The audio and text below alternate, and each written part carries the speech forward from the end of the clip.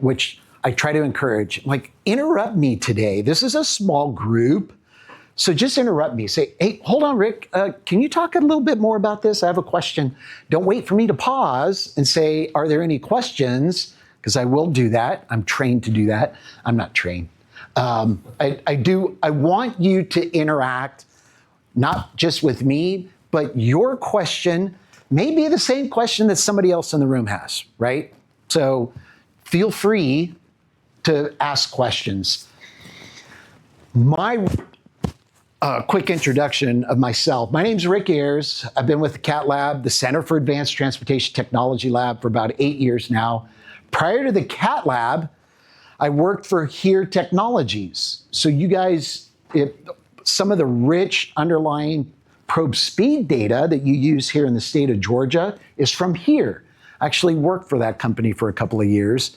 And then prior to that, I spent 20 years working for a small mapping company. Anybody ever heard of Esri? So I worked for Esri for 20 years. So I'm kind of a GIS geek at heart. That's kind of my passion. And I do a lot of GIS integration. Has anyone tried to do any GIS integration with the output from RITIS? Actually pretty easy to do. If you're interested in kind of integrating output of RITIS into, say, ArcGIS Online, I'd be happy to walk you through that. In fact, Matt and Sam, you know, the other Sam's not here. I think it'd be fun, if there's interest, just do like a dedicated virtual training session, like an hour and a half or something like that on GIS integration, if there's interest, right? And there's plenty of people that use Esri, because you guys have an enterprise license here in the state of Georgia, right? At GDOT? I believe so. Anybody know? Okay. Anyway. So that's a little background on me. My job for the CATT Lab is this sort of thing. I deliver all the professional development training on the RITIS platform all over the country. So I'm here in Georgia yesterday and today, and a couple of weeks I'm traveling up to Michigan, and then after that I'm going up to Arizona, and then so you guys are part of this broad community of RITIS users from all over the country that are receiving training. Some of the other things I do for the CATT Lab is I talk about technology and innovations within the mobility space and industry at industry conferences. So what are we going to cover today? Matt, I'm going to ask you to be my hall monitor on timing. You have an agenda, and the agenda, I forgot. I don't know if I didn't put that on that training website, did I? Today's agenda? No, I don't. I'm pretty certain I didn't. So today's agenda looks like this. Close that. Today's agenda looks a little like this, not a little. This should be the agenda. So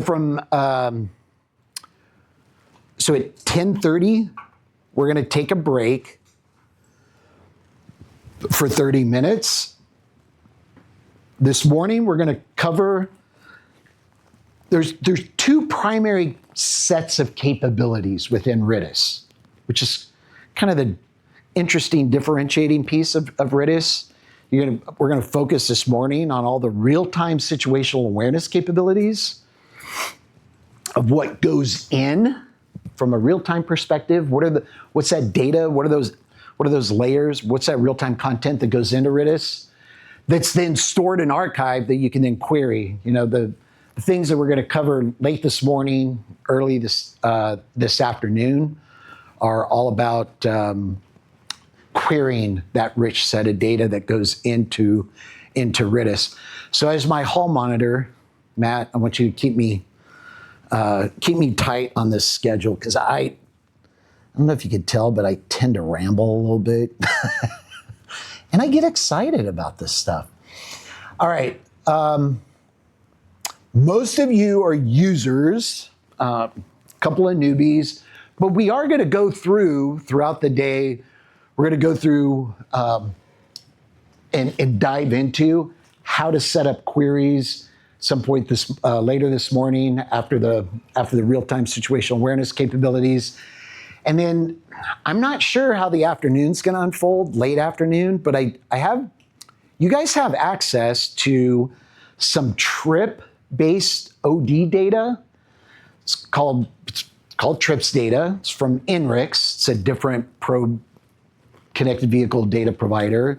And this trip data provides some pretty interesting insights for what routes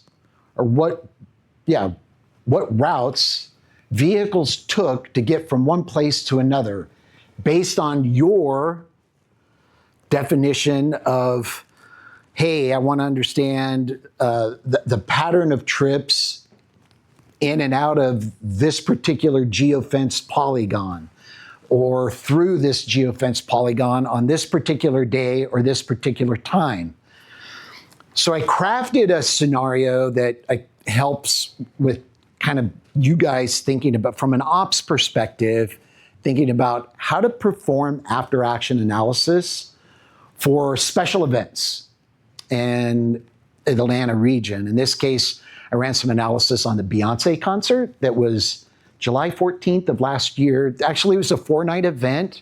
And I ran my analysis on just one of those nights because here's the deal. Yesterday, we were talking about prepping for World Cup games, right? You guys are going to be part of that game plan, right? Is how do we think about not only keeping an eye on the network in real time, but how do we assess the impact on the network, where the choke points were, and what were the patterns of movement or routes that vehicles took in and out of Mercedes Stadium area.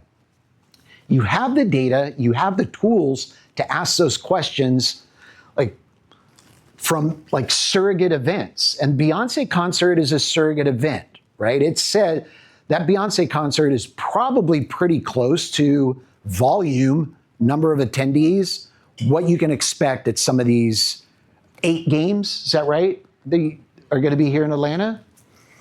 So think about this, right? Here's the scenario from July of last year.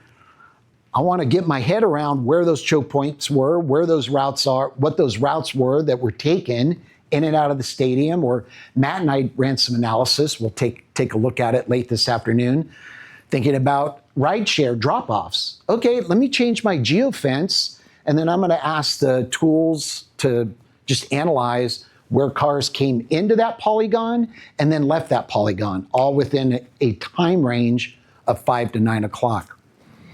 So we got some cool things lined up. I don't need to ask this question because I already have. I forgot that I peppered in some interactive quizzes, so this would be fun. So quick question, Slido, Menti. Who likes Slido? How many of you actually give presentations there's online surveys that you can integrate into PowerPoint? Slido is one of them, and Mentimeter is another one. Anybody use Menti? Yeah, all right, that was it. Okay, so more Menti. I'm starting to try out Menti. I don't want to talk too much about who we are at the CATT Lab, but really quickly to kind of establish, we're not some fly-by-the-night software firm. We were founded 25 years ago. There's 100 of us that work for the CATT Lab. It's a pretty substantial team of people, software developers, database engineers, UI designers, support team, data scientists. Got a really phenomenal team of data scientists that understand the underlying principles of mobility data. Pretty certain the ClearGuide team's not 100 though. So super team, we've been doing this a long time, and honestly have built one of the world's largest mobility data archives. Thing I like to always start with in talking about RITIS is this conceptual architecture diagram. So what is RITIS? What's it all about? It's a massive system. We're going to cover just kind of the surface, if you will, not even talk about all the tools. We're going to talk about some of the tools, but it's a massive software platform. And it's comprised of a lot of data that goes in. So all of these little icons at the top, this is all real-time data that goes into RITIS. One of the biggies for you guys is that connected and autonomous vehicle data. If you think about that in terms of speed data, that's a source, right? But we're also ingesting authoritative data from GDOT. Your ATMS system is called Navigator. We've got connectors to Navigator. So we're pulling in, every time an operator reports something, it's getting ingested. Your work zones are getting ingested. DMS signage information, that's getting ingested. CCTVs, we got a connection. There's also connections to national data sources like weather, National Weather Service. We're tying into the National Weather Service so that you can see in real time where there's precipitation and precipitation rate. But interestingly, and I'll talk about this, we're collecting and archiving precipitation rate for every single roadway in the country as precipitation moves across the nation.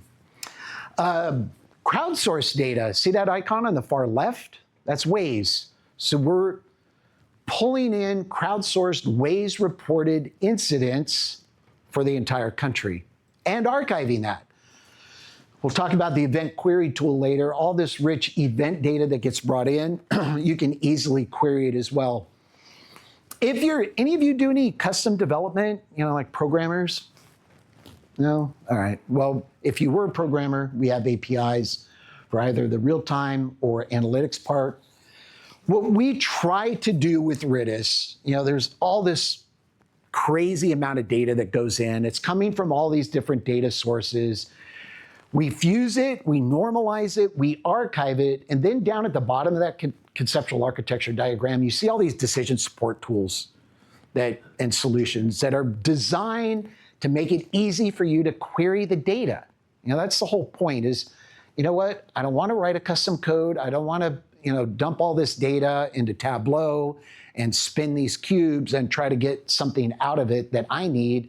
We try to build some simplified user interfaces that can help you easily query the data and pull out what you need.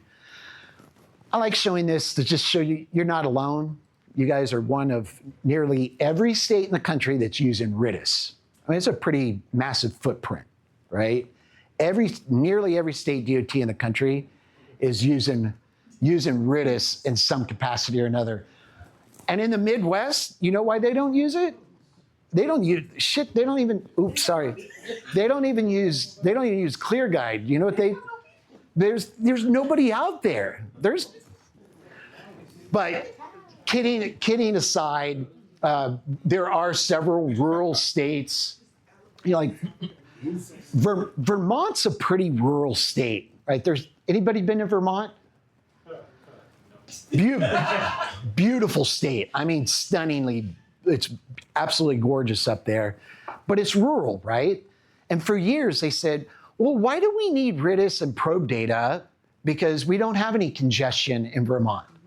Well, that's the reason why you want probe data and RITIS, is because you don't have congestion. You don't have the ITS devices. Probe speed data can provide insights to where you have issues on the roadways. You may not have cameras. It's going to show you where there might be a problem set due to a severe weather event that heretofore they didn't have insights to.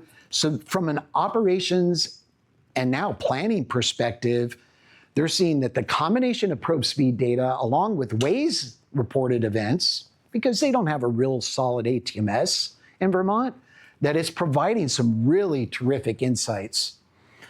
I'm not going to talk about... Just to add on to this, I like ClearGuide. I like ClearGuide plenty. That said, I regularly do use it too.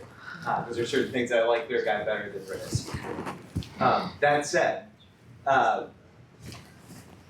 nearly every tool that is built in RITIS has gotten the official blessing and probably paid for by the federal government in some form or fashion.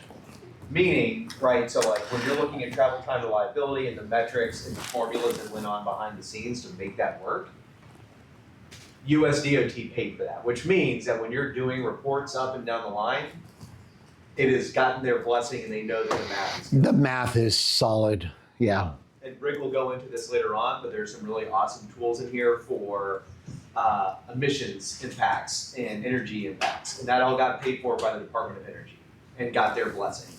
So if you are doing CMAQ projects, that follows the EPA moves model as it's supposed to, on and on and on. Yeah, and the updated moves model. So like I said, just sharing that you get blessings from on high from a lot of people. By the way, if you're interested in exploring, that's an app. And in your PDF copy, you could click that app link and you can interact with the map. It'll show you what data states are using or what tools. And to Matt's point, a lot of these states are using are licensing the federal probe speed data set and tools. It's called NPM RDS, National Performance Management Research Data Set. In fact, you guys have access to that, right? And I'll talk about that a little bit. All right, time for a quiz because I do want to talk about this a little bit. So go ahead and scan the QR code or navigate open up a new tab in your browser and navigate to slido.com and enter 6163298. And what is connected vehicle probe data? Oh, that's a live leaderboard ranking the fastest drivers on every highway in Georgia. It's a secret government program that tracks how fast you're going to decide when to change traffic lights. All you SIGOPS people. Or no, it's real-time speeds on road segments derived from GPS pings collected from vehicles and devices.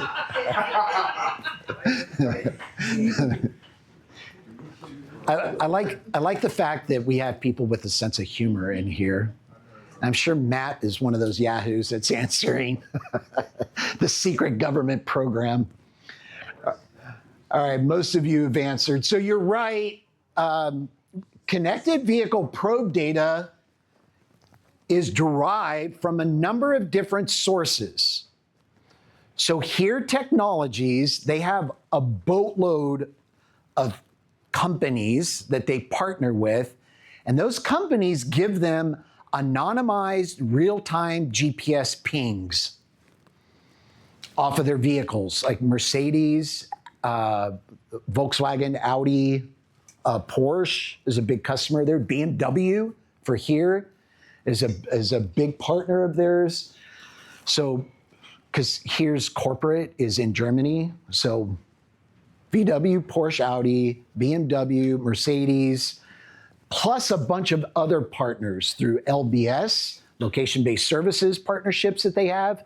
I mean, boatloads of data is being sourced by here through all of these partner relationships, including fleets, any delivery vehicles, freight trucks. They're bringing that all together. They're doing their own kind of what I call wizardry, black box stuff. Take a look at this diagram. This is some wacky stuff that here and Inrix and TomTom do on the fly. They're taking all this real-time data on the left that's basically just GPS ping points off of vehicles. They're running it through their engine, and then they're in real time mapping it to road segments and then doing a harmonic mean. If you're familiar with that term, it's basically an average of speeds based on the length of the road segment. So you guys have a couple of different types of data available to you. Road segment, underlying road segment databases available to you. You have a TMC segment database and a TS segment database. I don't remember if I spent a lot of time on this in the deck, but the road segments that these speeds get mapped to in For TMCs, those road segments are generally longer. Not real good fidelity, spatial granularity fidelity for signal operations analysis. But the TS data, TS stands for topological subsegments, the length of those road segments are smaller. So if you're doing signalized corridor analysis, always use TS data, okay? That's kind of the rule of thumb. Signalized corridor, when you're setting up a query, first thing you got to do is define the road, the data source. Okay, it's going to be here. And then, well, what do you want? Do you want TMCs or TS?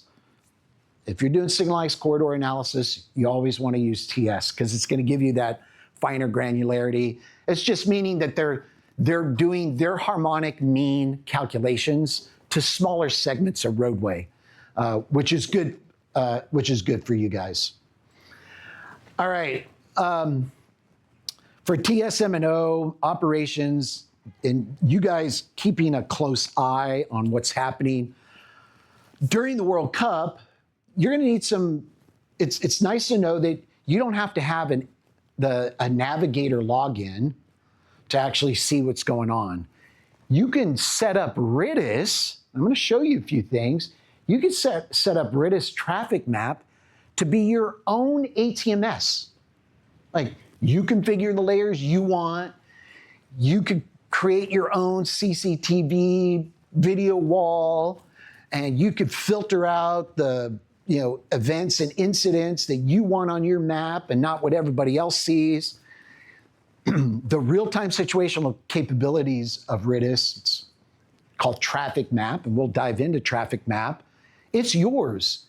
Every single one of you have your own unique login. When you configure that map, it's your configuration. So the next time you log in, all those settings are there for you. And that's how I want you to think about some of these real-time capabilities, is that it's your own kind of medium weight ATMS, but it's also important to kind of think about, and we'll walk through this, that take a look at the call outs here, 1, 2, and 3. Every bit of real-time data that you're going to see when we jump in together to traffic map, every bit of that, number one. Number two, we're actually capturing a lot of rich attribution for all of those events, all of that data that's coming in, whether it's probe data or weather data or authoritative event data from GDOT. All that rich attribution is that you see in real time, and more is coming in. But number three, we're archiving it. Matt reminded me yesterday, we have an archive that goes back to 2017 for the state of Georgia. Every bit of probe data for every road in the state of Georgia, every incident that's ever been recorded in the state of Georgia, we've got an archive and tools for you to immediately access it. Matt made the joke. He said, yeah, I don't have to go pull a spool of tape off a shelf for 2018 to see if I can get that event data.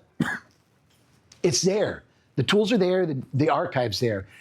We have 2 rows in a data center in Maryland. It's a gigantic data center.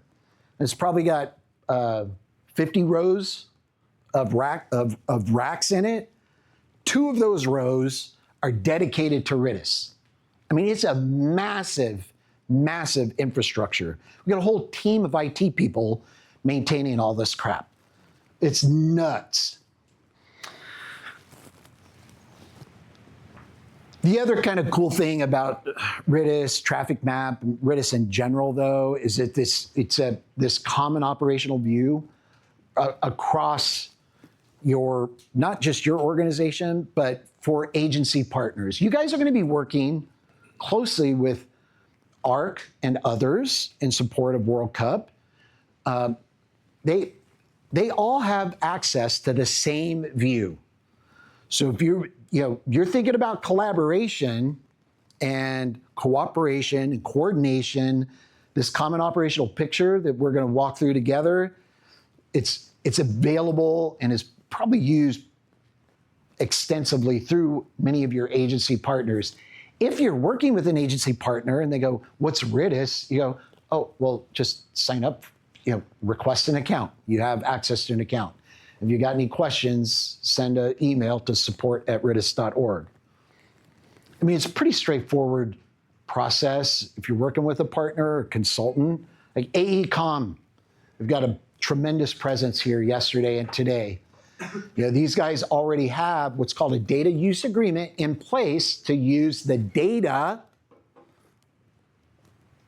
and the platform just comes for free. Like we at the CATT Lab, we don't care who uses RITIS. Who cares about access are the data providers, right? So you got to sign a data use agreement. All right, here's a quick demo of some of the capabilities, layers and so forth that are within Traffic Map.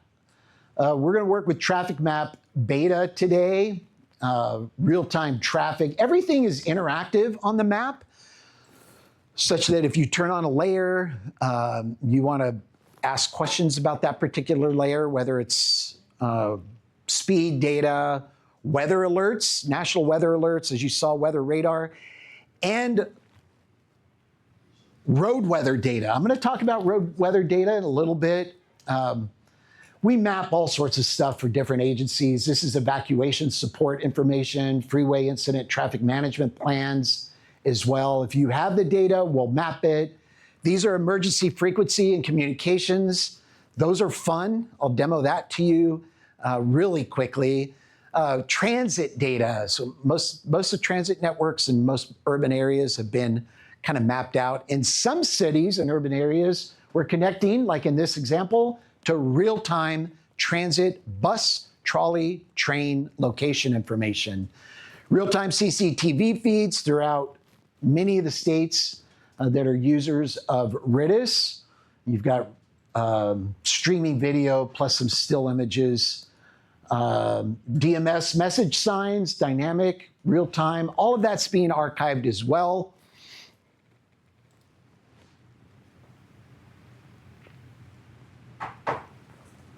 Some of this we'll cover in real time here in a little bit. Event data. Again, we're pulling in event data, not only from Navigator, but from crowdsourced content from Waze as well for the entire country. I'll pinpoint how to differentiate between your events and Waze events. A little bit work zone data. If you're working on projects in and around work zones, important to have that content and some specialized reporting that I'll talk about in a minute.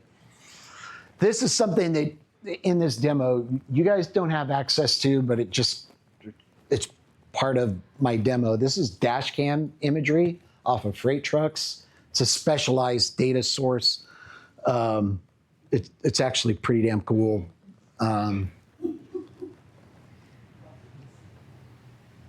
And it's real time. We archive it and integrate it into some of our analytics tools. For the dash cam images, is that strictly from the commercial vehicles? Yeah. Okay. Yeah, just freight trucks. Yeah, most If Rick is selling you on something that we don't have. that you don't have access to. Yeah. It's a good question, but yeah, a lot of telematics company or a lot of freight trucks companies, most freight truck companies have to have telematics systems on board to record safety telematics, performance telematics, and hours, right, that they're on the road. Part of those systems, not only just the underlying telematics, but road-facing or forward-facing dash cams, and they're collecting snapshots every couple of seconds. And we've got some sample data that connects to that. Does the data tell you when there's a flood? Pardon? If there is a flood, can it tell you? So what was your name again? Melvin. So Melvin asked, hey, if there's a flood, Rick, will RITIS tell you if there's a flood? It's a great question and an excellent segue to what we're going to walk through in Traffic Map. So I'm just going to mention this slide. And I don't want to spend any time on it when we're walking through traffic map together, but there's a separate module within RITIS that allows you to configure your own video wall. Super useful. While in traffic map, you could click on CCTV feeds and create a pop-up window of an organized set of CCTV feeds. There's a separate module that lets you like predefine which CCTV feeds you want on your video wall. And I've seen a lot of RITIS users, they'll have maybe 2 monitors. One of the monitors, they'll have, oh, here are my 8 cameras for my, like you're in SIGOPS, but you're dedicated to West, Central, or East. So keep an eye on things for your respective district or geography. It's a great tool. I just don't spend any time on it. All right, you guys ready to dive into open up traffic map and RITIS? Let's do some exploration together. If you will, go ahead and fire up, open up a new tab in your browser and navigate to ritis.org. And when you navigate to ritis.org, it's going to take you to what? The incident list, right? Why is it taking me to the incident list? I do not know, and I will never know, but it is what it is. So just quick, most of you are RITIS users, you're familiar with the fact that by default, when you fire up RITIS, you 2 young men over here, it's going to take you to this, see how it's tabbed at the top? Transportation system status, data archive, personal traffic alerts, administrative tools. I have administrative tools, you do not. So don't tick me off in class because I'll shut you down with my administrative tools. Ask good questions, not bad questions. So the transportation system status tab, again, remember I was saying there's 2 primary sets of capabilities within RITIS. There's the real-time stuff and then all the analytics against the archive. Well, the real-time stuff is all underneath that transportation system status tab. That's kind of a way to think about it. And then the tab next to it, the data archive tab. Oh, that's the archive tools that I have access to.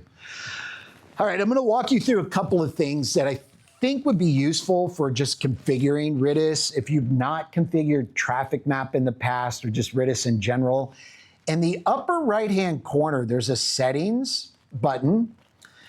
One of the things that I always like to point to folks is, like when you open traffic map, it's great to have it always open to the area of interest that you want it. This is how you do that. You click that settings tab, you click the map preferences button, and then you go in and define, okay, I want it centered on Fulton County, Georgia, and zoom level 7. And when you set that, anytime you go to traffic map, it's going to automatically zoom to that particular location at the scale that you define. All right, so that's one thing to keep in mind. The other one is incidents. By default, I honestly don't know if what you guys get. Has anyone not configured the incidents from a filtering perspective? Doesn't look like you have. No, go back. It's your browser. Okay, so this gentleman has 41,317 events in his event list. Notice how I only have, events or incidents. I only have 5. Rick, why do you only have 5 and I have 41,000? Because he hasn't set up his filters. So let's walk through how to filter. This is your filter, right? Like, I don't want to see all this other crap. I just want to see certain things. So one of the things you could do is you could define like what incidents you want to see from a geographic perspective by clicking that region of interest button. And then you could just draw a box or draw a circle like around the area that you're interested in. And see, notice now I have 11 incidents because I expanded my geographic reach of incidents. The other thing you can do to filter down that incident list further is click this button here in the upper right. It's the filters button. I zoomed out to that filters button. And now you can do all sorts of fun things to clear out events that you really don't want to have to pay attention to. Maybe you're not interested in work zones. So in my case, I said, you know what? I want incident type that's not equal to road work, right? So now I'm not going to see any work zones in my incident list, and I'm not going to see any work zones in the traffic map. The other thing is, maybe you don't want to see Waze data, or maybe you only want to see Waze data. So you say, okay, data source is equal to Waze. You click done, and now notice in my source column, it's only Waze reported events. And I have 201 versus what's Navigator reporting within the same geographic area. So we have 201 from Waze, and Navigator has 11. You know, that kind of talks to that notion that, you know what, 511, 911, safety service patrols, state troopers, CCTV cameras, they can't be everywhere. And, you know, if you want insights to events and things that are happening on the roadway, it might be interesting to have Waze up, right? So play around with it. You know how to filter it out or filter it in if you want.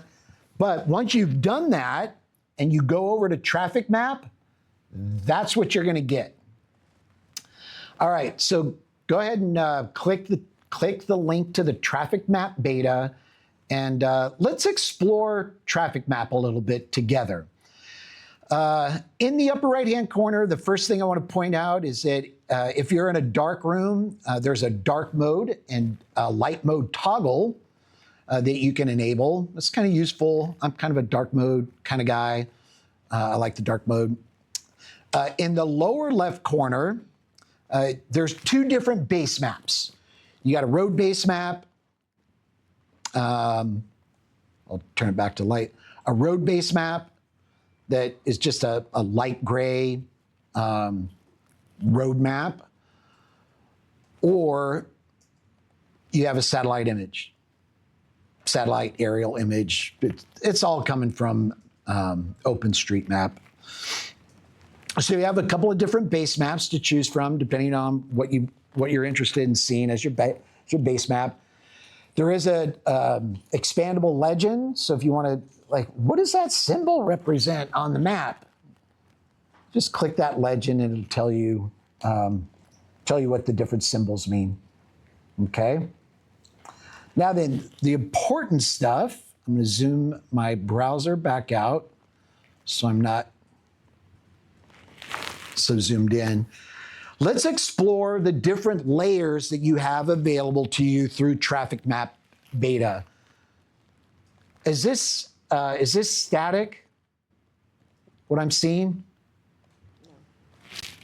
No. Remember, this is all real time. This is like, again, this is your own ATMS that you're configuring. When you expand the layers list in the upper right-hand corner, it exposes, you know, I have more layers than you probably. Well, I know I do. But this layer list is what's available to you to turn on and configure, if you'd like, within Traffic Map. Notice that some of the layers have this light gray or light black thin box around them. What that means is that if you click and hold that layer, you could drag it to a different order within the map. So you could kind of move those layers around within the map. Everything down below that doesn't have a little box around it, you cannot move. All right?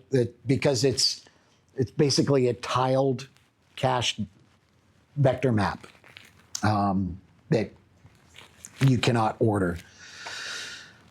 Just from an exploration perspective, let's go ahead and first start with, I'm going to turn this stuff off. I'm going to go ahead and turn on probe speed data. Now then, when you look at Google Traffic Map at a regional scale like this, what does Google Traffic Map look like? Probably looks like this, right? This is raw speed. Most consumer traffic apps, they're only mapping raw speed for you. You're pulling in some cool data from Here Technologies, and there's several different ways to map speed. You can map raw speed, or because you're a smart person that works for GDOT, you know that that's not meaningful in the city of Atlanta because there's a lot of slow speeds a lot of the time. So you're going to go ahead and click that little black arrow to the left of probe speed data. It expands. It allows you to turn on or off different probe data providers. Do all of you have all three? No? Yes?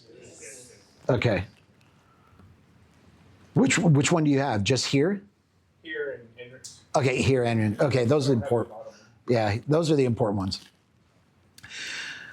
So here and INRIX speed layers are probably going to look the same, right? Their sources are different, but it's probably going to look the same. But go ahead and click the gray arrow to the left of here now to further configure how you want to see that real-time probe speed data. Now then, right now, I'm looking at, right now I'm looking at speed. You can look at congestion, like where's it congested? Where are things backed up? My favorite, and I think it tells a better story, quite honestly, is comparative speed. Because what that's doing is that's looking at the current speed for that segment of road for that time of the day relative to historic conditions.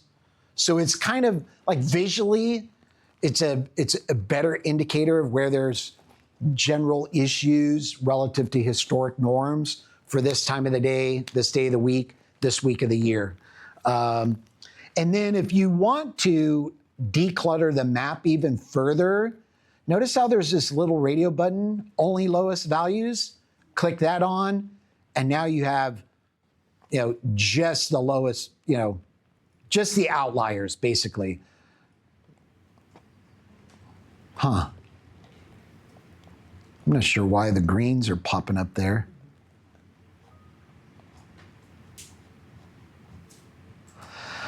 If you want to explore the speeds themselves, or these roadway segments, and say, oh, well, what is the speed at this particular roadway?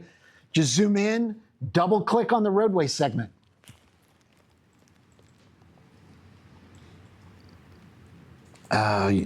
You know what? You need INRIX on.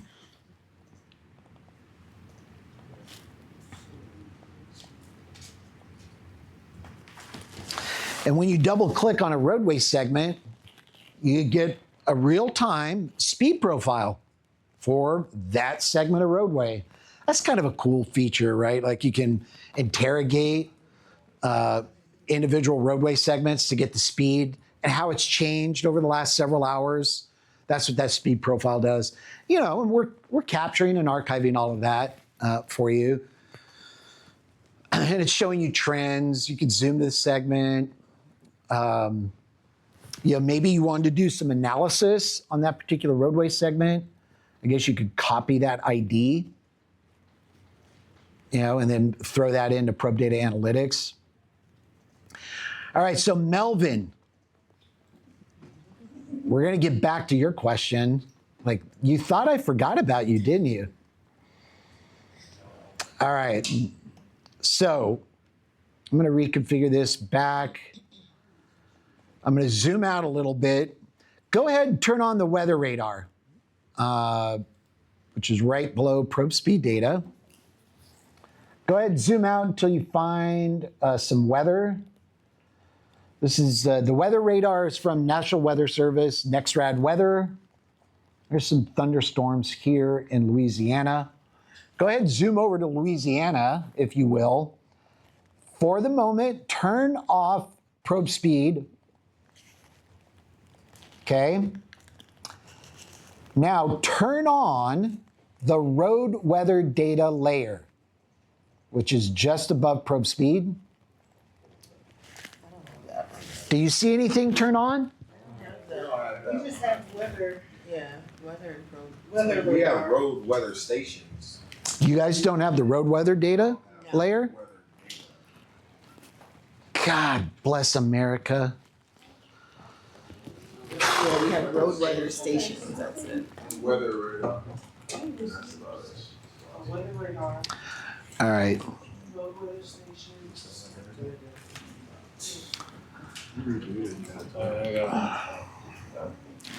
Can someone please turn on road weather data layer for GDOT?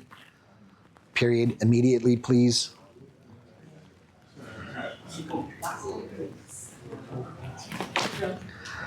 All right. I'm going to fix that for you, okay? Hang tight. What you will see eventually. Oh, that's interesting. Why is that red? What you will see eventually is another data layer. And, oh, man.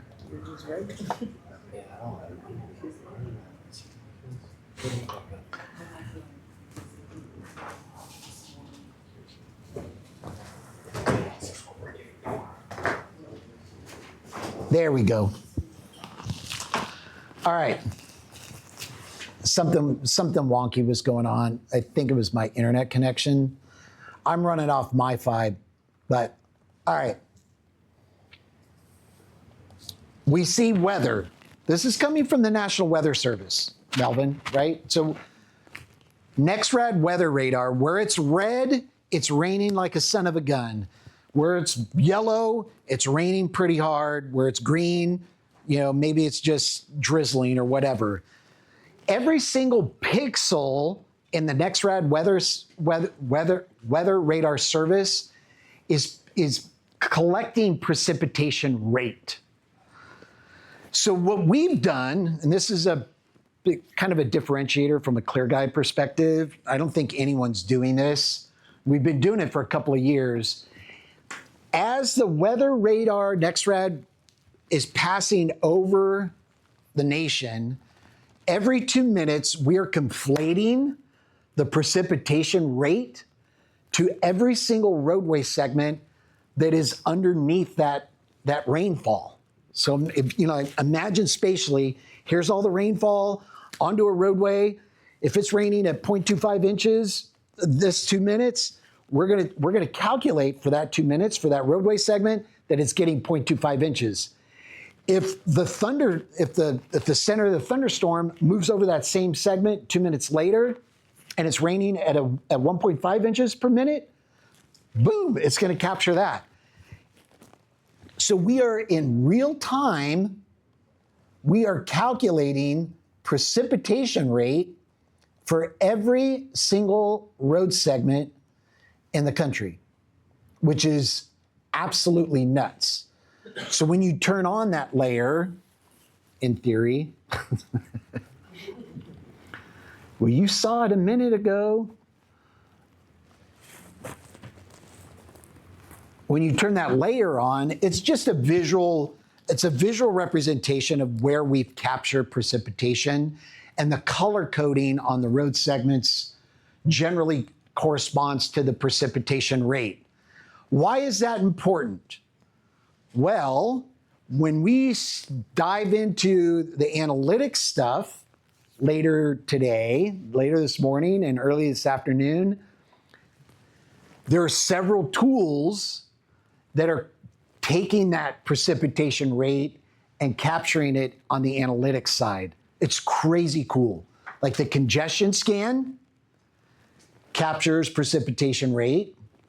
The trend map will capture precipitation throughout the period of time. There it is, it came up. So if you run a congestion scan for this corridor, you'll see higher density hash pattern over that segment versus, these other segments. So very, very distinctive, cool feature to be able to capture weather, precipitation rate, and it's not just rain. It could be hail, it could be snow. We've got users out in the West. They've captured dust storms on through weather radar. So it's a very, very, very cool feature. All right, so that's what road weather late data will look like. If you would go ahead and refresh your browser. Let's see if anybody's paying attention to that message. Nothing yet? All right. Well, periodically check that out. All right. So, Belvin, does that answer your question? Yes. Awesome. All right. So that's road weather layer. Weather alerts also coming from the National Weather Service. Whenever you've got your weather app open and you get an alert for your zip code, let's say it's We don't have that one either. We don't have that either. We only have road speed data and weather We have radar. weather radar. And road weather stations.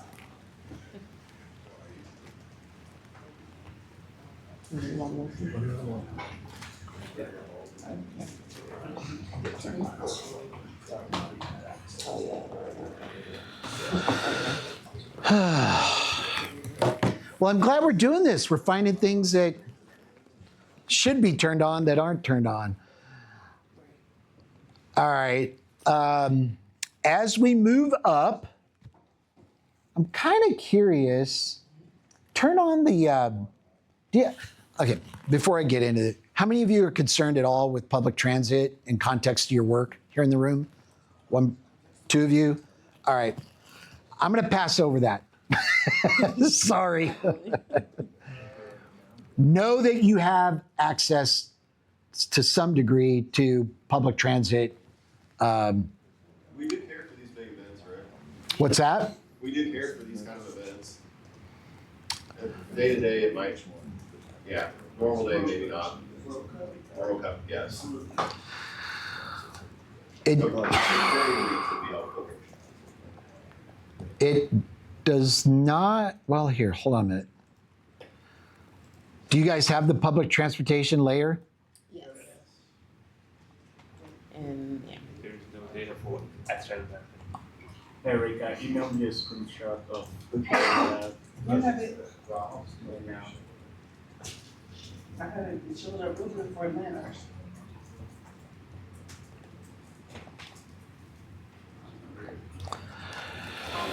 I gotta remember how. Line, we go line, and then lines.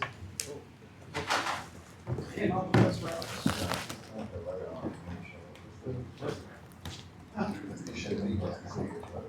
Over the BRT, I'm gonna just do all. right here. No, I'm looking at. Sorry. Oh, right here. Does this look like your transit network? Yeah. All right. And buses, yeah. Now, Justin, what we are apparently not doing for ARC, this region, while we've mapped the transit network, and it looks like the networks in the map, what we're not doing is connecting to the real-time feed, like the GTFS feed, if that might be, whatever the transit system is supporting. So like if you zoom into DC region, all these little black dots, those are real-time locations of buses or metro trains. Are we supposed to have access to the stops option on the filters? For a transit, no. So the stops are only going to be mapped if we're pulling in your GTFS. But I'm showing this, and Justin made the point. I'm showing this because you could have this, right? If you said, "Hey, ARC, we'd really like to see your feed of real-time transit and bus locations in RITIS. Can you work with the RITIS team to make that happen?" We will do that at no additional cost. I wouldn't be in time for World Cup. Yeah, but I mean, if there's a critical layer that you really wanted to see, like this, because you guys have a subway, like a light rail, right? Well, we have Marty, yeah, and then we saw the line there too of the streetcar. You can see down there as well. Okay, so there's streetcars and more. So maybe those are two separate systems. Are they still? Heavy rail has bus routes and it has that streetcar system. Okay, so the streetcar is your light rail. Okay. I mean, it's worth an offline conversation. Yeah, I mean, I think we kind of rely on market to manage those schedules, and they might look at it a bit with the city and even Georgia World Congress Center, Mercedes-Benz, but it is interesting that we don't have any insight to their. It would be cool, right? It'd be really valuable to know where their, not just where their facilities are, but where their assets at any given time. So, Sam and Justin, for you both, I think it's a worthy, take note. Let's have a follow-up conversation about that. Sure. Okay. All right. Moving on and up the layer list. I'm just going to touch on a couple of these things. Dynamic message signs. They are what they say they are. These are all live in real time. So if you click on any of your DMS messages, it'll give you what's being messaged or what's being gathered at that moment. Traffic detectors, you do have a network of speed and volume sensors throughout the state. I'm not that familiar with this aspect of traffic map, but I think that's just, actually it's a pretty comprehensive network of sensors. So with the traffic detectors, does that just give us vehicular traffic, or can we get additional traffic as well? So that should be, these triangles should be green or red, like this.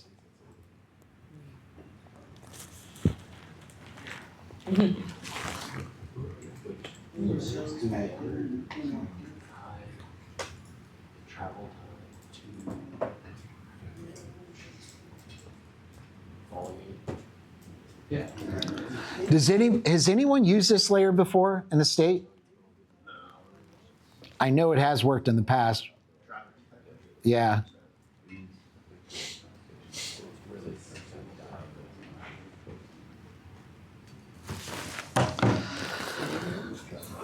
All right, moving on. Road weather stations, you should have that one.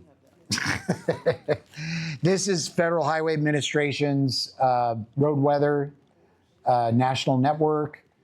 And if you click on any one of those symbols, it's going to give you the RWIZ info for that road weather station, which is kind of cool.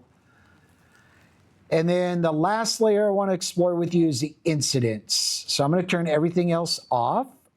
Remember, I have filtered out work zones, but I'm going to bring those back in for demonstration purposes. Again, all of your incident data is coming from Navigator, and all of it's interactive. So this is disabled vehicle. If you click on any of these events, it's going to give you some basic details about the event in the pop-up, like if there's lane closures, when the event started, when it ended, or last updated. Some of these events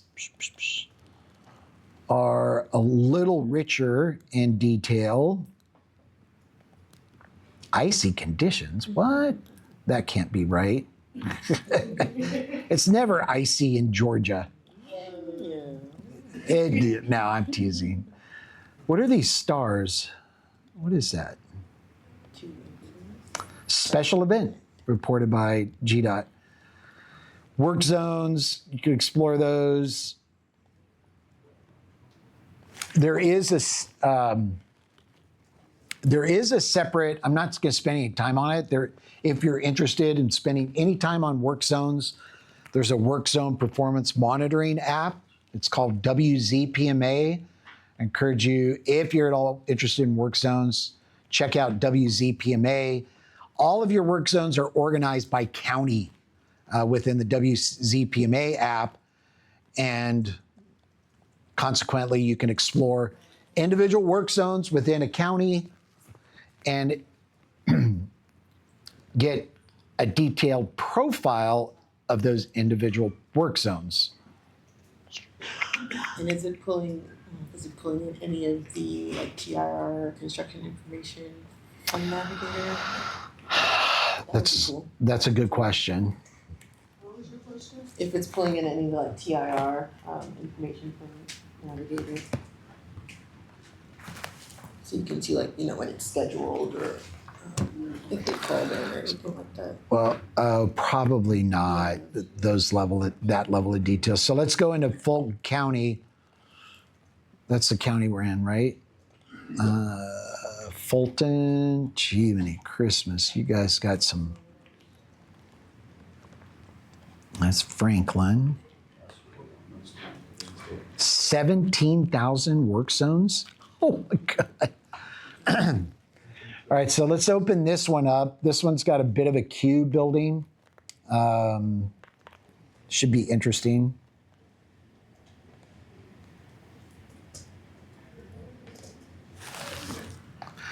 So when you click on an individual work zone within the monitoring app, dashboard app, it will open the profile for that specific work zone. So in the upper left, you see, okay, that's the I-85 work zone. There's some configuration options for what you want to see within the roadway diagram. The queue that I talked about is represented in blue with the head as the dot and the queue building upstream what looks to be, if the whole segment, so if the work zone is in the orange, notice that there's a mile indicator, 5.6, that indicates the number of miles upstream from the work zone. All right? So if I were to guess, the length of that queue is probably just almost 2 miles, because it starts ahead of the work zone and it extends upstream what appears to be about 1.5 miles or something like that. In the lower right-hand corner is your user delay costs table. So that's nice. It's giving you this, it's calculating the impact of delay per vehicle miles traveled or per passenger vehicle and freight truck. You could change this to, okay, all right, I want to see what total delay is or vehicle miles traveled within that work zone. So some great stats And then we'll cover some other cool tools that we have for performance measure reporting later. But I haven't heard any questions. Got a question. All right. Are your traffic cameras working? Because I know with the transition over to iNet, we've had some issues with like camera streams and. Yeah, we were experiencing some issues yesterday with the streaming images. Yeah. So the snapshots show up, but not the stream.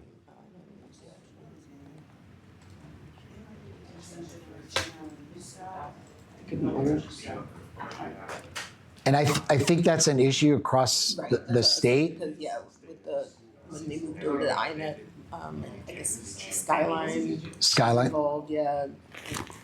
There's some issues with the streaming. Yeah. All right, so this young lady's question was, for the CCTV camera feeds, are you guys experiencing the same problem that we are with the streaming video? Like you could click on these icons or symbols and pop up like a snapshot of the CCTV feed for that moment. But if you click it to try to get the stream, you're going to get this nonsense. We've been going through a lot of ATMS updates. It's not surprising. And Yeah. Matt's also been pointing our IT to your support team, and we'll keep them in mind, but it's just not.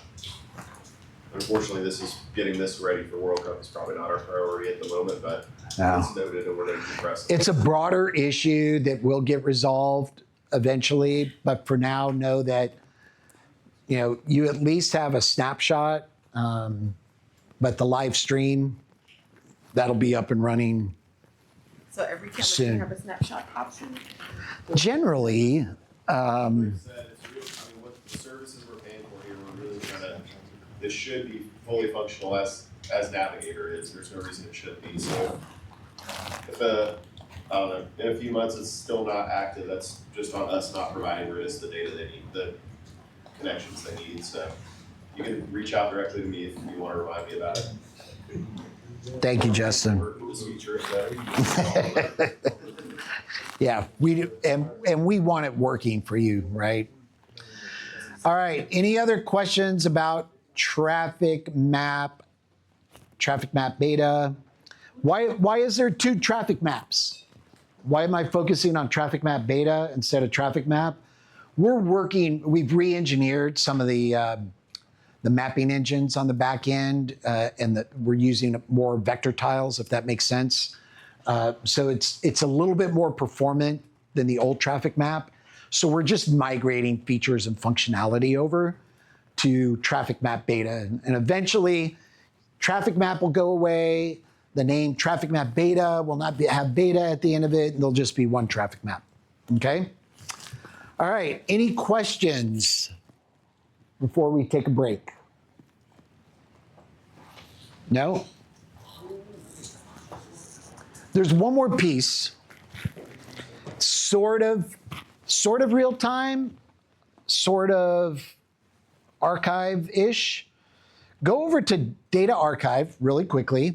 I'm going to jump ahead, and I just want to spend a couple of minutes on this. Go to Data Archive. Go ahead and open Probe Data Analytics. And in the upper left-hand corner, click Region Explorer.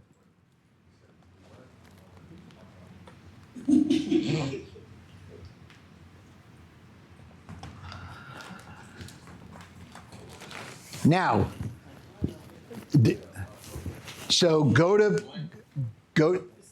from RITIS landing page at the top. Remember, there's several different tabs.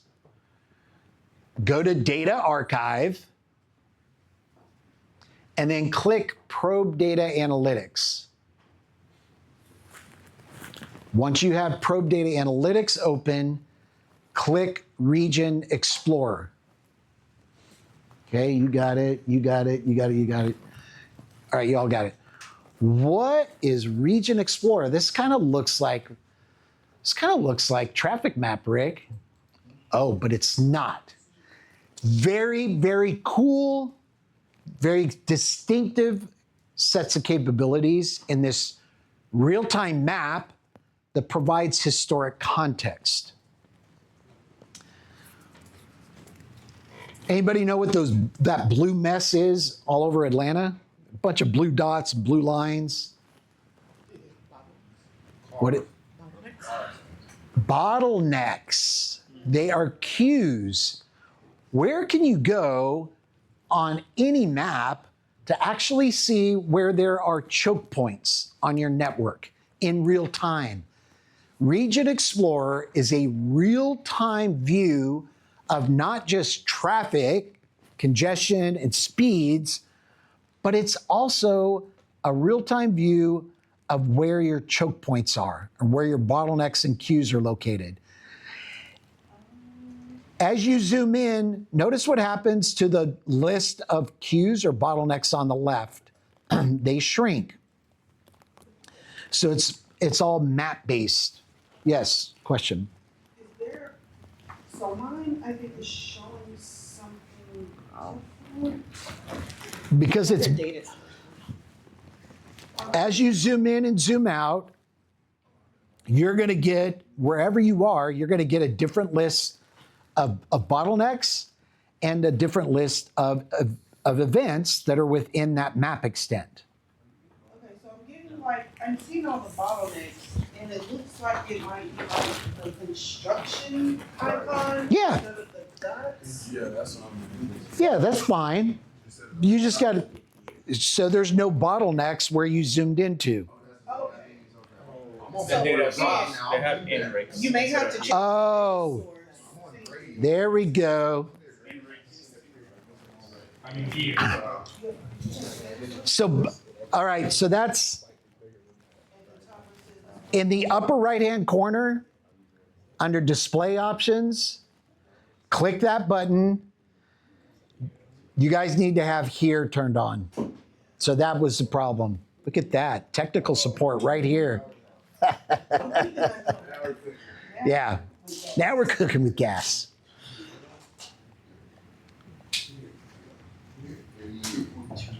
Yeah, because here's your probe data provider, right? Now, if you zoom out to the whole state, or nearly to the whole state, watch what happens when you change it back to INRIX. You'll see all of your neighbors. Yeah, we see North Carolina, Tennessee. Actually, Florida's a here customer as well.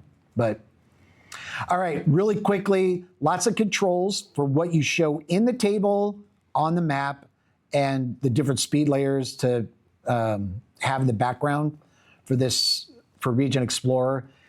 Real quick orientation, this list of bottlenecks and queues on the left, the length of the segment and the bar corresponds to the length of the bottleneck. The color corresponds to the duration of the bottleneck. How long has it been active?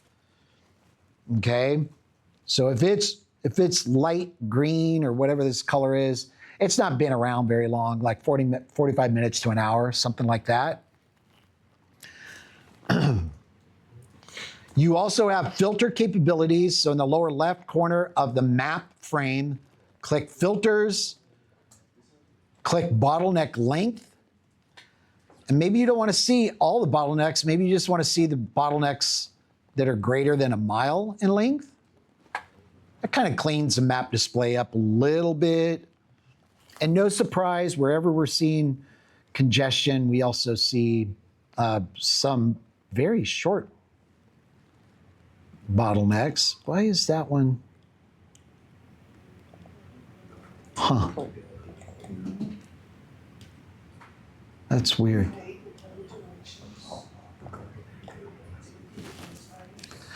Now then, this one's really important. As SIGOps guys, you want to go back and investigate. Maybe you got a complaint about signal timing, or there's some issue with corridor. Is this some old lady just bitching about her not being able to get to the grocery store or medical appointment on time, go into time selection, click that. And if you want to look at bottlenecks for a specific point in time, click previous point in time, change the date. Let's go back to whenever, go back to a specific date and time. And I'm going to look at that Beyonce concert at 9 o'clock, 8 o'clock. And now I can see where all the queues, bottlenecks were, no surprise, on the night of the concert at 9 o'clock at night. So it's a great way to go back and do some investigative work and kind of hone in and look at and explore in particular where a choke point may have been during a particular time, and if it validates some complaints that might have come in. Or you want to just, we have a separate bottleneck ranking analysis tool that's super useful for looking at all the bottlenecks that develop for a particular day or range of dates. We'll talk about that a little bit later. But if you wanted to really dive in, explore specific time periods, this is a great tool to do that. Any of you used Region Explorer before? All right, so this is new. You learned something new today, Region Explorer. All right, let's take a break. Come back at 11 o'clock. If you have any questions, obviously I'm not going anywhere. Is it a comparison to free flow speed? Is it a comparison to typical speed? The bottleneck calculation, there's a federal highway formula that's generally accepted, and that formula, I'm actually gonna graph it out because we're on a break right now. Was Kyle? Yes. Let's see if I remember how to graph this.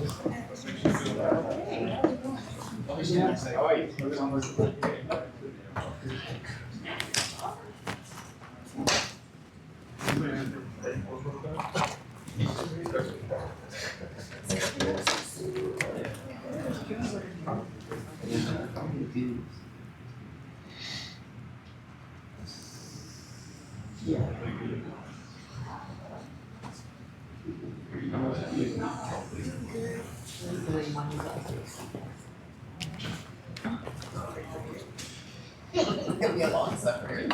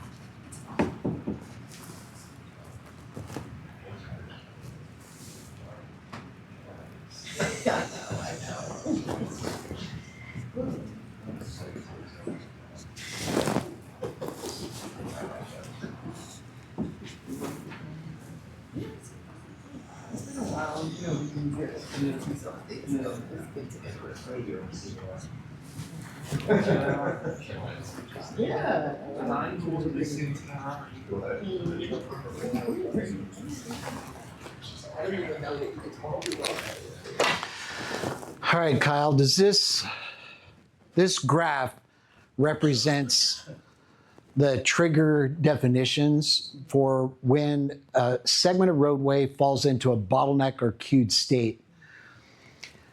Every probe speed data provider they update their core map that speeds are mapped to on a quarterly basis. Along with that map update, they update free flow speed on those segments. That's done quarterly? Generally quarterly for here, INRIX.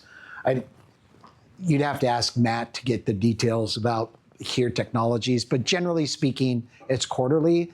They update free flow speed.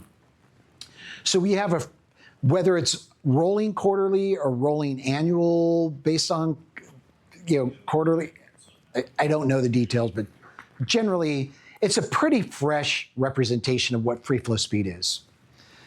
If the speed at any given time for that time of the day, that day of the week, falls below 60% of free flow speed for more than 10 minutes, boop, it automatically triggers that it's in a queued state. So, this is, that's the trigger. It goes into a queued state, and it's going to stay in a queued state until the speed exceeds, shit, I mapped that wrong, until the speed exceeds free flow for more than 15 minutes. Okay. So in theory, if you have a road that drops below the free flow speed, or 60% of the free flow speed from 3 p.m. till 7 p.m. every day, it's gonna fall in that category every day. It will, and what'll happen too is that the head of that roadway and its tail upstream, it could change dynamically. Like the dynamics of a queue and bottleneck will change over time because the center of it could disappear, but this guy's still connected to it. Just the way the definition, the algorithm works, and the math is, this could be in a bottleneck state for hours, but not all segments are in that bottleneck state for hours. But Yeah, it's just that. just the nature of it. So it'll fluctuate. And the bottleneck ranking report will show that pretty well, right? When you run the analysis for some time range. It sounds like it's more of a tool designed for capacity limitations more than necessarily fluctuating conditions. So bottleneck ranking report is excellent for several use cases. The two that come to mind for a lot of organizations or a lot of agencies is like project prioritization, right? That's hey, these are coming up all the damn time. These are choke points. Like if you look at congestion on a network map, it's just telling you where there's issues. It's largely recurrent sort of stuff. A bottleneck is a choke point. This is constricted right here. The bottleneck ranking is going to tell you, we've got dashboard tools and I'll cover those. It's going to tell you on a recurring basis what that looks like and how it's ranked. It's also helpful to validate projects, right? Project prioritization lists. So, all right, this is confirming what we thought about where we need to make improvements. We'll run that. The other thing is looking at special events or severe weather events. You can look at the results of analysis from like a temporal comparison map or a trend map, and it's going to show you where things are slow and congested and jacked up. But it might be slow, congested, and jacked up because it's recurrent or because there's signal timing issues there. But when you overlay that in a sense, you got to run two different reports, right? When you run the bottleneck report and you see that list of where the bottlenecks were, this bottleneck correlates to where that temporal comparison map told me that there was some junked up travel time reliability variations here. Then you know that, we've got an issue here. We need to keep an eye on it. We need to put, a safety service patrols here for this special event or we got to dispatch state troopers, whatever. But yeah, there's a couple of different things. I like to, like MPOs, they use bottleneck ranking all the time for their CMP reports, right? Their congestion management process reports. Where are the most bottlenecked areas, and then what is that? How does that impact the region? Because it sets the tone for where you want to make improvements. And so what I like to do, and you see a lot of MPOs do this, is they will. More where you probably want to make like capacity improvements rather than a temporary change. Some of these.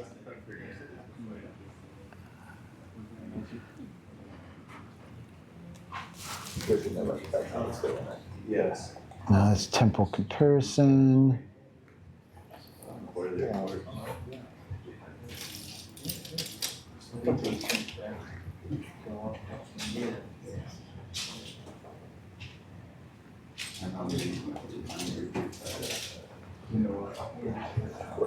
I know the calculation on that makes a lot of sense. Oh, 3 hours, I guess. Okay.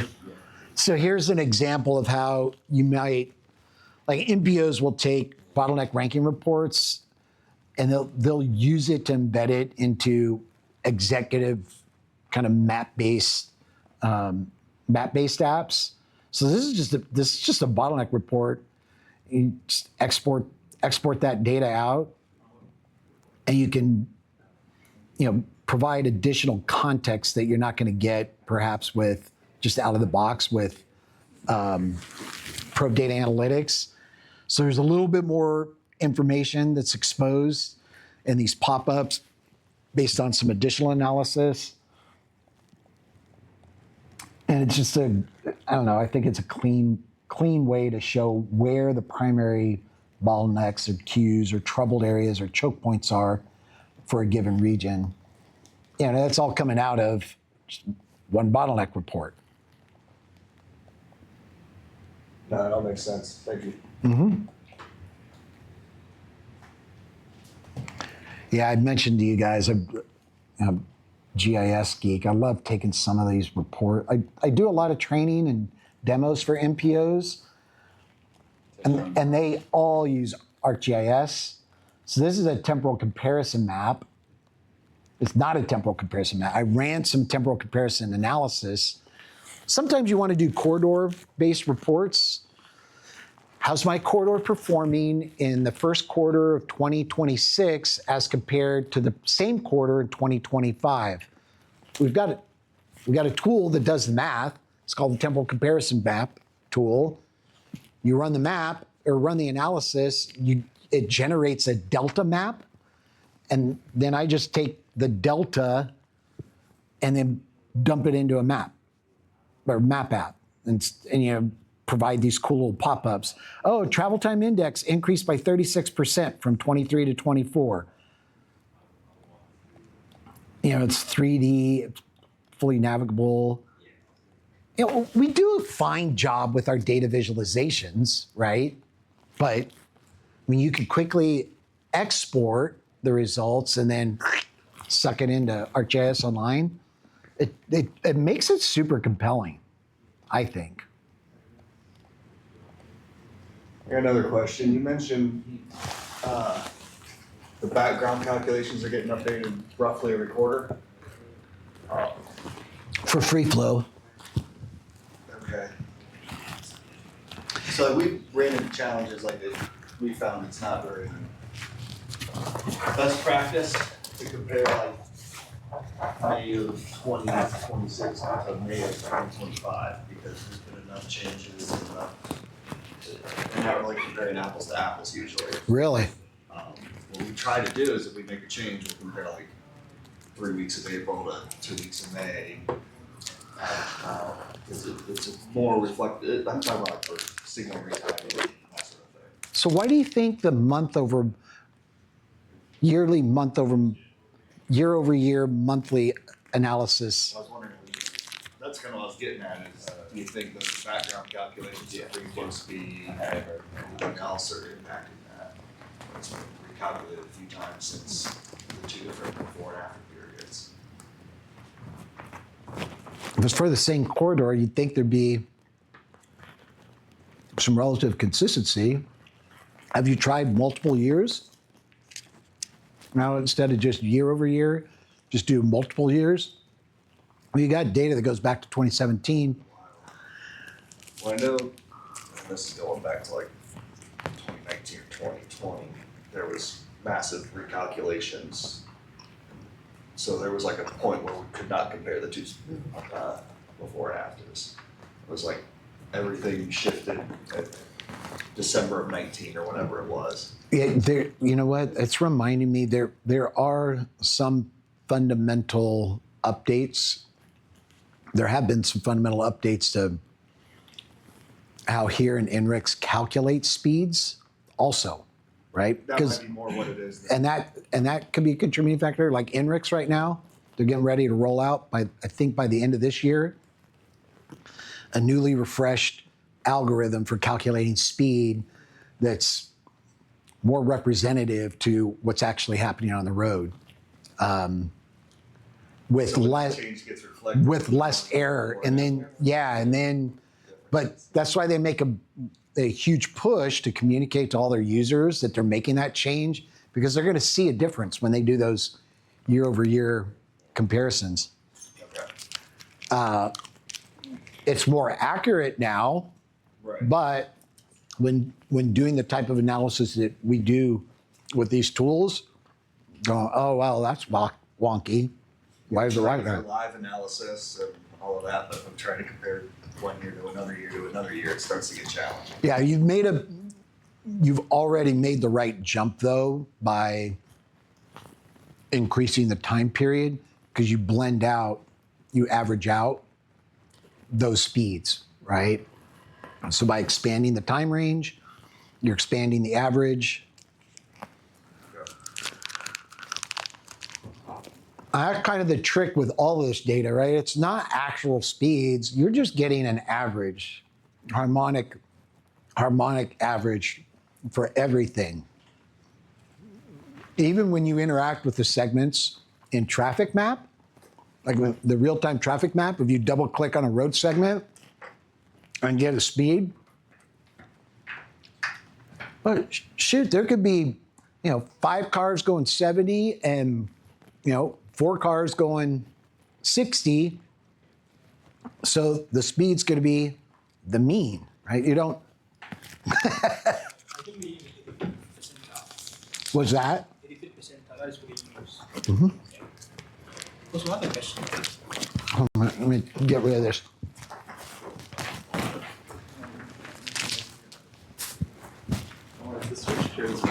Sorry, 80. So, we are talking about the bottleneck, right? Like, you guys do 10 minutes. Like, what is the CV penetration rate around here? It's highly variable depending on time of day of the week, geographic region. I always say it's statistically significant. Excuse me. So you can't have ITS sensors everywhere, but you have probe speed data everywhere. I'm thinking like 10 minutes. Like, in a segment, like to have multiple vehicles come through, like, that is very rare. Yeah, it depends on what question do you want to answer. Even if you have a small sample set, that small sample set's still moving with the rest of the traffic. They're not moving at a different rate than everybody else. For that moment in time, on that road segment, even if it's a small sample set, they're all working together. You're in traffic, or you're with a bunch of other cars going fast, right? You're not gonna, like on an interstate, you're either gonna be sitting still on the shoulder, or you're gonna be zipping away at 70 miles an hour, or stuck in traffic at 35 or whatever. It's statistically significant for the questions you want to answer, generally speaking. Not generally speaking, all that. That's why so many state agencies they're abandoning their roadside sensors. It's like, they break, they got to be calibrated, they lose power, freaking work zone, the construction crews, they cut the fiber optic. It's like, That shit's going down all the time. You can't rely on that. And it's spot measures, right? This is everywhere. The entire network. Every single road.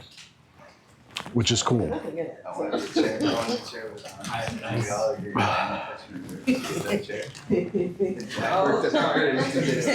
all right.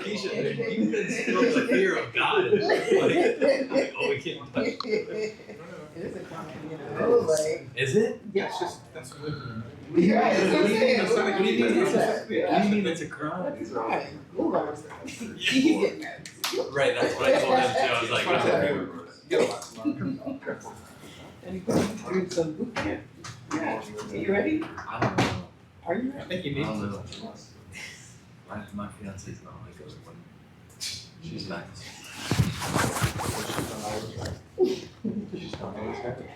She admits that she's on Yeah, okay. My wife's always I think telling her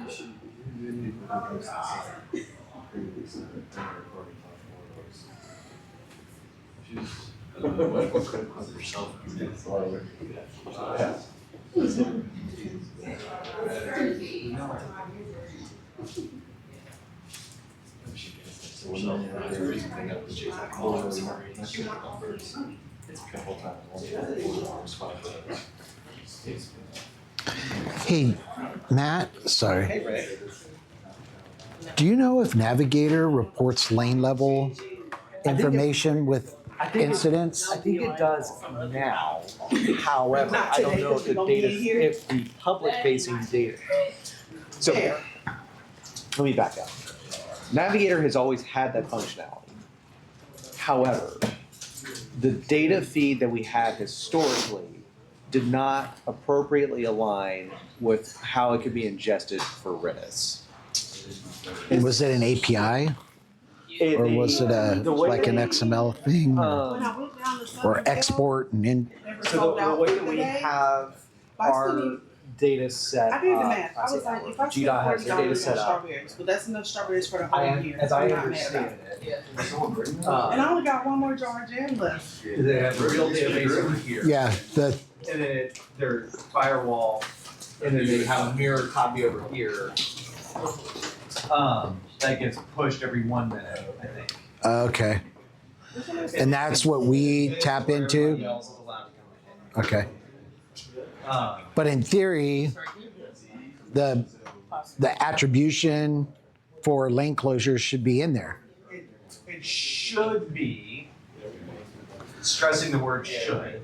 However, that may not be a data field. Like, I think at one point that was a data field that wasn't being pushed through the firewall. And then it was like, we kind of went back and forth. And I think at the time, we were setting this up initially, we're like, whatever, we're replacing Navigator. So let's just figure this out when the new one comes in. And is The new one's in. The new one's in. Yeah, so But I didn't get signed up for the text. that said, there's some. We need to reevaluate. Is this something? Yeah, we need to do a reeval on a bunch of the different data fields to make sure that they are all being extracted and pushed through correctly. So like, Is this one of an- the data fields that doesn't work correctly, and it's not y'all's fault, it's the way that the data is pushed, is that the vehicle detectors, by way of example, Oh, I just noticed that while you were gone. they update every 20 seconds. And so if you're looking at speed data, it's fine because you're like, yeah, whatever. It's not a big deal.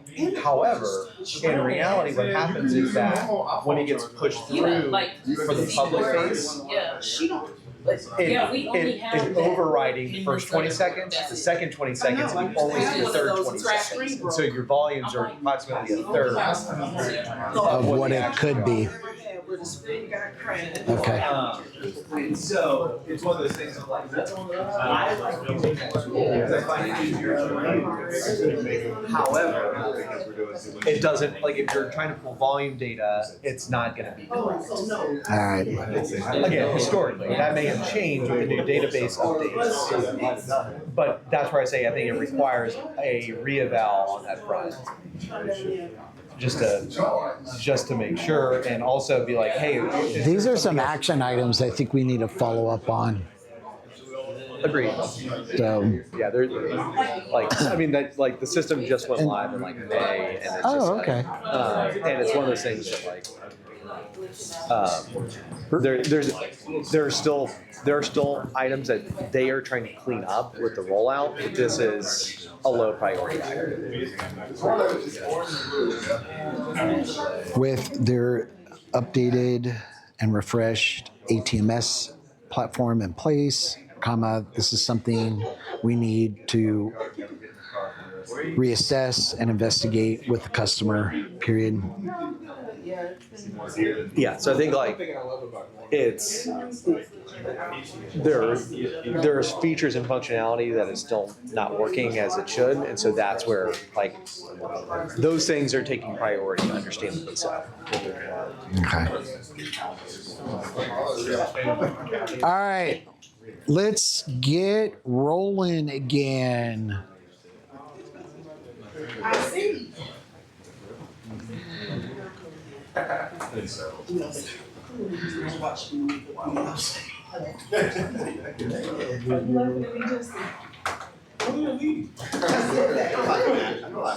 So I know when you guys step away for a break, your mind is racing through everything that Rick's been talking about, and you come back with all these great questions because this is so engaging and exciting. What are these questions you have now? No, joking aside, seriously, any questions with regard to what I've shared with you so far? I wanted to re-emphasize this idea of congestion and bottlenecks and the difference between the two of them. You know, Kyle and I were having a sidebar conversation, the AE Comm team here, about what is a bottleneck. And I think the thing to really pull away from some of the capabilities that we've seen, both in traffic map and just looking at real time what's happening on the roadways and the network, it's kind of when you turn on that real-time probe speed data, it's giving you kind of a footprint of what's going on at the moment in time. But when you turn on bottlenecks in Region Explorer, again, that's showing you where the constriction points are, where are the choke points on the network. It's probably a problem, right? So keep that in mind when thinking about what are the tools that are available to me to really help me in either real time understand where the problems are versus just looking at speed and congestion on the network through traffic map.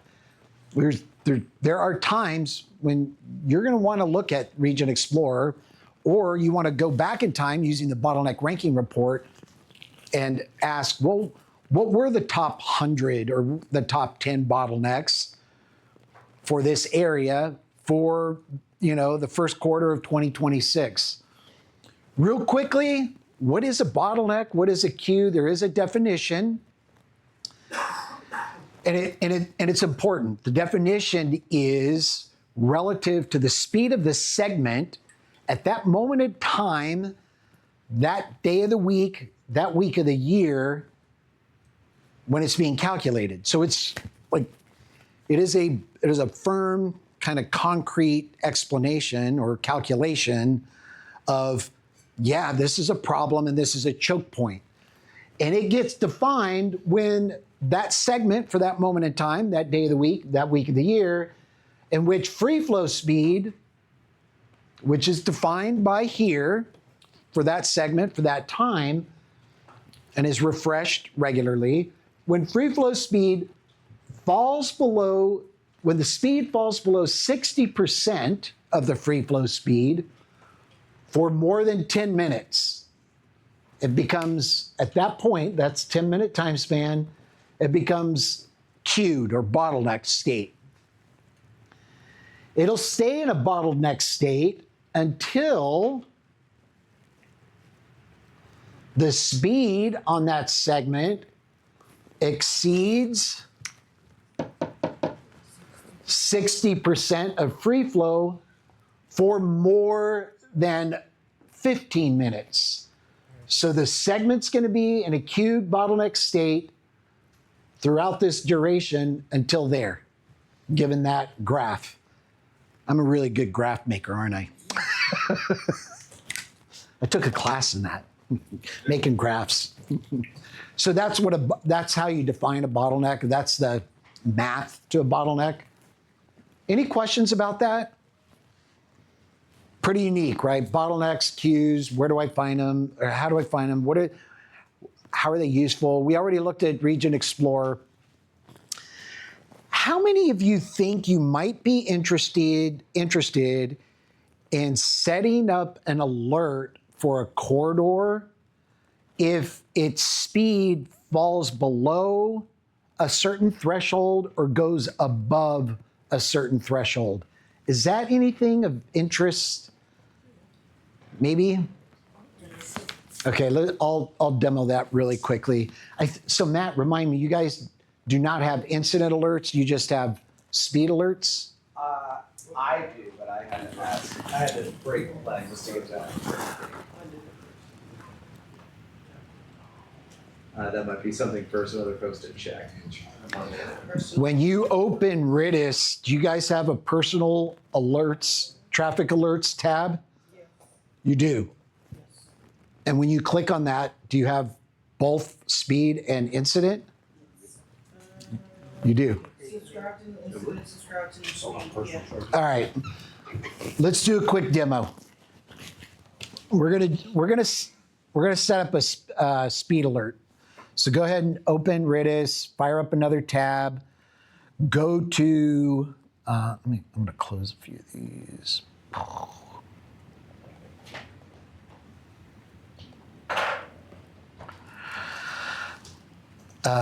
So personal traffic alerts, you have two different types of subscriptions that you could set up. One's incidents, you can figure that out on your own. We're gonna do speed subscriptions. So click on new speed subscription. And this is basically a step-by-step process. Okay, where do you wanna set up your speed subscription? What days of the week, what times of the day? So make sure that you're using here segments, and we'll walk through some of these ways in which you can define the spatial kind of parameters of your query. In this case, the road selection. We're going to somebody give me a US route that we can monitor. 41?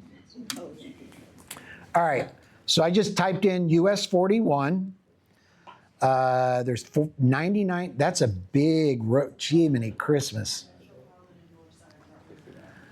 All right, we don't want all of that, right? I don't want to monitor all of that. I just want to monitor this section in downtown, let's say just downtown Atlanta. And I have a little trick for defining a partial segment. So go ahead and, instead of the entire thing, click partial.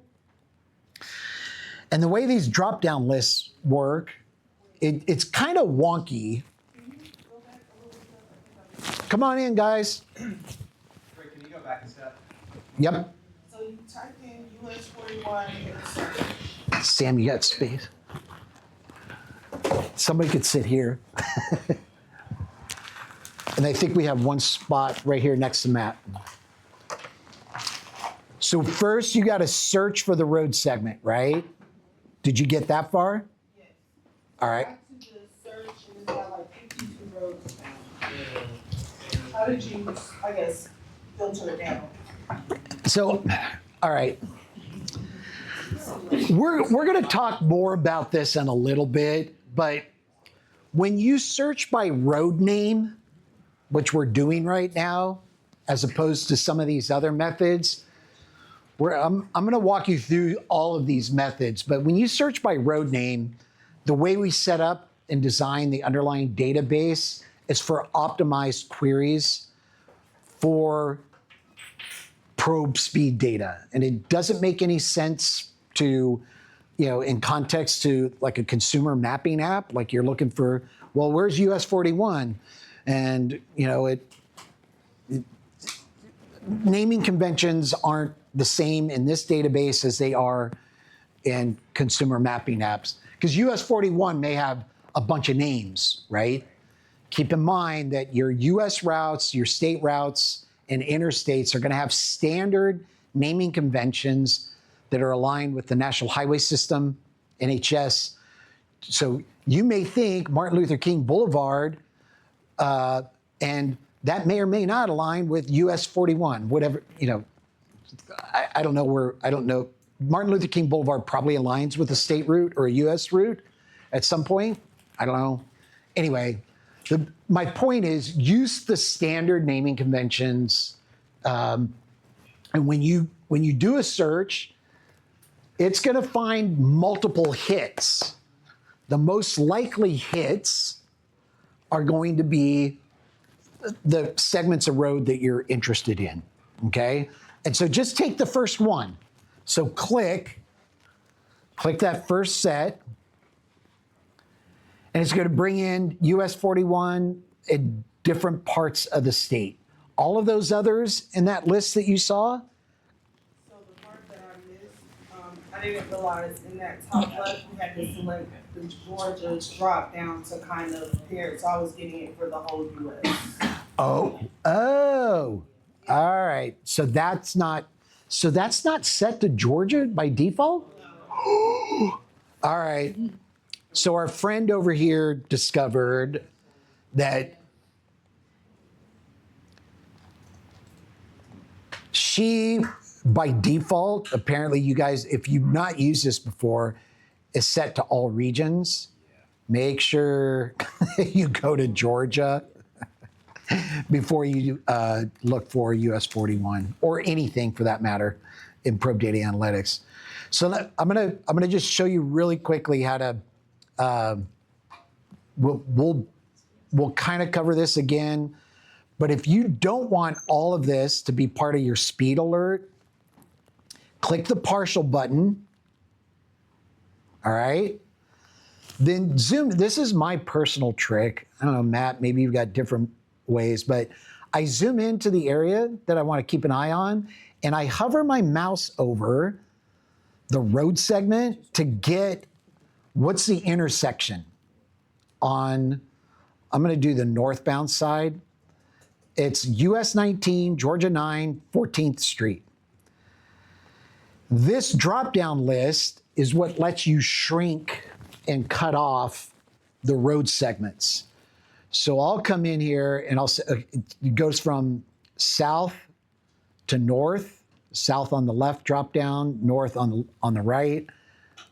So for this northbound segment, what was it? US 19, Georgia 9. So US 19, Georgia 9, right there. Boom. So notice it got rid of everything to the south, right? All of those other segments are gone. Now then, I want to cut off at the north with this drop down. Let's just say I want to cut it off at 401 Paces Ferry Road. So I click once in here, and I just look for Paces, and I just go Paces Ferry Road. And it cuts off to the north. Now you can interactively kind of click and remove individual segments as well. That's just using the road the road name methodology. Just a heads up, if you're in dark mode, that you won't see the names, intersection names anymore. Oh my gosh, that's interesting. It's still selected, but it's just not selected. So you see that? That's a bug we just found. I changed my my map mode from light to dark. Look what happens. You can't see the road name. You guys are awesome. I'm finding all these. I need to write that one down. So this is, I wonder if that happens in PDA as well. We're going to find out. Bugs. I'm going to make a bug report. All right, so this is a speed alert, right? Dark mode. No text in partial drop down. Cool, thank you. All right, so once you've defined what road segment you want in this speed alert, it becomes fairly straightforward and self-explanatory. Make sure, right? That's what, I'm gonna get rid of this one just because I'm nuanced like that. So I'm just looking at northbound. You go ahead and click next. You give it a name. You say, oh, this is northbound US 41 in Atlanta. And if the speed falls below,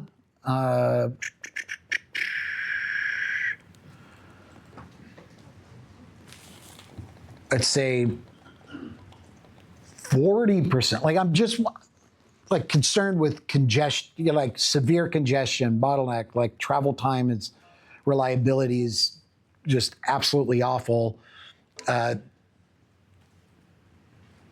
can set it up way below free flow, or you're looking at a specific mile per hour value. You can do that for for a certain duration. You want to alert me, okay, alert me 5 minutes after all segments along the selected road no longer match the criteria. And then you could set up different days of the week. Like maybe you just want Tuesday, Wednesday, Thursday. Like you could do an AM peak.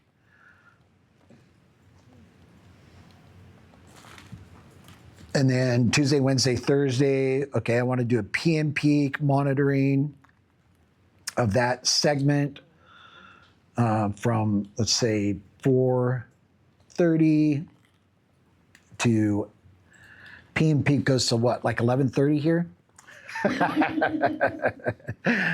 So you could do, set up AM, PM peak, different times of day, enter your email and your phone number. You can do one or the other, you can do both. And when that road segment that you defined meets the criteria you defined, you're going to get an email and a text message. It's pretty cool, actually.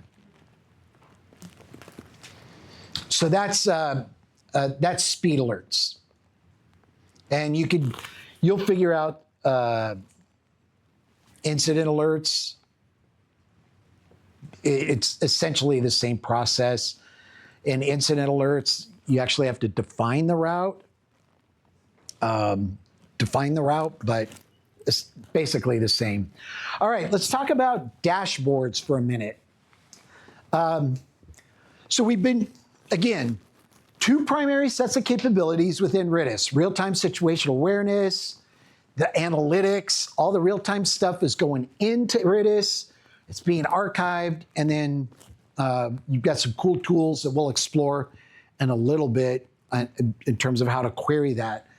But there's also a suite of capabilities, these dashboarding tools, that let you kind of measure or look at what's happening in relative real time compared to historic conditions. So when you think of dashboards, they're kind of an indicator of, what's happening now, kind of measuring real-time conditions. So each one of those bullets represents a different widget. You could create and configure your own dashboard that gives you speed and travel time indicators. We're going to cover that because that one's crazy, crazy cool. This image right here and you guys over here cannot see this. This right here, this is a speed and travel time widget that was set up for this larger dashboard.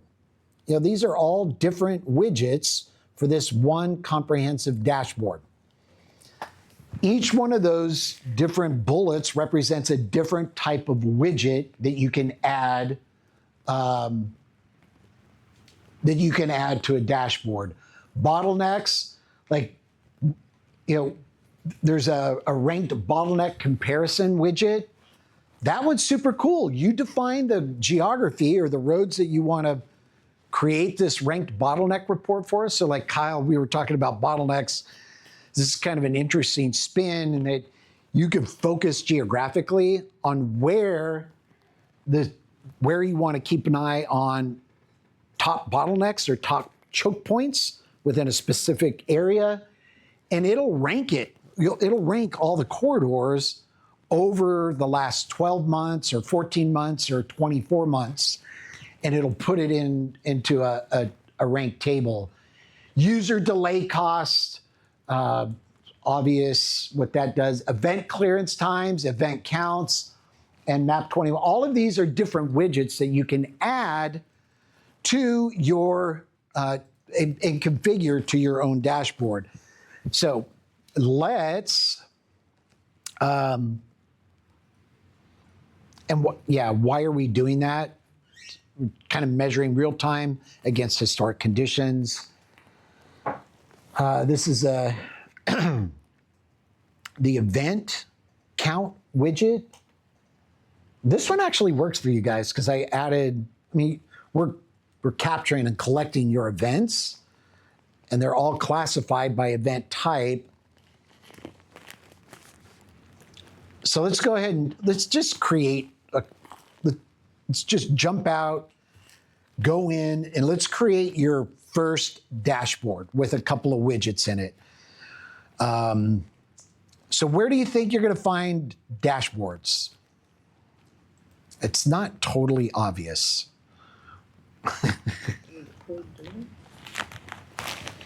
So it's not a real-time tool, but it's not also exclusively an archive tool. But it kind of is. Sorry about that. So when you go to RITIS, if you go to the Data Archive tab, all the dashboarding tools are going to be within Probe Data Analytics. So go ahead and click Probe Data Analytics again. We've done this already. But go ahead and click that and open up the landing page for Probe Data Analytics. Scroll down until you find, where's dashboard? Did I pass it? There it is. It's going to look like that. Now, we'll walk through the PDA landing page, get you guys familiar with that more in a little bit. But for now, go ahead and click Dashboard. Is everybody there? Yep, thumbs up. Thumbs up. All right. You have probably not created a dashboard yet.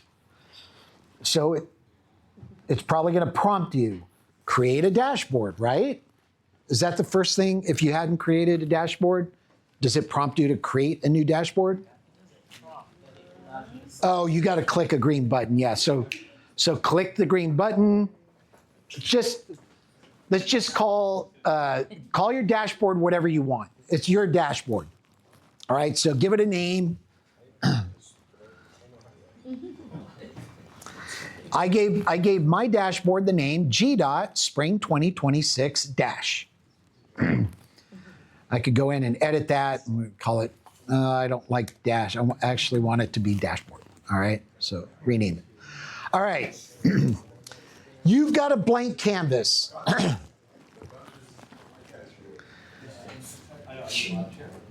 So there's a couple things you could do here. You can, if you have several dashboards already, in the upper right-hand corner, you could select the dashboard to view. You can add a new dashboard, add a widget. This one's kind of cool. How many of you have a GDOT email address in the room? All right. How many of you are logged in with your Gmail or your GDOT email address to RITIS? Okay, so those of you who just raised your hand, this is gonna be cool. I'm gonna share my dashboard with you. What's your Gmail domain? DOT.ga. At dot.ga.gov. .ga. Yep. All right. So, if you guys refresh your browser and now click select the dashboard, you will see GDOT Spring 2026 dashboard in there. Correct? If you're logged in with your DOT email. So that's a starting point for you to go back to. You know, hey, I couldn't follow Rick because I was dorking around on my phone. You at least have, you know, something to look at. I'm going to just walk through some of the widgets that are available.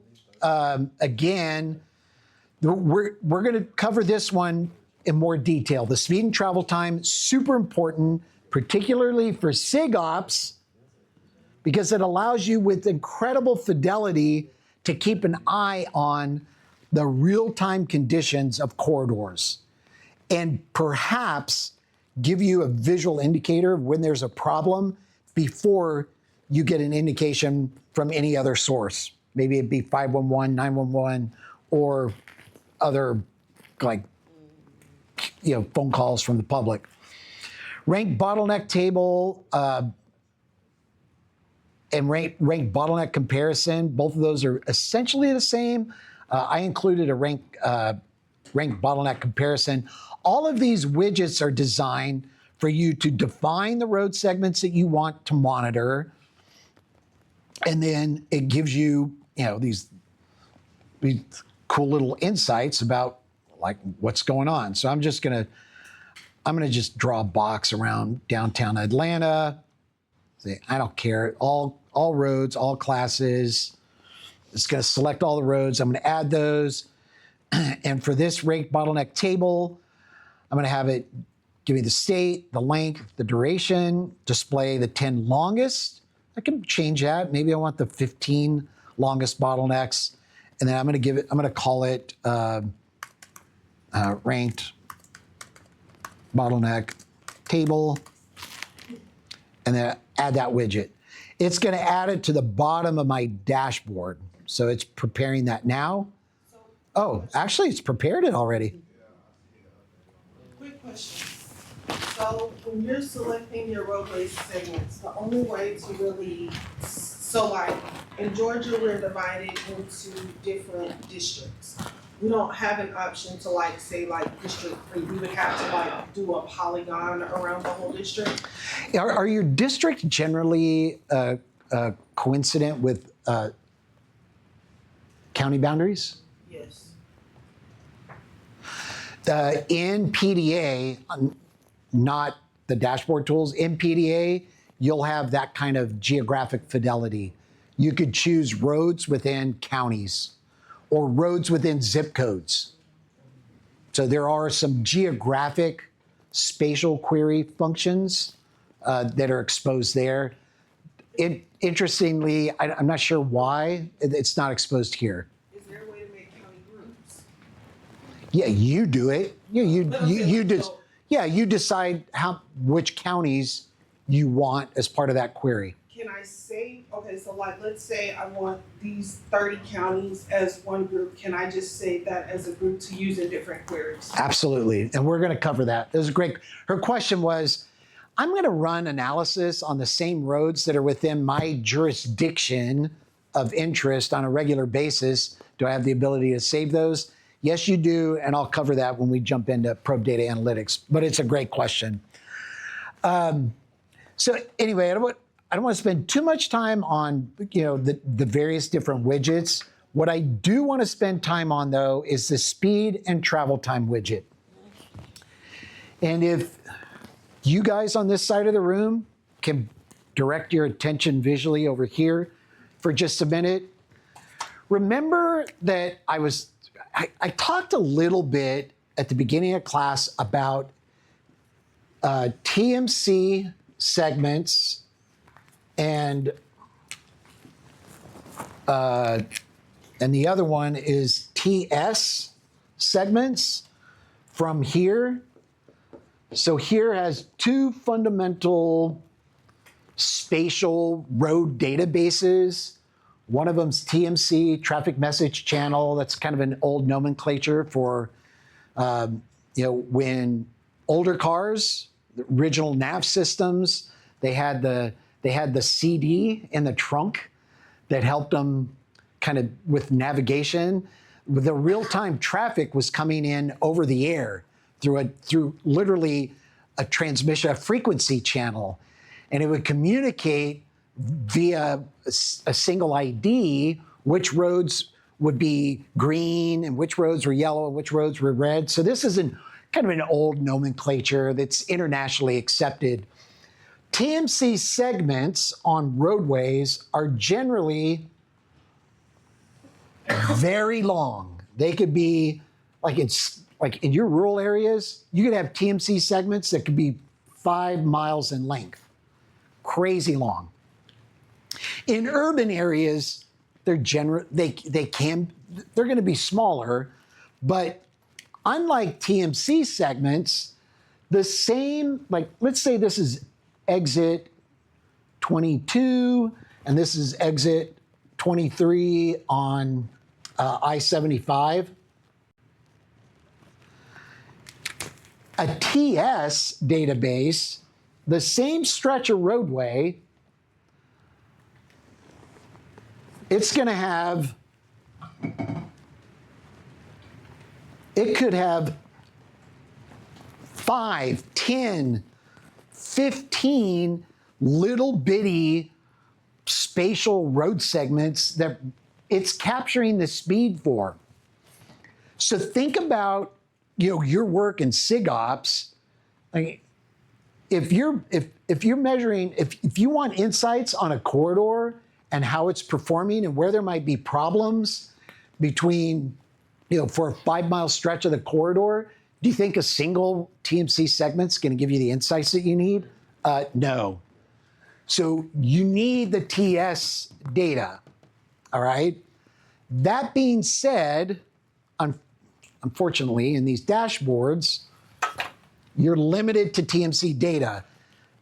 In Probe Data Analytics, you're gonna have access to this TS data. The point is, though, that the more spatial fidelity that you kind of look at speeds along a corridor, the better insights you're going to have to where and when a problem's going to pop up. So, look at my dashboard. You're going to see 1, 2, 3, 4, 5 roads or 5 segments that I defined for my speed and travel time widget. One of them is I-75, I-85, the whole damn stretch, every bit of it. Now, right now, this time of the day is not a good way to kind of do this analysis. But by looking at the entire stretch of I-75, I-85, it's averaging out all the speeds on all the segments that make up that entire corridor. And it's like 50 miles per hour. But I'm gonna expose that I actually broke it up to give myself more fidelity, spatial fidelity and insights to what's going on within the corridor, segment by segment. So instead of looking at this whole stretch of I-75, I-85, I actually broke it into, let's make this a little more visually clear. I have 1, 2, I'm gonna flash, no, oh, that's the entire segment. So see how that blue segment, that represents the entire stretch of the corridor. Oh, it's 58 miles per hour. But I want more fidelity in knowing what's going on from a speed and travel time perspective. So I went in and I said, you know what? I'm going to define smaller segments to comprise my speed and travel time dashboard.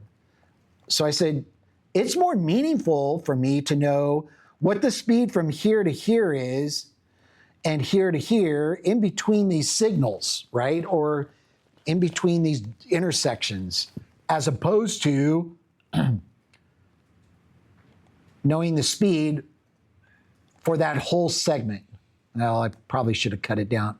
But anyway, the point is that the speed and travel time dashboard during game day, the World Series or World Cup, that thing's going to generate a really terrific, if you configure it properly, can generate incredible insights on where there's not necessarily bottlenecks, but where you could have a problem before a problem's reported. Because you've defined these smaller segments to make up the corridor that you're monitoring. And when speeds and travel times fall below a certain threshold, these numbers are going to change color because it's being updated like just now. See what happened? That segment of northbound I-75 Pryor, between Pryor Street and Memorial Street, its speed just changed from 39 to 34. Or the free flow, the speed should be 39 based on historical patterns, but it's now 34. Question. I have two questions. Number one, so with the exclusion screen automatically refresh itself, or you have to hit the refresh button? Does the speed and travel time dashboard refresh itself? What do you see in the lower right-hand corner of my speed and travel time dashboard? It is counting down. Every minute, you're going to get a refresh to what's going on. That's why I have that slowdown of 5 miles per hour. If there's a big problem, you're going to see some, red or maroon. Like maroon is real bad. And that's like afternoon peak. If you bring this dashboard back up, you're going to see all sorts of problems here, right? Because it's right downtown. Is it a problem that you need to pay attention to? I don't know, but it's another measure for you to use for kind of understanding what's going on, what sort of patterns of mobility behavior are happening during game day, or just any day for that matter. But good question. What's the second question? Second question. So you shared this dashboard with us, right? And I see that it has this editing view. So if you shared it with us and we made changes, does it change it for everybody? You can't change it. I can't change any of the partners. I should have. The author's the only one that can. The author's the only one who can modify. Like you saw me go in and click the pencil button. You can't do that. We can save it and it downloads, but there's no way to okay. So here they have this. Oh, that's just a export, save as. So I can export it, but there's no way for me to Is there a way To copy it. Yeah. Yeah. I have to start from scratch. Yeah. And then my other question, I guess my third question is there a way to assign another user editing permissions for your dashboard? Yeah. So there are agencies that set up these SOPs for building out dashboards that are used throughout the state. So somebody will be in the district, they'll be responsible for creating the dashboard. They go through all the work because it is freaking tedious to set up a speed and travel time dashboard. I'm not gonna sugarcoat it. It's super tedious, and I'll show you why it's super tedious in a little bit. They set it up and then they share it. The idea that you can't have multiple people have edit capabilities to a single dashboard. One person can be the author, and he can share it out with a broad group of folks. And that's kind of the SOP that we've figured out is typically used. But having one person be responsible for keeping it updated is good. Now, you guys have, I'm thinking that soon you guys might have access to TS segments for your speed and travel time dashboards. So what'll happen, just keep, and Matt, put this on the to-do list, running to-do list. Hey, when will TS segments be exposed for our dashboards? Because XD segments are in there for INRIX customers. So here's the caveat, right? You set up all these speed and travel time views within a dashboard for your district, and then all of a sudden the TS segments are turned on for you, which they will be eventually. It's all jacked up. So you got to start all over, which is fine. And you're going to want to do that, but it's just going to be jacked up, right? But here's what I mean by tedious when setting speed and travel time dashboards up. One of the things, I'm just going to collapse all of these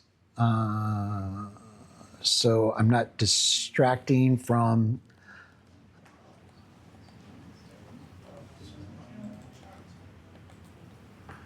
Turn all of this off.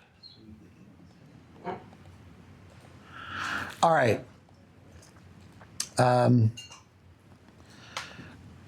You know what? Screw it. I'm going to go back and just start from scratch. So if I want to create a new speed and travel time widget within my dashboard, click the add widget, click speed and travel time. So pop this thing open. By default, you guys should have TMC and here selected.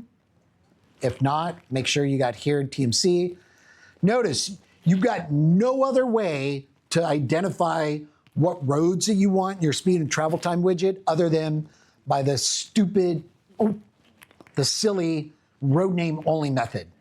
So you have to hand jam this stuff in there. So let's go back to that US 41 example, which is all over the state. So we just type in US-41, go ahead and add it. All right, clearly we don't want a speed and travel time dashboard widget for all of that. But, oh, you know what? Just for fun, let's do this anyway.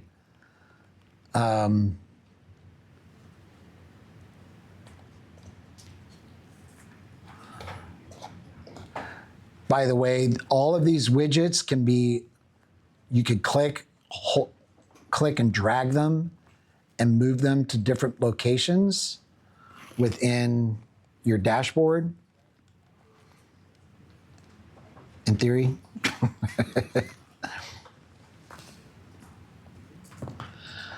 So right now, look at this.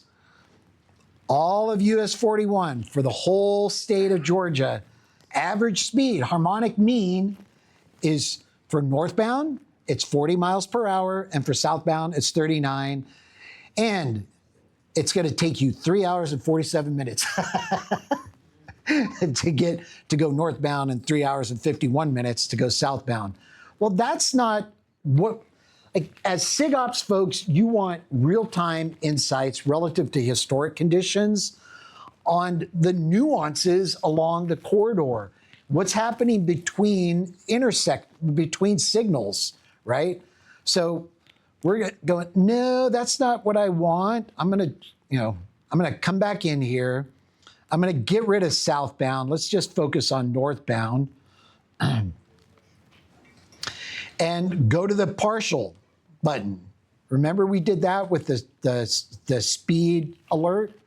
Click partial, and we'll just do the same thing. Just say, okay, well, I want to start measuring from exit 25A northbound along US 41 or exit 252. So I'm going to say, I'm going to come in here and say exit 252. And I only want it. Where did that go to? Huh. This is why it's a pain. Because it looks like there's several segments that have an intersection, that have attribution, or the intersections at exit 252 going clear below where I want it. So what you do is you got to come in here, remove that one, and remove that one. So now the next, I just want to measure like from one intersection to the next. So the next intersection is right here at Wesley Road. So I'm going to come up here and say, okay, Wesley, and it's going to cut it off.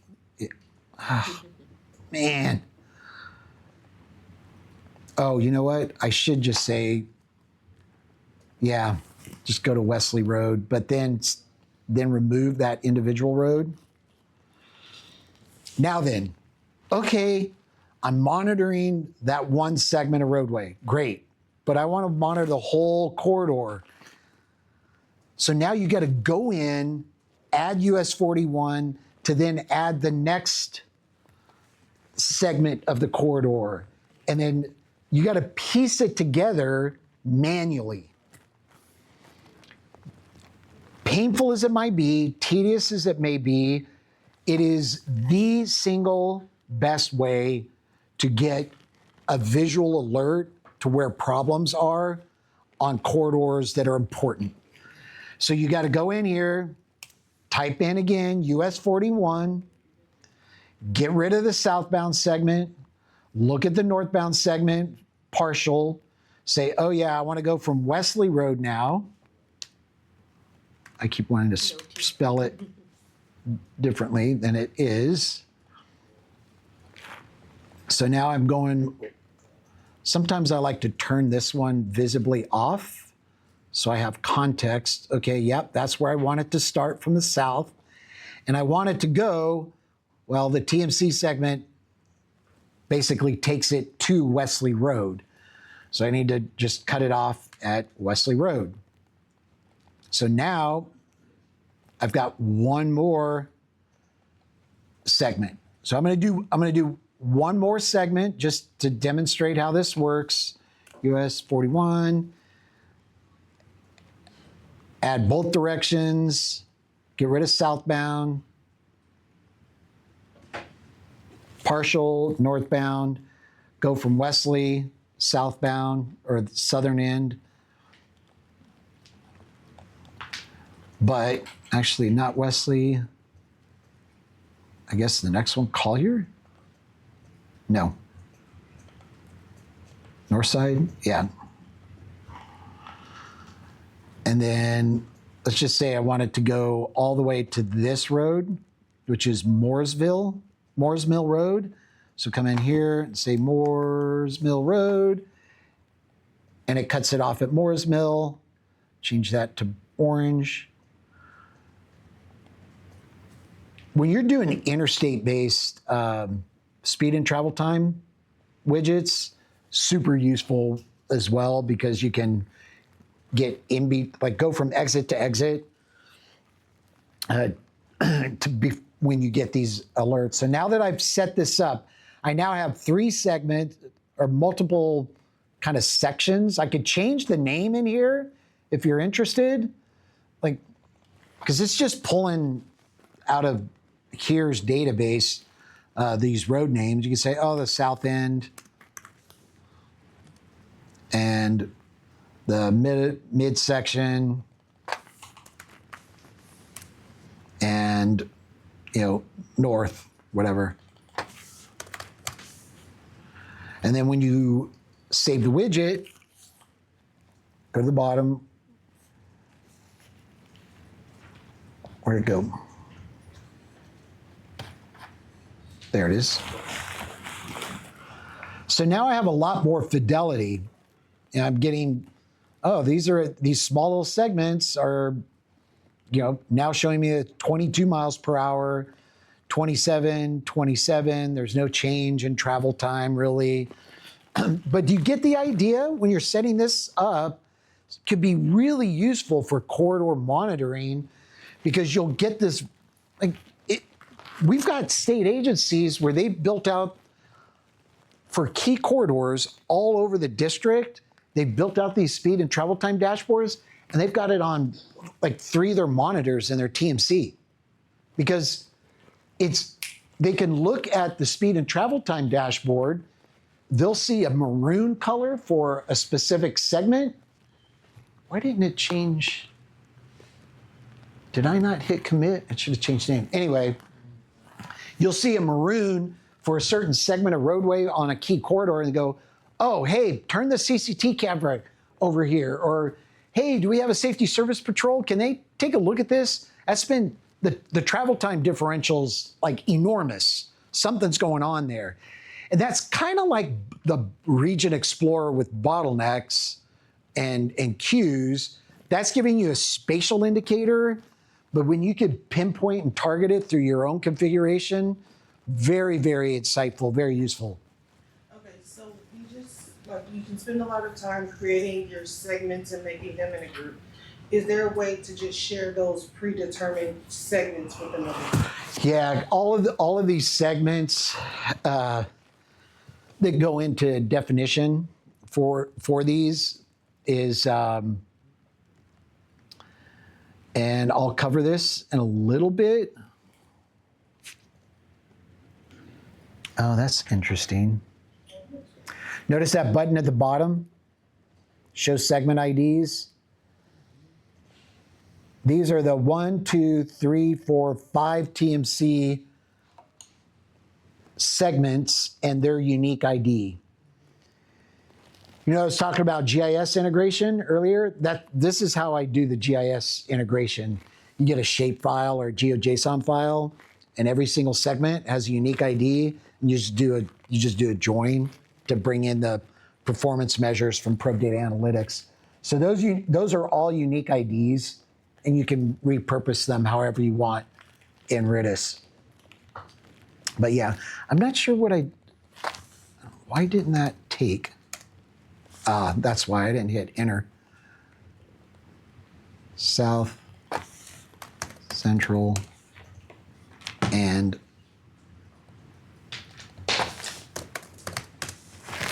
North. Now it should change. Ready? There we go. All right, lots to explore in there. I'll just touch on this really quickly. There's that ranked bottleneck table that I added. This is basically just showing you in real time relative to historic conditions. The top 17, because I defined 17 bottlenecks in the geographic area that I defined. This is your clearance time widget. Like incidents have a start time and an end time. And this kind of gives you an update on how you guys are doing from a clearance time perspective for all the incidents that are reported for your agency. This one's kind of cool. And I think it's interesting, the ranked bottleneck comparison. Typically if you select all of Atlanta, the top 3, 4, 5 bottlenecks are generally going to be ranked top 3, 4, or 5, kind of month over month. But then you get these weird outliers. Like, okay, well, like right now, number 9, the 9th ranked bottleneck within Atlanta region, I forget the geographic extent. It's 9 this month, but in December and January, it was ranked 3rd. In October, it was ranked 3rd. It's like all over the map. I-85 South at Indian Trail, Lilburn Road. Why would that be so variable? Does anybody have any local knowledge? on that?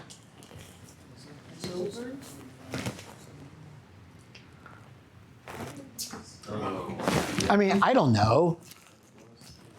But it's giving you this insight that, oh yeah, this is a pretty standard pattern. Like these two are swapping second and third.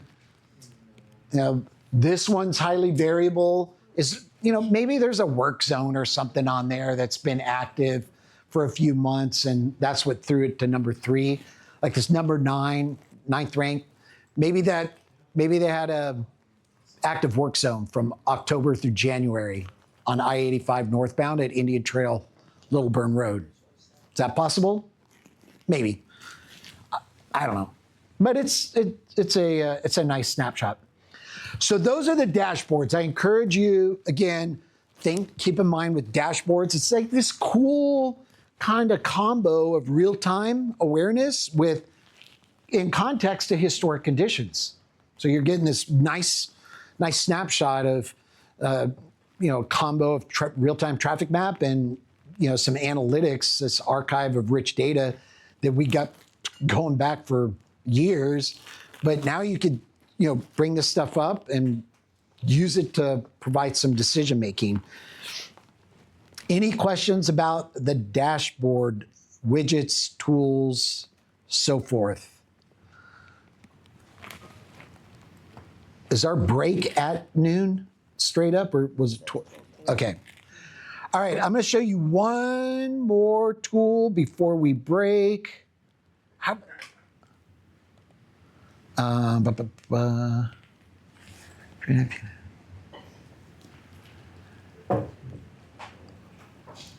my God. All right, one more tool, and then we're going to take a lunch break, okay? So go back to the RITIS landing page, right? Transportation system status. Click on the data archive tab. The default tool from the data archive tab is the event query tool. The event query tool, what is it? What do I do with the event query tool? I query my events, Rick. What do you think I do with the event query? So there are a lot of ATMS platforms and systems where you're getting these, the operators are logging in real-time events as they unfold, opening, closing them. They get put into an archive. They get put into a database that they have tools that let you query them, but they typically get backed up after so many months, right, through the ATMS system. The event query tool is your perpetual entry to querying any event incident that has ever been captured by GDOT or Waze going back to 2017. It's like awesome. How do you use it? All right. Just find your state, expand that list, say, okay, what do you want? Do you want GDOT data? You want Waze data? You want both? Let's do both. You have different ways to filter even further. I don't like dorking with that. Keep in mind, do not put a huge date range for this. It will take forever and a day. So I encourage you to not, maybe like just for demonstration purposes, just start with a couple of days. If you need a data dump of, let's say, more than 6 months, you guys have a lot of incidents in Georgia. If you need a data dump for more than 6 months for the whole state, send our support team, support@ritis.org, a request, and they can do it offline and not impact the rest of the community of users. That'd be helpful. So just think about how many incidents you guys actually record. But a couple of days shouldn't take too long here. Submit your query. What's nice about the event query tool is that it has 3 kind of integrated and synced up visualizations of the events. There's a tabular list, tabular view. There's a bar chart that has different ways to spin and look at the incidents. And then there's a map view. And what's nice is if you filter the events in the tabular view, the bar chart, the graphs, and the map filters as well. So there's this dynamic relationship between the table, the bar chart, the charts, and the maps. See how long just 3 days is taking? It's like, and that could be because, I maybe have a poor internet connection. It's noon on the East Coast for us, so there's probably a bunch of people running analysis. You got 2 months? Okay, so several of you have performed queries. That's why this is taking long. So for me, it's probably because I got in line behind all of you when submitting my request. But hopefully it comes up soon. A couple of things I want to point out about the event query tool. Most people use this to quickly and easily just query events that all the events that were recorded, and they're going to take it offline and do something else with it in Excel or maybe a map app of their choice.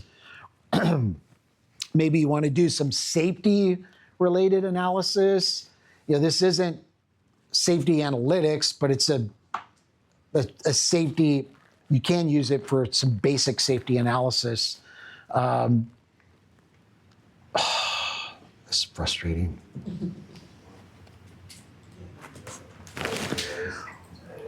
When that table comes up, and Justin can confirm this, only a certain number of columns or fields actually pop up. Are you USB-C? No. Thank you. So there's only,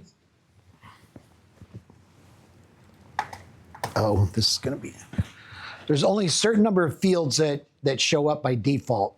And you do have the ability to add more columns by hitting that blue button there. And a lot of times people want to map this data. So before you export your results, make sure that you turn latitude and longitude on. That's kind of a hidden feature. And when you do that, they show up over here to the right, okay? That's something that some people just kind of know and are familiar with. Every report, every analysis that you run in Probe Data Analytics or Event Query Tool, you can actually export it. See that blue floppy disk in the upper right? That's export. And so you could take the results and export them to a CSV and do whatever you want with it. Now keep in mind, it's only going to export whatever fields are currently active, right? That's why if you are going to map it using Esri or some other mapping tool, make sure you turn that stuff on. But here's the other thing. If you filter your data, let's say you want crash, it's going to filter out of 26,000 events that Justin queried, only 3,000 of them are crashes. And I could see that. Let me hop over to the chart. Let's look at these by day of the week. That's always fun to look at. What are my trends in terms of collisions per day of the week? I can look at hour of the day, AM peak, PM peak, and what county. It's kind of cool, right? And then there's the map view.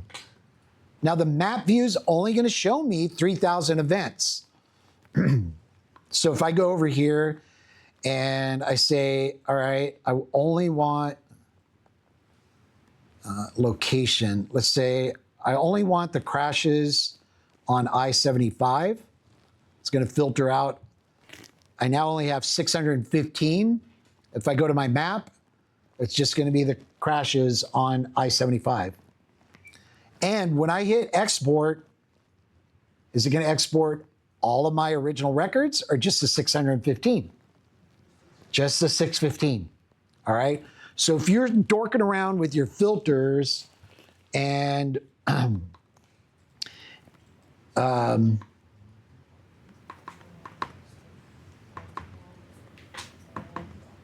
that's all scale dependent, by the way, as you zoom in.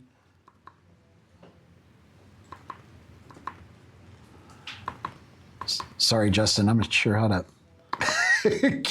continue to zoom in. Anyway, you can, the green pluses just mean that there's more events within that particular area. As you zoom in, you can then investigate individual events. It's kind of cool. That's the event query tool. And that goes back 8 years. 8 years worth of your data, probably even more if you query Waze events. But please don't perform massive queries or you're gonna choke the system. If you need more than 6 months, again, just send support an email request and we can do it. Thank you, Justin, appreciate it. And we can do that offline for you. Any questions about the event query tool before we break for lunch? I have a question. Can we get that, like this table or data through the API you mentioned in the very first thing?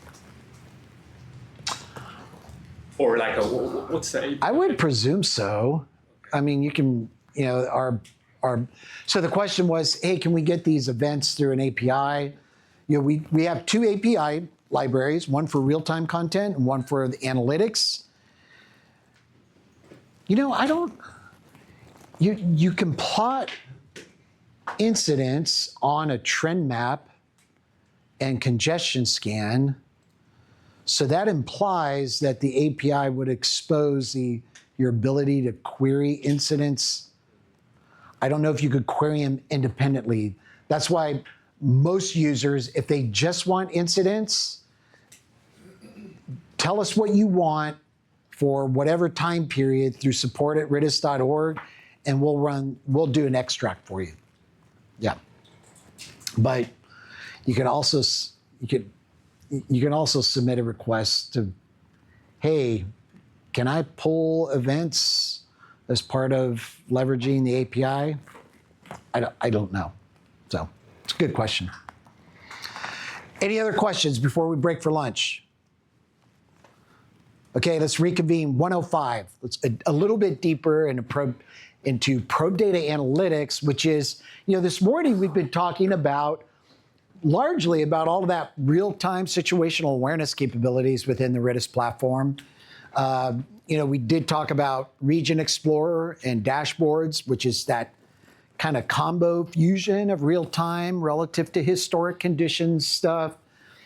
Now we're going to get into the meat and potatoes of why and how most of you have actually already used RITIS. A good majority of you have already used RITIS in some capacity or another. And the part of RITIS that you've probably used is probe data analytics. There's a whole boatload of cool little tools within probe data analytics that let you ask questions of that rich probe speed data from here and derive information or insights or intelligence about what's going on your corridors in the region and on your network. In probe data analytics, the value is all of that stuff that is coming in to RITIS again, we're ingesting that, we're archiving it, and then this intelligence platform supports some of these queries, help you with all sorts of different use cases. A lot of you are doing corridor-based analytics. Oh, by the way, is this turned on, the mic? It was turned on when I was in the bathroom as well then.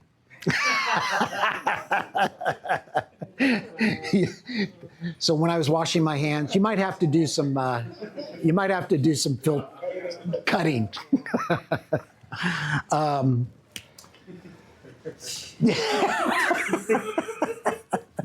Sorry. When you think about analytics, it's not about the tool or the data visualization. What's the use case that it's going to support for me?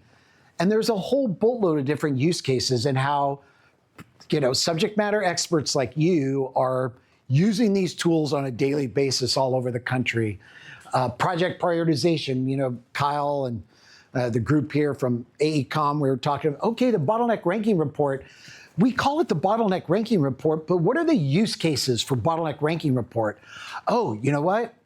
I don't have a standardized project prioritization process or methodology within my district or my MPO or whatever. I'm going to use the bottleneck ranking report, run it for my district for the entire year, and it's going to give me a list of the most jacked up corridors within my district for the last year. And that becomes my priority list of where I need to maybe pay attention to. Or maybe you have a workflow or procedure or methodology for developing project priority lists. Validate it with a bottleneck ranking report. Work zone safety, system performance reporting, weather impacts. Melvin was talking about precipitation. You guys are, I would think, pretty interested in understanding the impact that weather has had on your network, on your corridors, right? Okay, the tools, the data are there to help you answer these sorts of questions, and that's all within PDA. This is the Probe Data Analytics landing page. I want you to take note at the bottom of this slide of that URL. If you want to do analysis, don't go to RITIS.org and click to try to get to PDA. Just remember pda.ritis.org, and that takes you right to PDA landing page. On this landing page, there's a lot going on. I'm going to give you a quick overview here in a minute or two. In the slide deck that I provided you is also a link to our best practices handbook. You'll love this. If you're new to RITIS, if you're an existing RITIS user, this handbook is a great guide for, hey, here are the tools that are available to you. This particular tool, here are the performance metrics that are generated from it. Here are the typical use cases. Here's how to set up a query. Here's how to interpret the output data visualization. It's a wonderful kind of digital user guide, if you will, that I think is better than our help system. We have a help system for probe data analytics, but this is I think it's a well done document. I want to thank Oregon DOT. I always try to acknowledge them.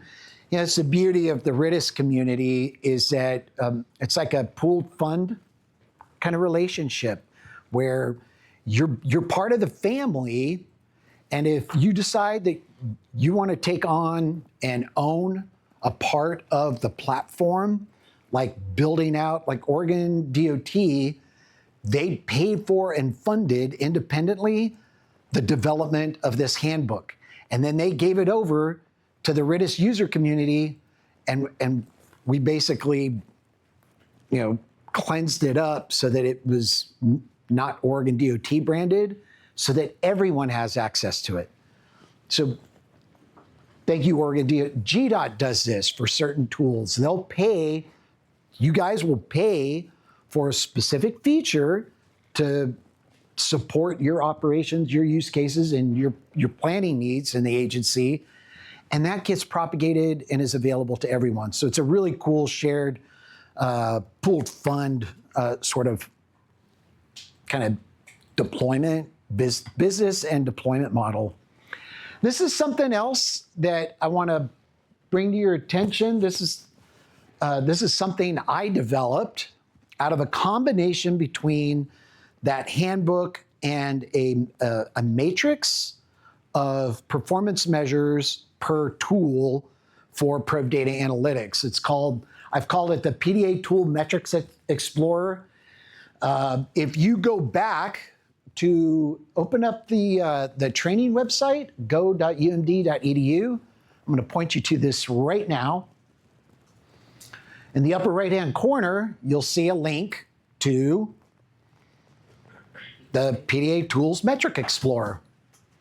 I put beta in parentheses because I'm not a developer and it's not thoroughly tested, but I'd love your feedback, right? So the idea is search for a metric that you want to, like, okay, Rick, I need travel time reliability for my analysis.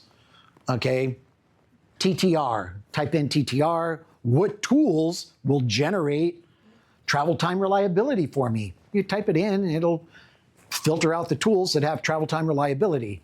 Or you could type in a use case. All right, maybe one of the use cases that we've documented is included in this tool explorer. But I think it's a cool kind of way to explore the various different performance metrics or measures that are available out of the box with PDA and help you navigate which tool will actually support that. And I think the links to the tools themselves is still working. I'm not, like if you click, yeah, if you click that, yeah, okay. So it's nice, right? It's a cool way to just kind of explore the different tools that are available.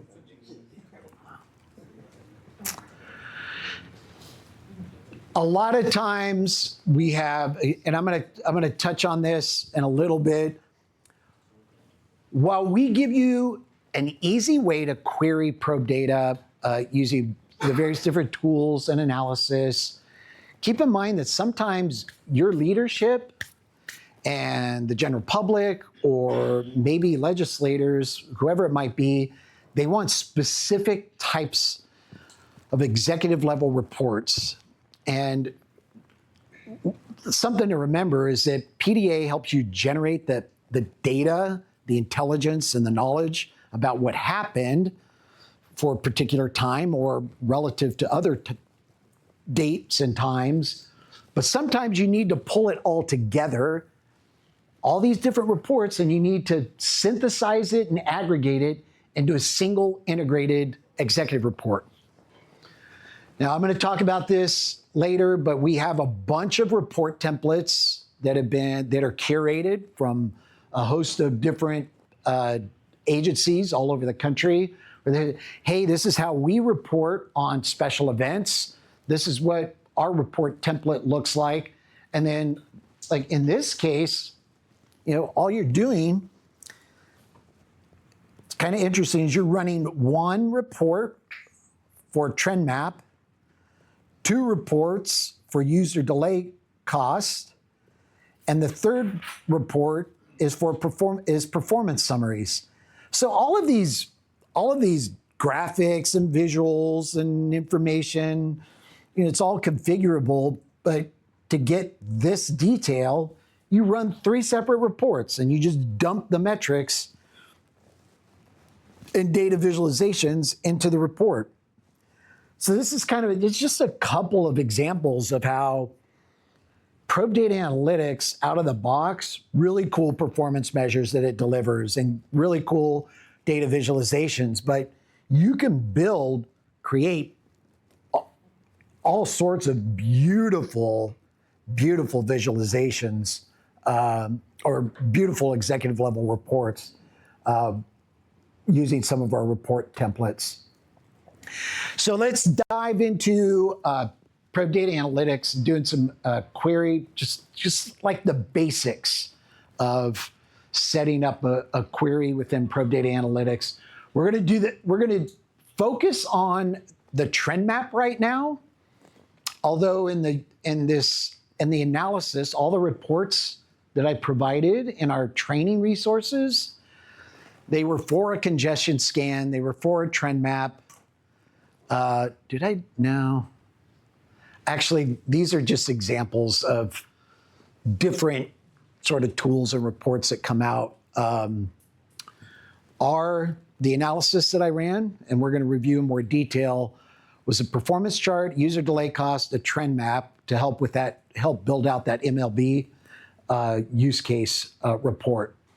So with that, let's dive in. Let's open up PDA, and let's start with a basic query. Like most of you know how to set up a query in PDA, it seems like. But as a refresher, I'm going to walk through it with the whole group. So what we're going to do, oh, good job, guys. Got your names in there. What's that URL that I wanted you to go to? Don't go through RITIS, just go to pda.ritis.org. When you do that, it's going to take you to the PDA landing page. Just quick orientation for the PDA landing page. I have more tools than you do, perhaps, most likely. So don't worry yourself about not seeing everything that Rick's got on his PDA landing page, but you probably have a good majority of these. We don't have enough time to go through all of this. I'm barely going to have enough time to cover some of the most frequently used tools: trend map, congestion scan, performance summaries. Matt made reference to our energy analytics tools. They're 1, 2, 3.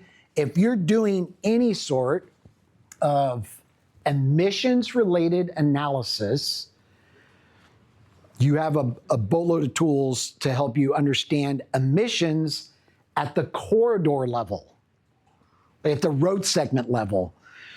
Heretofore, I think most models are only able to calculate emissions-related performance or metrics, KPIs, at a geographic level. These tools expose the moves model and calculations and algorithms at the corridor level, which is crazy stuff. So I encourage you to explore that if you have a chance. Just quick orientation. All of this quick shortcut toolbar at the top, you'll see that in every tool, regardless of, if you're launching a congestion scan, you're going to set up a query for congestion scan, you're going to see that quick launch toolbar at the top of every tool. It's just a quick launch toolbar is all it is.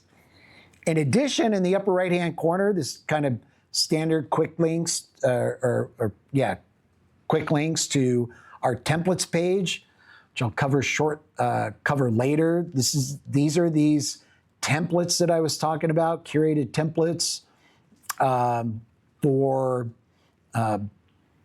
taking the results of your analysis and dumping them into any one of these. All they are is PowerPoint files. Everybody knows how to work with PowerPoint. You just download the PowerPoint file and dump in and configure your metrics. Next, over tutorials. We've got a fairly comprehensive group of tutorials that kind of characterize some very basic elements to setting up a query or exploring different tools.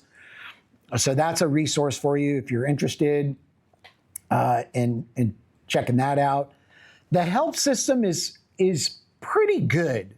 Pretty good documentation in our help system. It's one massive HTML file.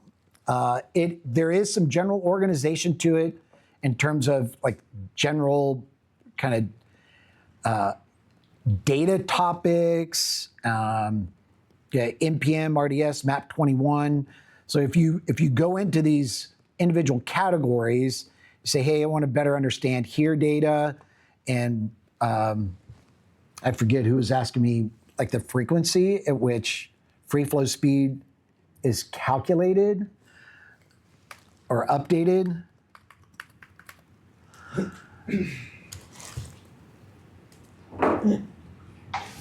I don't know if it actually tells you here.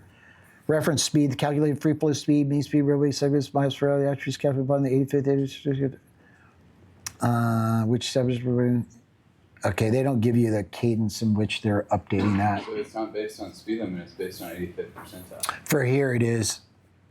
Yeah. Yeah, INRIX does it a little bit differently, which is what I'm kind of used to.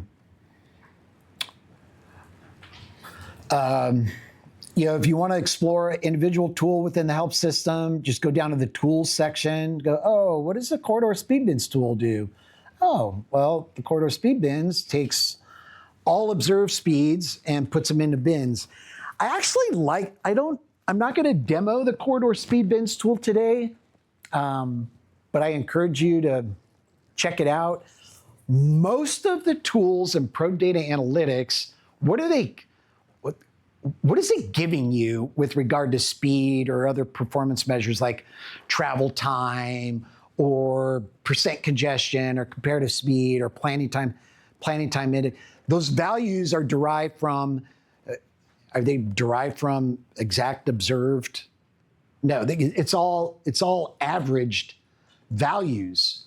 It's averaged out for the segments. It's averaged out for the hours and days that you're analyzing. On the contrary, corridor speed bins, we're taking every observed speed for that road segment during the time period, and we're binning them. So we're putting them, every observed speed, we're putting them into different buckets. And those buckets kind of end up looking like this.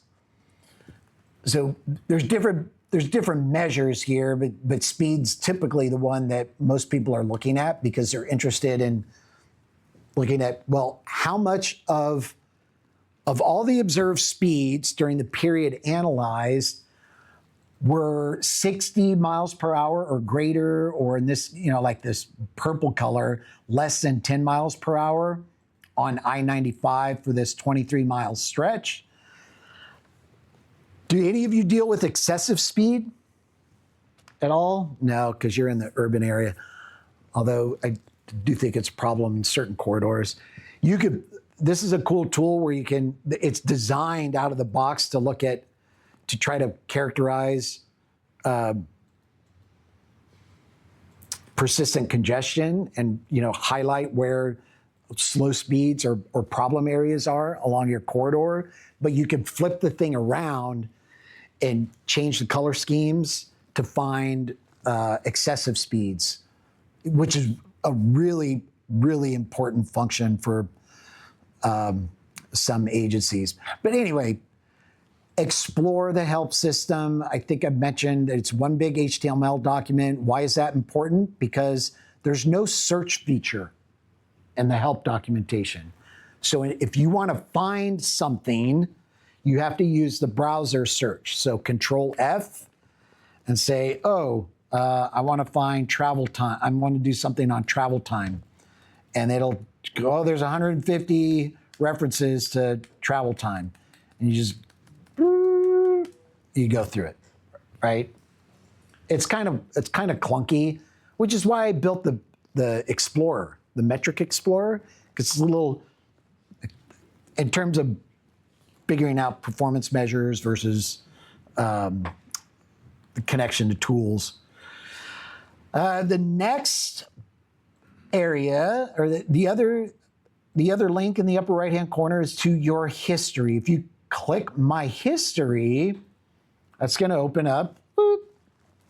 Every report you've ever run is saved in perpetuity until you do this, until you click I'm going to go down to one that I know I can get rid of until you physically go through, hit the trash can. Oh, you want to delete that report? Yeah, I do. I mean, I've got thousands of reports, and I don't clean this stuff up like I should. But anyway, we keep your reports. You can, on the left side here, you can click the groupings by, report type, trend maps, performance charts, performance summaries, bottlenecks. I encourage you, when you run any analysis, go ahead and put a title name on it because it makes it easier to find it later. Notice how it's highlighted, it's bold, gives you kind of a visual indication really quick. Oh yeah, that's that report that I ran for Taylor Swift concert. Or, oh yeah, this is the trend map that I ran for the Beyonce concert. And then I think, and then it's also, you could also use the browser search field to find that report pretty quickly because there's no search function on the reports that you've run. But if you start using some standardized naming conventions when you're running reports, it just makes it easier for you to find it and also for kind of reference for others. Okay, so that is kind of the top header bar for probe data analytics. Anybody know what this is in the upper right? What's new? Blah, blah, blah. Has anyone ever clicked that? Raise your hand. Oh man, you guys are learning so much new, cool stuff. Yeah, that's our release notes. So when you click what's new, it opens up a gigantic HTML document with release notes. So every substantial or incremental update that's made to probe data analytics, we're going to give you a little bit of documentation on that. Let's see, this is new to me, May 14th. Today's release adds line charts to the dashboard's speed and travel time widget.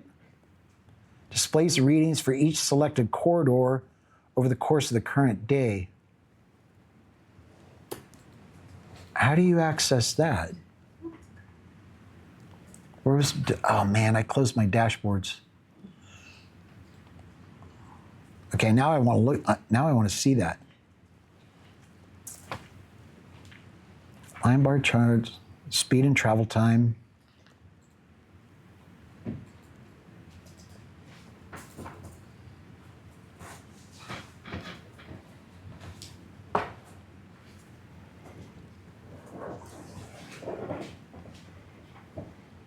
Am I missing something here? Oh, I wonder if that's in the configuration. And I just missed it altogether. Huh. Anybody else figure that out? I am reading this properly, right? Speed and travel time. Oh, the table widget. Yeah, that's what we were working on. I think you have to double click the setting. Oh, you know what? That's what it is. It expands. Oh, very cool. Look at that. That's new. That is new. Okay. So here's the one that we created together earlier today. Oh man, look at that. That is beautiful. Whew. All right, cool. Hey, I even learned something new today. That's why you click that what's new banner in the upper right-hand corner. You learn all sorts of, just kind of, you could go through and see, what the new release info is. This was a big one. I'm going to touch on this. We released a new work zone performance reporting tool. Lets you create this beautiful 6-page performance report for work zones, for existing work zones, or you define the work zone and the corridor to get these performance reports. All right, that's it for orientation. So are we ready to create a query? Set up, do a query? Who's gonna come up and demo?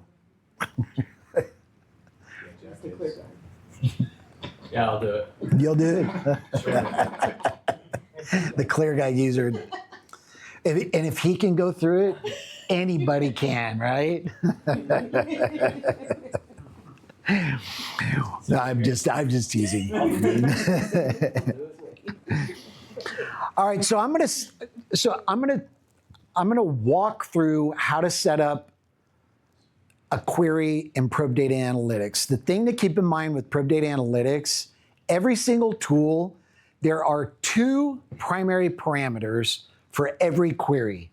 There's the spatial parameter, what roads do you want to run your analysis on, and the temporal parameter, what date ranges do you want to compare, contrast, and look at. Two parameters, spatial, temporal, essentially the same for setting up any query in Probe Data Analytics. I like to start with the trend map because it's my favorite tool. It's map-based, and I'm a map guy. But it also gives you every single option for establishing your spatial query or the spatial parameter for your query.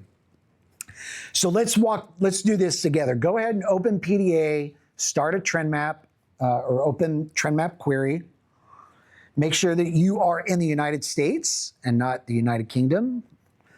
Make sure you are using TS segments from here. And we are gonna, if you want, you can zoom in a little bit, but if you're looking to create a trend map for a specific corridor or series of corridors, sometimes it's nice to use the find feature. Think of in the upper left-hand corner of the map frame, you could zoom in, zoom out, recenter. I think that's, or zoom to center map on selection. Anyway, but there's this find feature, location search. So maybe you're looking, we want to do some analysis in and around Mercedes-Benz Stadium. Just type in Mercedes-Benz, click Mercedes-Benz Stadium, and it zooms to Mercedes-Benz Stadium. Now then, when setting up the spatial parameter of your query, you've got many different ways to define the road segments.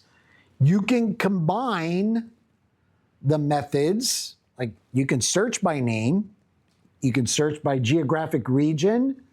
Young lady in the back, remember we were talking about using counties as our geographic search method. We can use segment codes. Remember we had those unique IDs for every single segment in the database.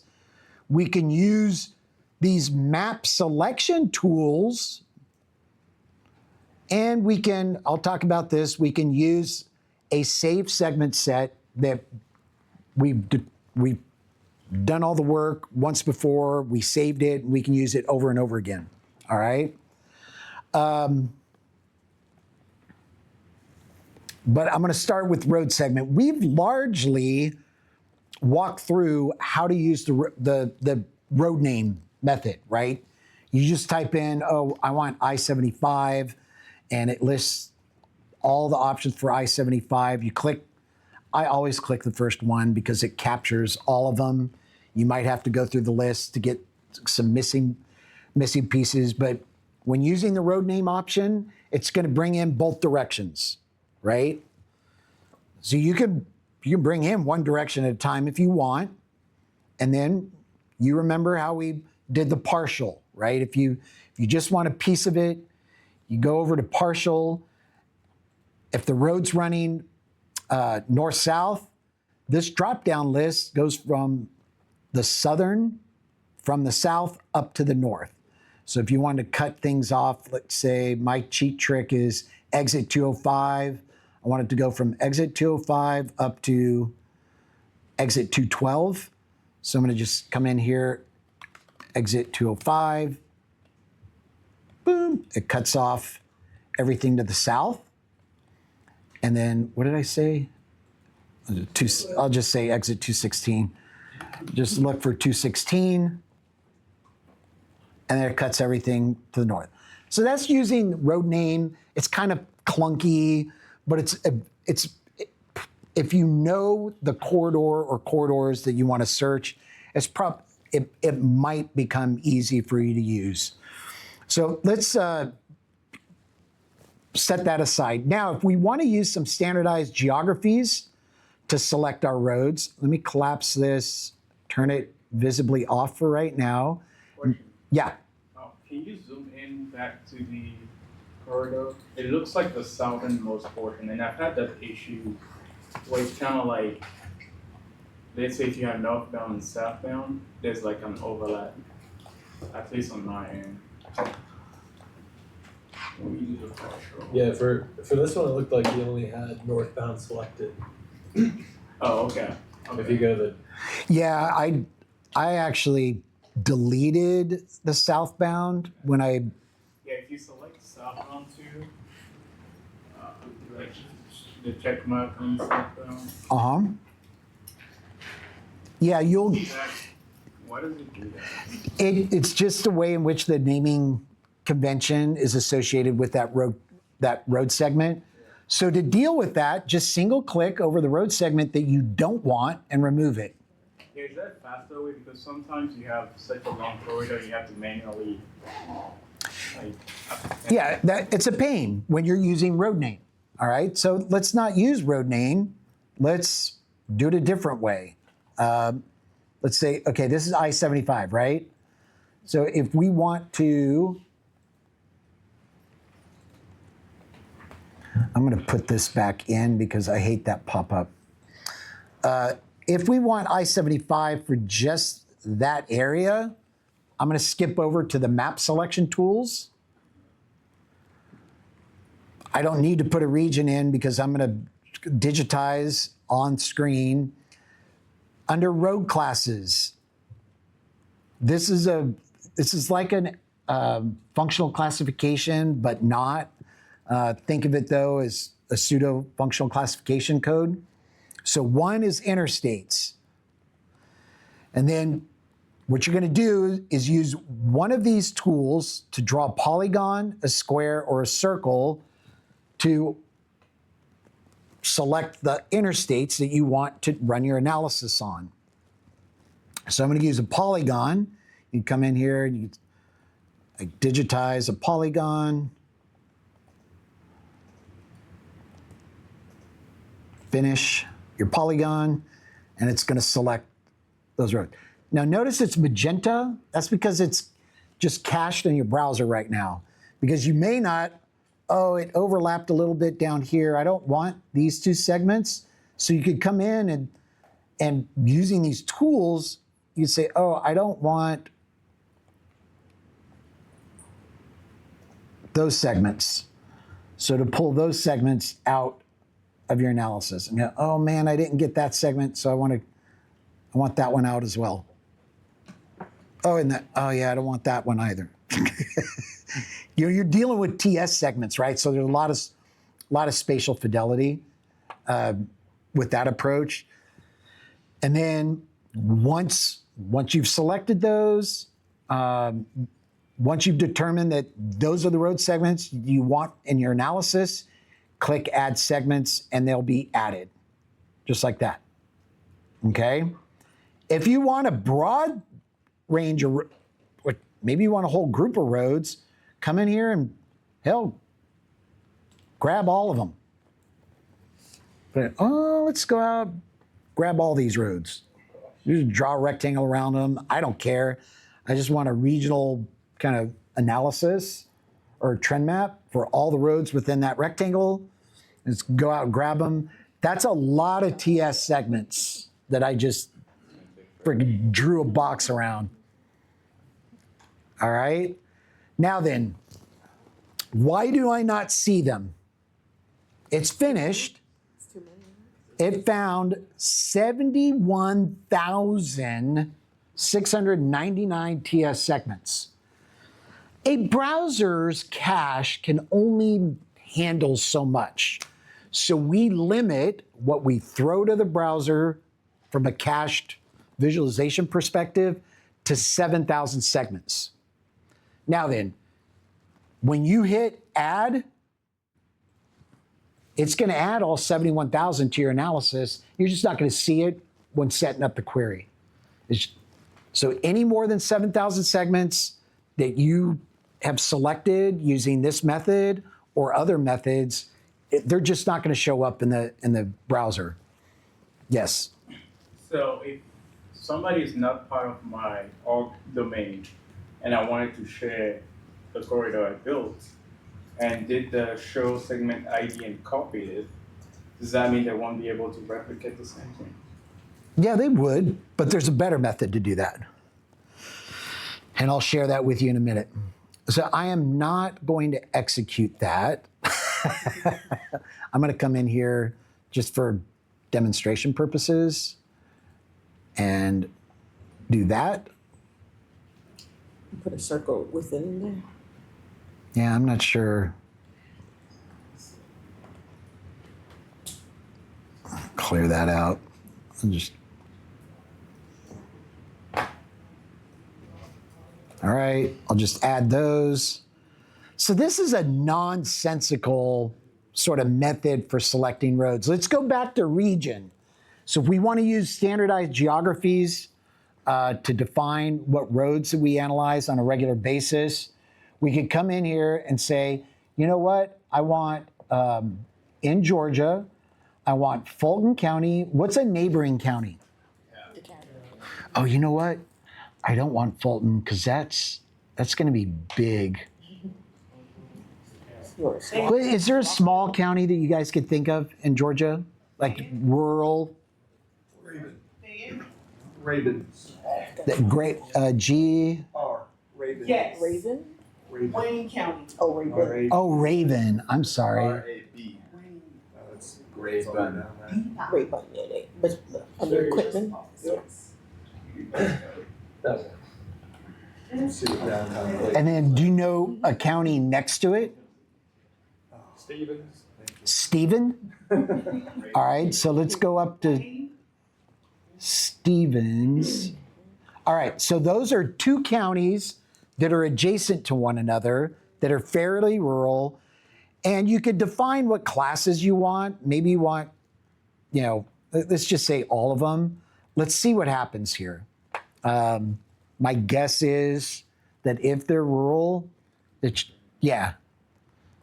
So it's modest, right? Not a whole lot of roads, but we use geographies to define those. Let's try something else now. We want all of Georgia. Now then, somebody give me a zip code within Fulton County, here in this county. What's 30308? All right.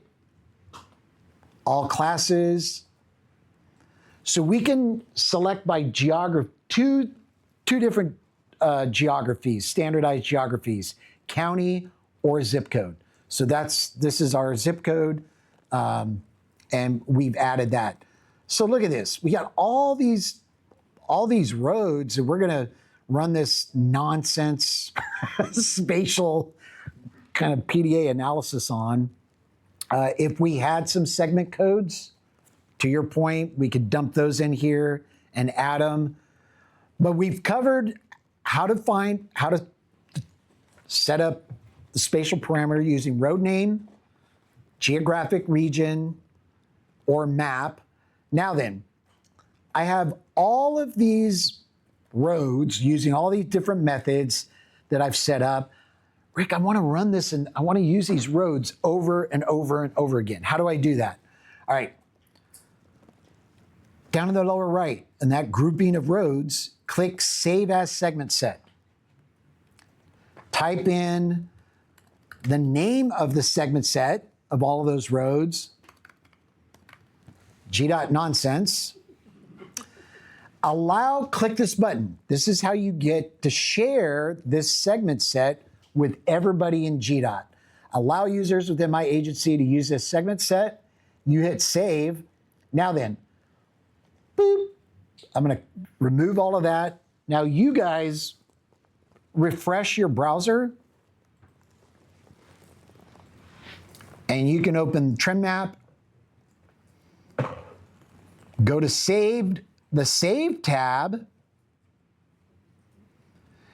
and you should see GDOT nonsense.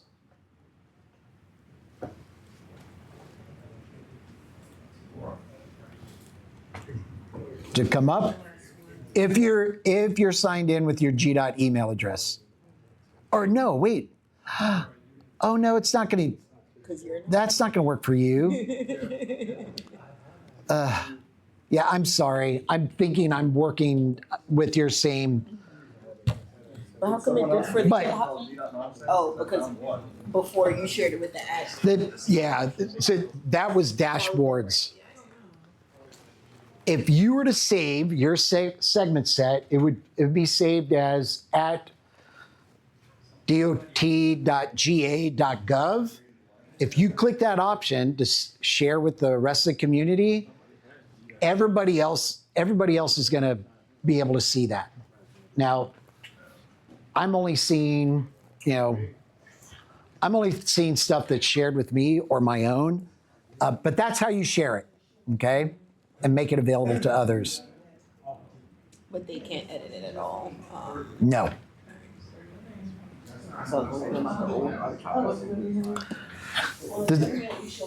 Are there any questions about how setting up the spatial parameters of a query? I'm actually kind of curious with ClearGuide. Is it pretty standard methodologies, similar methodologies for defining what road segments you want to run your analysis on?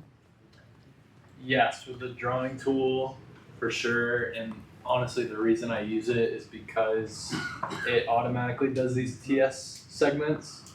So I think traditionally, when I've used RITIS, I've done the TMC. But now that I know that TS segments work. I do think ClearGuide has a way in there where you can do start at A, end at B, and it does everything. The routing. That is coming for you guys in the next quarter. See, in Q3 of next year, we're rolling that out for you, the route selection. So, what's that? It's going to be part of our license. Yeah, no, I mean, you're paying for TS data. We just had to implement the logic. The route thing, British support told me that the reason why it's already available, I guess, for some other states, but we were not getting it. So it's, okay, the discussion over here is about being able to use a methodology a route-based selection methodology for defining the spatial parameters of your query. And what they're talking about, I have access to XD data. What they're talking about is this. So I'm going to change my data source to XD. Do you see what happened when I changed from TS to XD? There's one more tab that shows up. Watch carefully. Route. Now watch what you can do with the route selection, which is coming to you Q3 of this year. I'm going to come up here into Virginia. I like the route selection tool. I'm surprised we hadn't implemented it a long time ago, but part of the issue is that, yes, there's an API that has to be specific to here's base map in order to create that route. INRIX provides that API for their base map kind of out of the box, so it was easy to implement. But this is how it works. You click the start your segment by clicking here. You zoom in and you hover your mouse over whatever, northbound, southbound, or whatever. You click once, say, okay, I want to begin my route right there. You know you're going in the right direction. Okay, that's great. Now I want to come up and I want to come down this road. So it's going to use routing logic to turn down that road. And then, so, okay, well, I want it to come back to here, go down that road.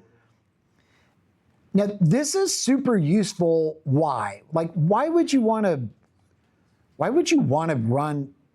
do a route selection, meandering definition like this, as opposed to, okay, just I-75 or US 41?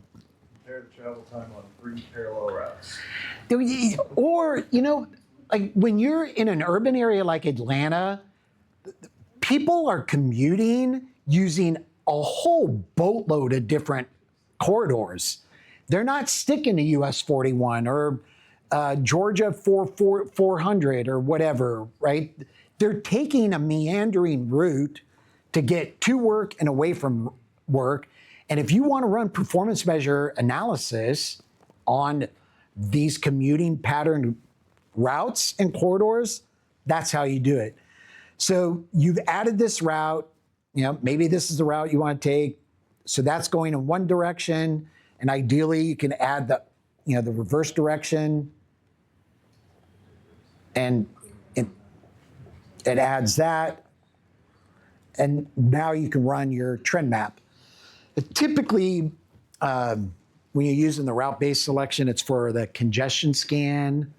That's kind of a linear roadway diagram analysis, or I suppose you can use it for trend map. But yeah, that's what they're talking about is in ClearGuide, they've hooked in to here's routing engine early on.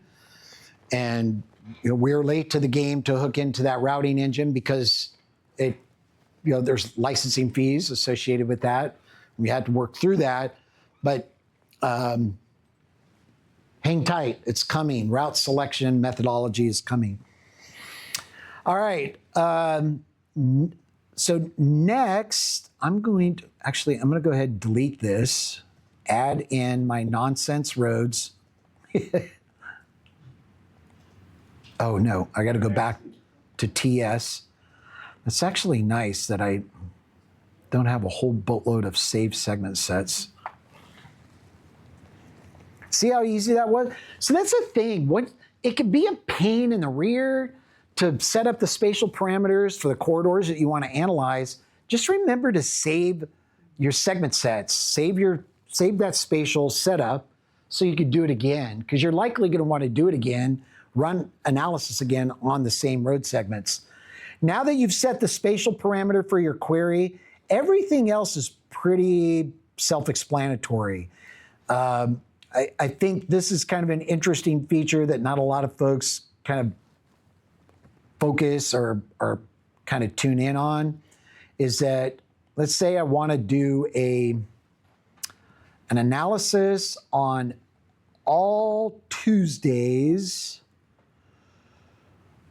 for the last 6 weeks.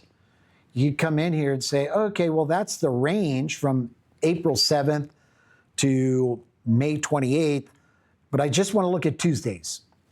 All right, just look at Tuesdays.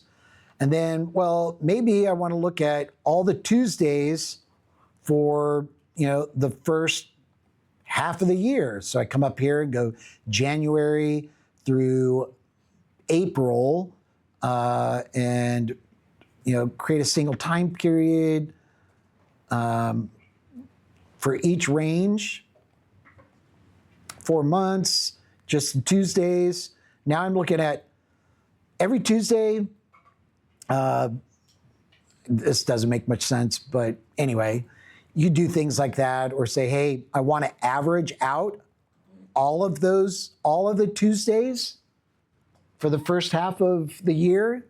So January through April, or for the first 4 months, January through April, I want to create a time period for each month, or I want to create a single time period. So this is a single time period for all Tuesdays within the first 4 months. But now I don't think I'm going to be able to do this because, oh yeah, I guess it did. Every month. So now it's going to do a Tuesday for January, all Tuesdays in February, all Tuesdays in March. So you can get really crazy, right? But here's the deal. When you run an analysis, generally you're going to be doing some comparative analysis. You're not going to look at just one day. You're going to look at a day relative to the same day the previous week, or the same day last year, or 1 month or 3 months compared to 1 month or 3 months the previous year. You always want a baseline, or you want to, what's the performance looking like over time? So these tools allow you to basically create any number of timelines that you want to analyze to compare and contrast against over time. Sometimes you just want to look at the Tuesdays or the Wednesdays or midweek relative to all midweek for the same period last year to kind of gauge how things are changing over time. Or maybe you're looking at a special event or a severe weather event. We'll look at that severe weather event on that day and we'll compare it to the same day the week before and the same day the week after to kind of compare and contrast the impact that that severe weather event had on the local network. You have up to 7 time periods that you can analyze. That's it. So we have here. Let's try this. Let's try all Wednesdays. It's going to see it barked at me. A maximum of 7 time periods are allowed. So it added 4 the Wednesdays because I had room. Wait a minute, that's more than 7. 1, 2, 3, 4, 5, 6, 7, 8, 9, 10. So it added it, but So I guess it gives you the chance to just delete 3 of them, and you choose which ones you want to delete. Remember to always put a title on a report and for easy search, and you don't click run. I don't want you guys hammering the system right now. But in our use case, so we're going to take a look at some of the analysis. I want to show you how some of these data visualizations look. We just went through setting up a query. Is every tool within Probe Data Analytics, is it different in setting up a query? Am I going to have to explain how to set up a query also now in the congestion scan and the bottleneck tool? No, remember I said it's all the same. It's basically the same. You set the spatial parameter and the time, the temporal parameter. All the tools are set up the same from that perspective. There's some variation, like the congestion scan, the temporal, or the timeline. This guy, the corridor time comparison, and the corridor speed bins. Those are linear roadway diagram data visualizations. So they only expect a single roadway. So you can't throw in a bunch of roads because it doesn't know what to do with a bunch of roads because it's just a roadway diagram. If you guys have not opened the reports that I pre-ran for you, let's go ahead and do that. Go back to my training page. Go ahead and open every single one of these reports so that we can explore these together, okay? The trend map. Click that guy. Let's take a look at that trend map that I ran for you and for our analysis. I'm going to kind of walk through how I built out this executive report. It's beautiful, isn't it? You guys like that? So I took one of our report templates. Matt's not here, so I could tell you how I did this. Matt poo-pooed me when I did this. I took one of our report templates, a PDF of it, or maybe it was a PNG. I took it from PowerPoint, I exported it to PDF, and I took the results of, got a snapshot of my trend map, the results of my UDC analysis from game day versus the same Tuesday before and Tuesday after, and then my performance summary for game day versus the Tuesday before and Tuesday after. And yeah, that's reflected here. So the Tuesday before, Tuesday after.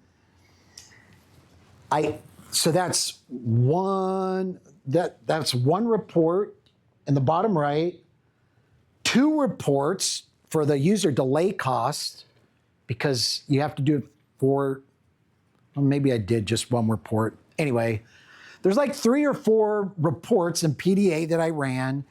I uploaded them to ChatGPT with my report template, and I prompted the crap out of the thing, and it generated this report. It's like crazy, right? Did you put in the images as well? Like No, parking and all that? no, it plopped all the images in itself. The only thing that I provided is so the trend map is the trend map, and so you can export from your trend map, your analysis. So let's go ahead and open the trend map from game day of last year. First thing I want to, this is what it's going to look like for you guys. Default performance measure is going to be speed. First thing I want you to do is change the orientation to side by side. The center map is All-Star Game last year. The map on the left is the Tuesday before. The map on the right is the Tuesday after. Change your performance measure to comparative speed. You can zoom in a little bit. Now then, I found this super interesting that at 12 a.m., it was a total mess down by Truist Stadium. I don't know why, but. So you leave your thresholds the same? What's that? The thresholds? Yeah, I'll walk through. You can configure that.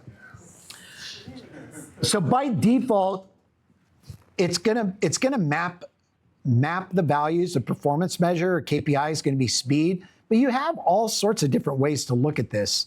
Maybe you just want to look at the weather. Weather? What do you mean weather, Rick? Melvin, this is where it gets really cool. You ready? You ready? Here we go. Remember, the trend map is an animation, averaged performance measures over a 24-hour period from 12 a.m.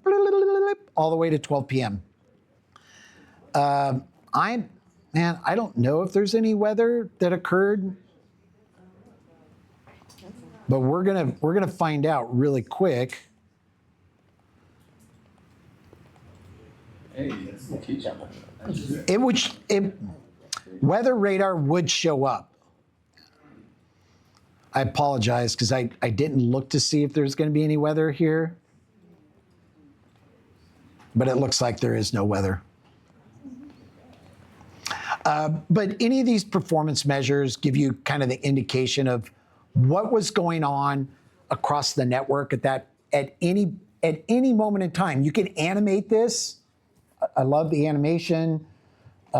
Each one of these segments you can click on, and while it's animating, it'll give you insights relative to the other dates that you've analyzed. You can change whatever the performance measure is. Check this out. I'm going to get rid of the pop-up. I'm going to go back to, travel time index is a good one. This legend is configurable. So if you want to see on game day how things unfolded, in excess of let's say a travel time index of 2.0, which is awful, right? You could play around with this and say, oh, you know what? I want anything above 200% of normal. I want it to be all magenta, which I like to do sometimes. And then I'll change all of these to just, I don't care about those visually. So I'm going to change them to white. It's my way of trying to create transparency and then go back to play. And it really kind of stands out now where the travel time index was highly variable or way above normal on game day compared to the Tuesday after and the Tuesday before. And you could click and hold and play that. You can, oh, you know what? I forgot to turn the weather radar on. Maybe there is some, there was some weather. Melvin, now you can get excited. So the Tuesday after looks like you have to pause and wait a little bit for that next rad weather to like come in. Where the hell was that?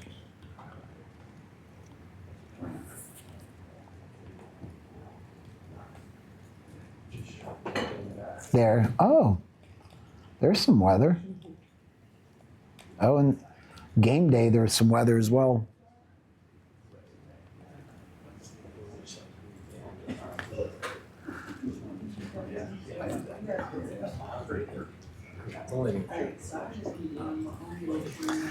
Other display options, you could turn different days on and off. Down below, show percent of readings. This is kind of interesting if you want to look at, observations of speeds for these road segments throughout the day. Kind of cool graph. Some of the reports you can take in their native form. You can open them up as performance charts or other tools. You could save your results. I mentioned this earlier, right? Every report can be exported. You can save it out as an XML file because there's some data visualizations here. You can save it out as an image. That's what I did for my MLB report, my All-Star report. You could create an animated GIF or an MP4 because it's an animation, right? All right, I'm going to show you a little trick. You see that little share button right there? Go ahead and click on that. The trend map is the only tool in Probe Data Analytics where the output report has the function to share it with anyone, regardless of whether or not they have RITIS credentials. And the way to do that is to click that share button. And it's basically prompting you to create some embed code. And embed code is just bit twiddler kind of nomenclature for a long URL that has a header and a footer that you can then dump into a bigger HTML file on a website. Not exactly. But the idea is once you create the embed code, you could copy it and you could do things like this. What's GDOT? What's you guys?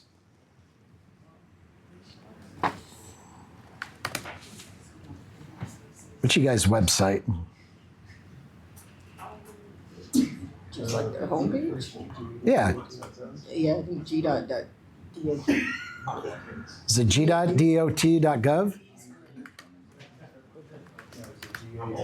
Yeah, that's like that.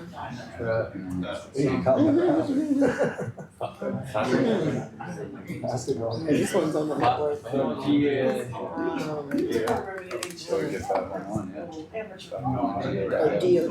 DOT.ga. All right, so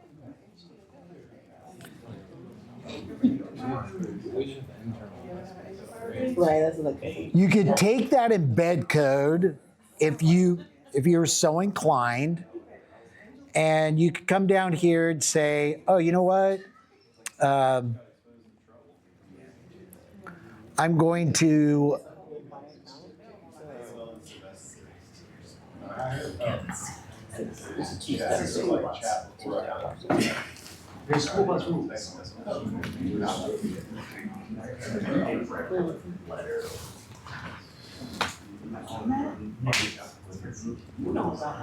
don't tell your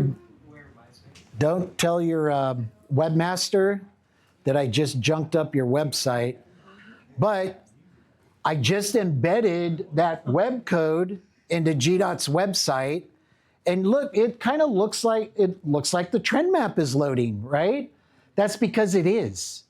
That trend map is spinning up and it's loading inside of the GDOT website. And once it's done loading, it's going to give me the same sort of visuals and kind of tools that were at my disposal when playing around with the trend map with travel time index before I went in and monkeyed with GDOT's website. Now, where did that go?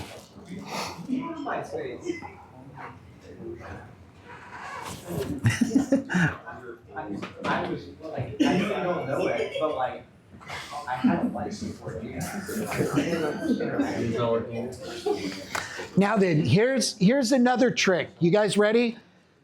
Click that embed code. So go to share, click create embed code for that trend map.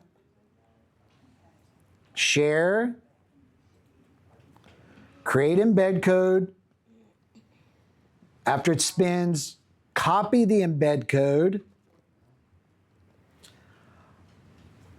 with that little button right there.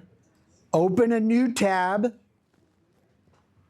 In the URL bar, hit Control V.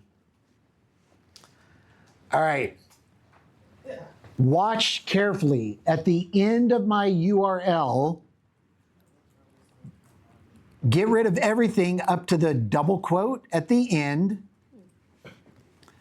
Go to the head of that long URL from your iframe and select everything in front of the URL up to that double quote. Delete it. No, delete the double quote and then hit enter. That's my trend map. And I didn't log into RITIS. So that's kind of a fun way to share a trend map with anyone. Because let's face it, we got some heavy hitters like Justin and Sam. Sam was here in the room.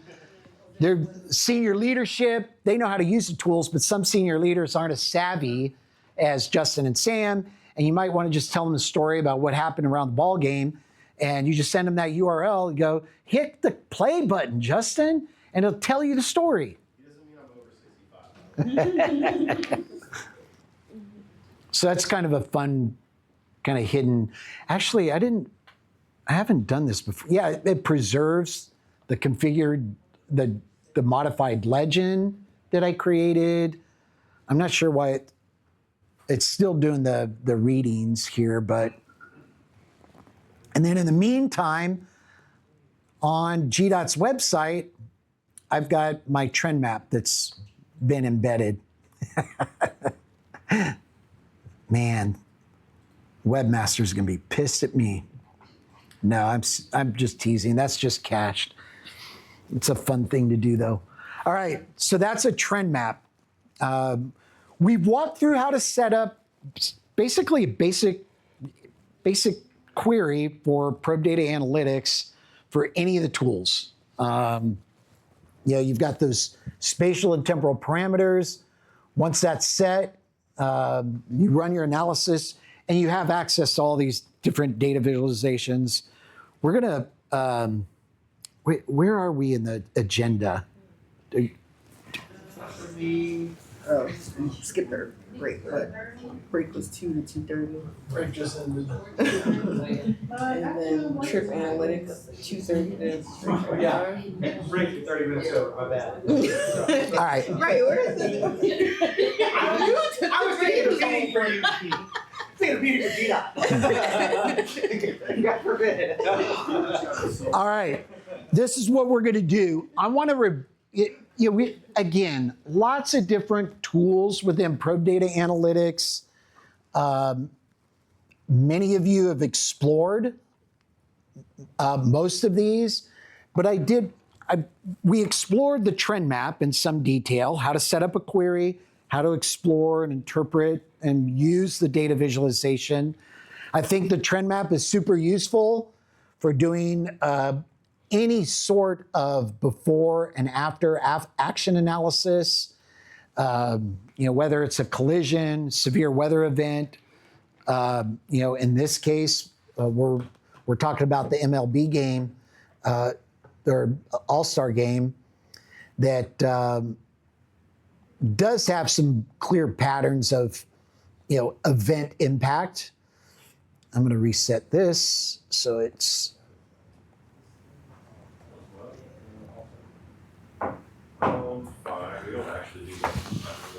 But there's a couple of other reports that we use for this MLB All-Star report, executive report, that I wanted to run through with you. One of them was a user delay cost. Now, the user delay cost analysis is crazy useful if you want to tell the story of what the dollar cost impact of an event was, or whether that event is a World Cup game and how it impacted things, or in this case, I ran my analysis on the All-Star game. Sometimes leadership, executives, and legislators, they don't understand travel time reliability or percent congestion. You know what makes sense to them? Dollars. So when you can run analysis and quantify the impact that the event had in a US dollars perspective, that's important, right? That tells a story that I think resonates with a certain community. So in our case, I ran, to support this MLB All-Star Game report. I had two numbers here. I had the vehicle hours of delay, as well as the percent, the cost of delay for game day, and what the difference was as compared to the baseline. Well, where did I get that? I just ran a user delay cost analysis for the 8th through the 22nd of July. When you run a user delay cost analysis, you can only do it for a range of dates. And honestly, I only wanted to capture the Tuesday before the game day and the Tuesday after, so I could grab an average relative to game day itself. So here we are. This is the Tuesday before at $589,000. This is game day, $602,000, and then the Tuesday after, $369,000. So I think, in my analysis, I took the average between the Tuesday before and the Tuesday after, and I did some math to come up with the fact that, game day impact was plus $123,000. It costs that much more in terms of vehicle hours delay from a dollars perspective, that much more on the All-Star game. That equated to 2,749 hours of delay for vehicles. So this component, or that aspect of this report, was purely derived from just running a user delay cost analysis. You could do delay costs In here is also vehicle hours of delay. So you just change the drop down. You have this report. Did you open it? Yeah. So you can walk through this yourself, do the math yourself. You got delay per vehicle mile traveled. So all sorts. You could split out passenger vehicle versus freight truck, which is useful. Quick question. Uh-huh. You said that you can only run this for a range. Mm-hmm. So No more than 1 year. Sorry to interrupt. So 365 days is the max range that you can run a UDC for. when you're setting your time parameters, are you able to filter it out like on the other one where it's like a specific day of the week, it's just a flat range? Yep. Yeah, because it creates this matrix, right? And once you have the matrix, you just, what did I say? Every report can be exported. So for using ChatGPT, I just said, hey, one of the prompts was in the UDC table that I uploaded, take the average of the Tuesday before and the Tuesday after, do the math, give me the vehicle hours of delay and the dollar cost, and do the difference and symbolize it in red because it's more, or symbolize it in green because it's less. And yeah, I literally, generating this report would have taken me probably 2 or 3 hours.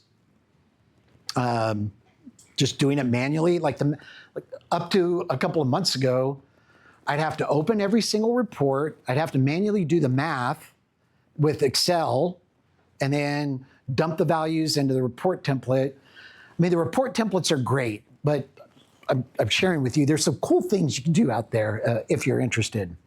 Now then, travel time impact. Where did I get that? Well, travel time impact is a reliability measure, right?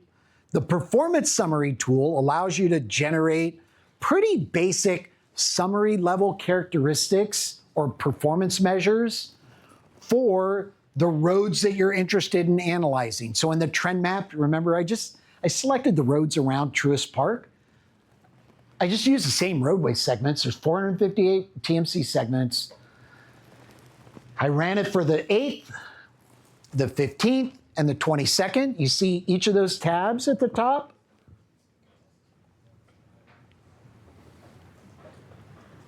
And the results, you have, I should sit down and do this. The results are a column for speed. And speed is broken down. It's been averaged out. It's, we just looked at Tuesdays in this case. 29.5 miles per hour for weekdays. There are no weekends in Tuesdays. So it's 29.5. You got buffer time index, buffer index, planning time index. One of the measures is travel time and travel time index. The travel time index was 1.21 on game day. What does that mean? What's a travel time index of 1.21 mean? You guys are smart ones. I'm not a traffic engineer.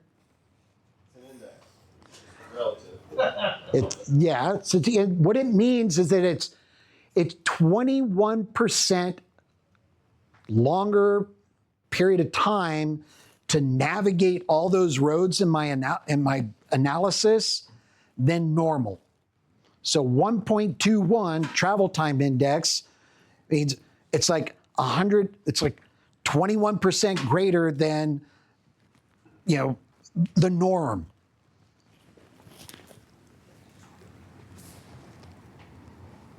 So when you look at July, like the Tuesday after, travel time index is 1.17.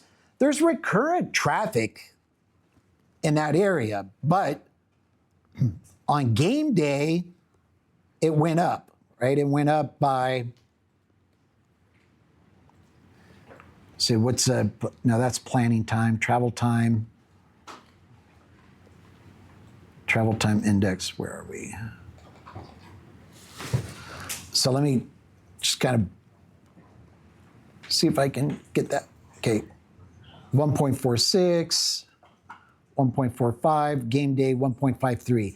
It's marginal, but when you're looking at an index value, you look at the difference, you know, it's marginal, but it's still 4% increase. All right, this is just saying it out loud.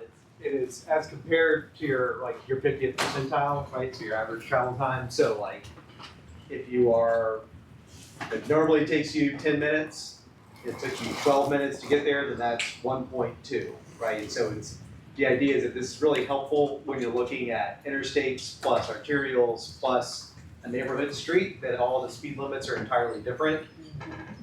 This jams that all in together, so that way you can have a single number. So like especially on SIGOPS routes, right, where you got some that are 25 miles per hour and some that are 45 miles per hour and everything in between. Like on your maps, if you change it to TTI as compared to speed, then everything is gonna have the same. It's gonna be normalized. Right? Yeah. So like that's a way that you can make sure that you're not accidentally sending the wrong message to people. Where it's like someone might be going 25 miles per hour, but that's the speed limit. That's fantastic. Congratulations. But if you had that as showing speed only, it might show as red, which would be. Yeah. So back at the trend map, you know, we go back over to the trend map. If you want to normalize things out, use that approach. Just change the performance measure to travel time index, and now, when you're looking at things, it's giving you the index value. And on game day, oh, right. It's like, oh, it's a mess in there. And this intersection is a mess in general. That's what I noticed. All right, so that kind of explains how I came up with this report. Just to illustrate, remember I pointed in PDA. We're going to take a break here in a minute. Remember I pointed in PDA to report templates? I'm going to show you what I started with. Click report, click the templates, go to corridor performance report. There's several curated corridor performance reports. One of them is the Mass DOT. If you click that one, it should download the PowerPoint file.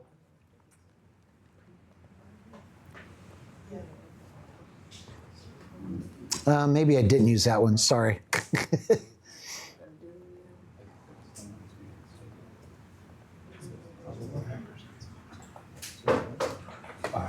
I used one of these.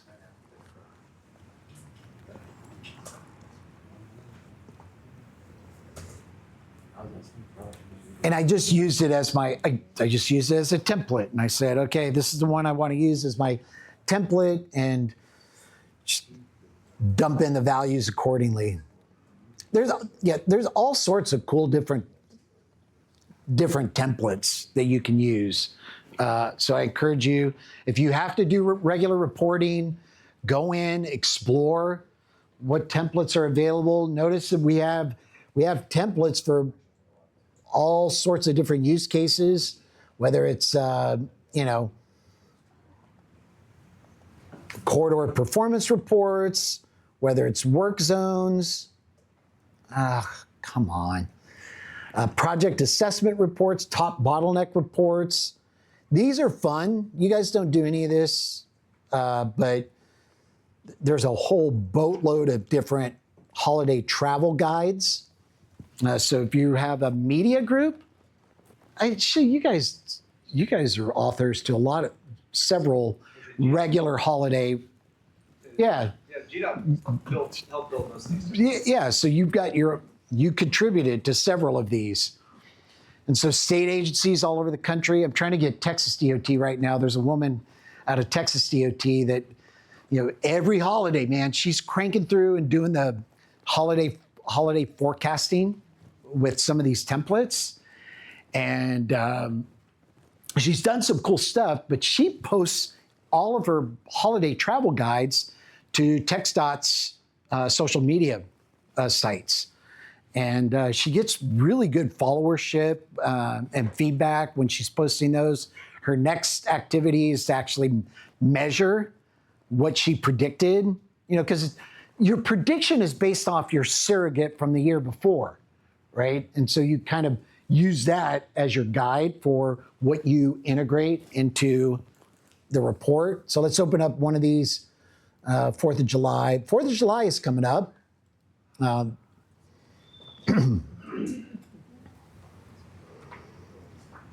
this is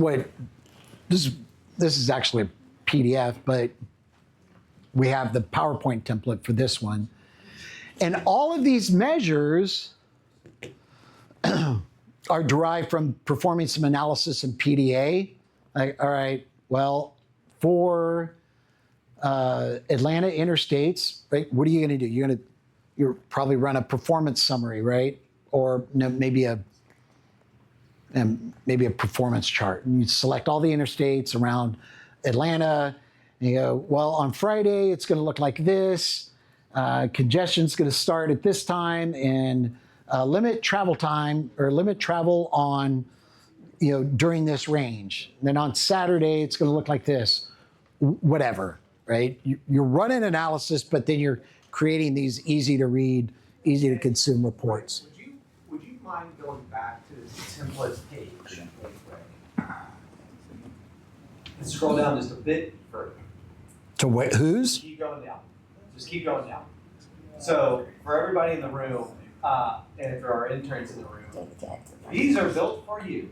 If you don't know anything about RITIS, which hopefully you know a little bit more by the end of the day, this is built for you. So this tells you all the thoughts that go into this, how to set up a query. It is painstakingly detailed. Yeah. And it gives you nice little pictures all along the way. These are fantastic ways to get introduced, to feel comfortable with what's happening. So for every single one of those templates that Rick was showing off on the previous page, they're in there. And I think the other thing too, just to call out with these templates and all the tools that you use to go in, is they were specifically built with the assumption that you do not have a graphics design background, yeah. B, have any graphics design software, and are at least familiar with PowerPoint, Excel, and maybe sort of kind of RITIS. And the maybe sort of kind of RITIS is that you have an account and can log in. Yeah. So like, I don't mean this in a derogatory way in the slightest bit. It is meant as like baseline, here, yeah. so that we can get you dangerous and that you can do this. And like Rick said, like the first one you do is probably going to take a little bit longer, but once you've done maybe 3 or 4 of these and you have that process down, it's like it becomes more 90-minute type activity. More efficient, yeah. So yeah, it's a really wonderful resource. All right, let's take a break because we're running a little bit behind. Actually, hold on real quick. Yeah. All right. Congestion scan. We have not looked at a congestion scan, but I want to walk you through some features of the congestion scan before we take a break. I'm sorry.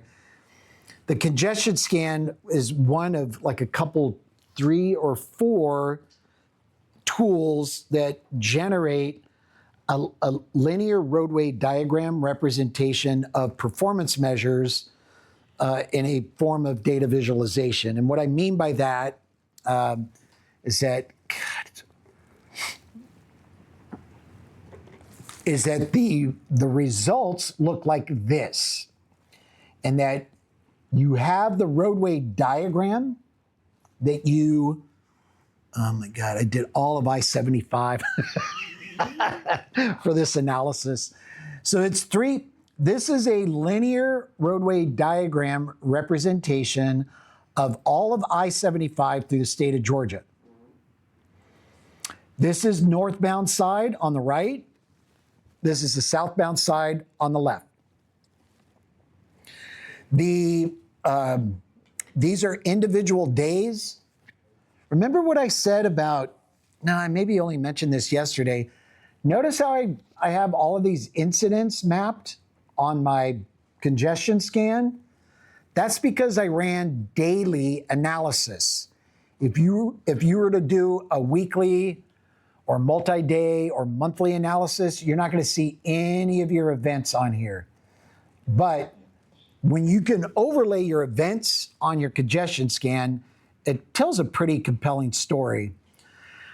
Just like other Pro Data Analytics data visualizations, you could change your performance measure or metric to be, something different. I'm gonna look at comparative speed. We're zoomed way out because we're looking at the whole state of Georgia. If we wanted to, using your scroll wheel, you could zoom in on a particular window of time. If I wanted to focus my attention, let's say I just wanted to look at September 26th and 27th, I'm going to turn off, under my display options, I'm going to turn off the other 2 days. I think by default now, precipitation pattern is turned on. Melvin, check that out, dude. Do you see what I'm seeing?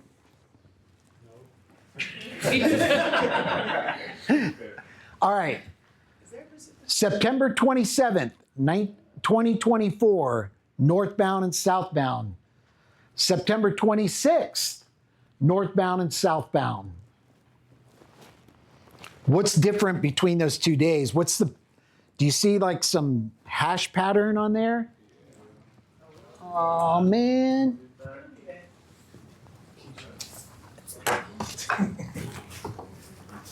Okay.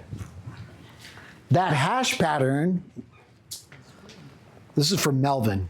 I like doing stuff just for Melvin. That hash pattern, check this out. That is measured precipitation that was collected throughout the entire day, every 2 minutes. So when you hover over the comparative speed measure in that kind of heat map, if you will, it's also giving you a pop-up of the type of precipitation, the rate for that moment in time along the corridor. And if you move your cursor down, you can see that the precipitation rate is changing. Man, it was really raining that day. Anybody remember what happened on September 26th and 27th of 2024? Yeah, that was Helene. So I knew I'd capture some precipitation if I hit Hurricane Helene along I-495. Here you had a collision. That's really cool, right? I see the collision here. It shows a true correlation in congestion patterns relative to that collision. Same thing here. Boop, boop, boop. And then it's like upstream. It's fun to look at patterns in a congestion scan. Now then, what I think is really cool, you know how we normally think of the NEXRAD weather radar as it's passing over the country. It's geographically bound, right? It's like makes sense to us because it's spatial in nature, and we think, oh man, it's passing over my neighborhood.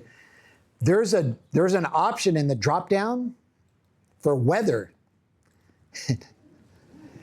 This is the weather radar, but stretched out over a linear diagram. From southern Georgia to northern Georgia, beginning of the day, and you'd see how the rain just kind of, moved through that I-95 where it got really intense later in the afternoon. You had flooding events that were reported by GDOT or the Weather Service. It's a cool data visualization. I've actually taken the results of this analysis and I've map enabled it and animated it. It's super cool to check that out. Something else that just I did this during lunch. My wife was trying to figure out, well, do you know where I could go to find out how much rain we've had the last week? In the Weather Service, they only have a certain number of weather stations. They're usually at airports. And you could go to Weather Underground and there's hyper local measurements for precipitation. But sometimes even Weather Underground doesn't give you localized precip measurements. So I ran an analysis. I just selected some of the major roads near my home over the course of the last week, ran the analysis and go, oh, we had 0.68 inches of rain over the course of this last week. Because it just took that roadway segment that I selected, which is in my neighborhood, and I just ran the math. And it gave me hyper-local summary of precipitation for my neighborhood.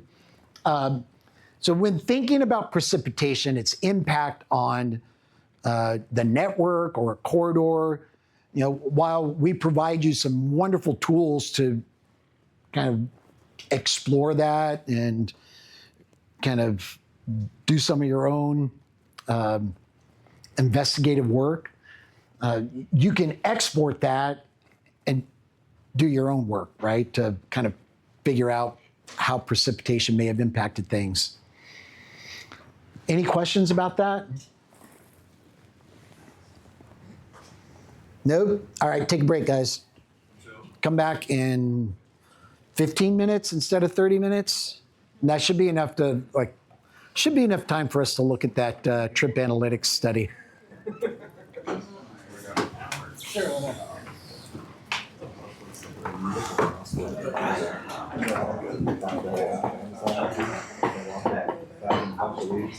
Another one. Another $5 one. My dad made this one. It's so good. Oh, that's pretty cool. Cut it down. I think it's gonna turn my finger. It's still. It's not so. I mean, it's pretty cool anyway. More than I expected. It's roughly this kind of when I sleep at night. Sure. Confirmed it anyway.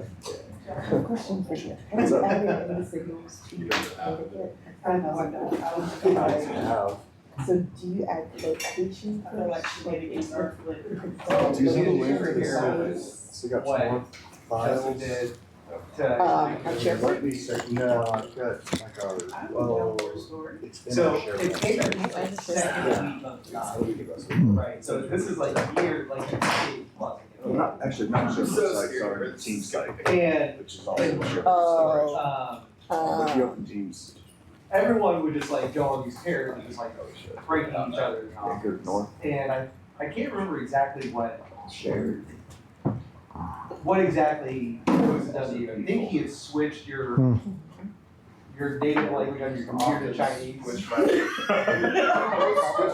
English to Chinese and then freeze the screen. Do that trick at the same time. So it's moving the mouse and you can't figure it out. That is enough that you're just genuinely Things once a month, or never know. Right. So Justin's and he does this during lunch. Right, so Justin's you gotta coming add back for a location. meeting. I don't He can't get on have, his computer and it's just lost. okay, so I don't have And- that option. Is it a? and so he's permission storms thing off. probably done? And by the next day it's out. And so Right. Justin is just decided to log in. And go, so he's. Yeah, that's why I was trying to look through it as well. He seals his coffee mug. He seals his coffee mug. And has decided that You out? I am out. He is Thank you, gonna Rick. hide Hey, It's been great. yeah, I'll you're try and stop welcome. by if I finish up these meetings a little early. Email me anytime you need anything. Because I just want to make sure that Okay, this has been great, really. Thank you for coming down. you're welcome. I'm glad you enjoyed it. I'm glad you were here. So thank you. All right.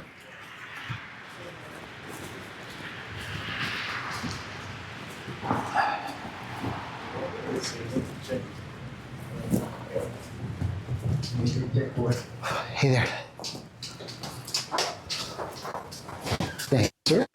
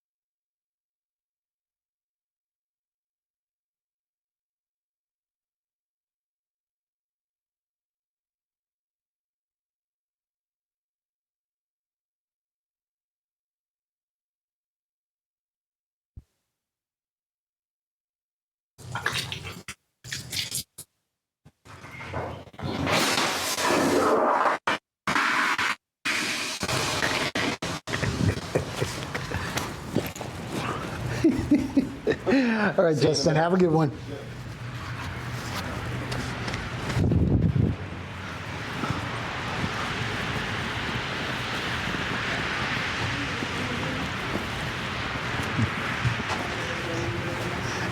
They got shenanigans. We just have both. They was on for realness. Oh, it's upstairs on the fourth floor. I'm thinking we're on the fourth floor. Oh. Hey, Ray. You're gonna have to do some serious editing. So, let me think about this. It's picking up the sound. It's picking up as a. Cause I think it went. If this wasn't green as you, because it can only go so far. Oh, it's like Bluetooth enabled? Well, not Bluetooth, but I know that there's like a certain range where it won't work. Okay.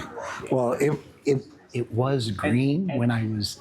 Oh, in the restroom, but it's picking up the thing from the camera. So as long as I don't think if we outside the room. Oh, okay. Yeah. All right. And I'll edit it anyways in CATT because this is too long. This software I use to record doesn't have pause. So I have like almost 6 hours. Yeah, there's no way we're gonna post that on YouTube. So I'll trim it down to how many, maybe 3 or 4. They're segments. Yeah. Yeah, that makes sense. Don't worry, I got you. Thank you. Yeah. All right. Well, I'm gonna go ahead and jump in since we've kind of caught up. There's a couple of tools that I've talked about that I was hoping to kind of dive into in more detail, but just showing you and exposing you to how weather and precipitation is exposed in some of these data visualizations and the output tools is important. The last piece of today is focused on a separate set of data and analytics tools called Trip Analytics. And I'm seeing that there's a lot of people that aren't back. So maybe I should wait. Did I say 2:30 start? What time is it? It's 3:10. My watch is off. That's weird. Huh.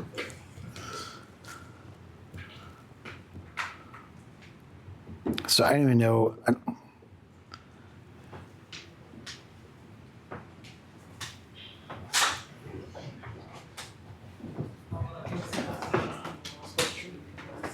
Oh, did it work? What the hell is going on here? Ah, that was weird. It's working now. I did say reconvene at 3, right? You said 15 minutes, I remember. So that, okay, I think it was 3.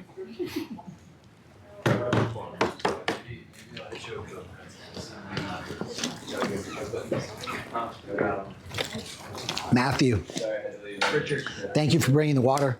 I presume that was you? No, I brought the croissants. Okay. Who brought the water? Justin? Who? Trey did? He's not in right now. My throat is killing me.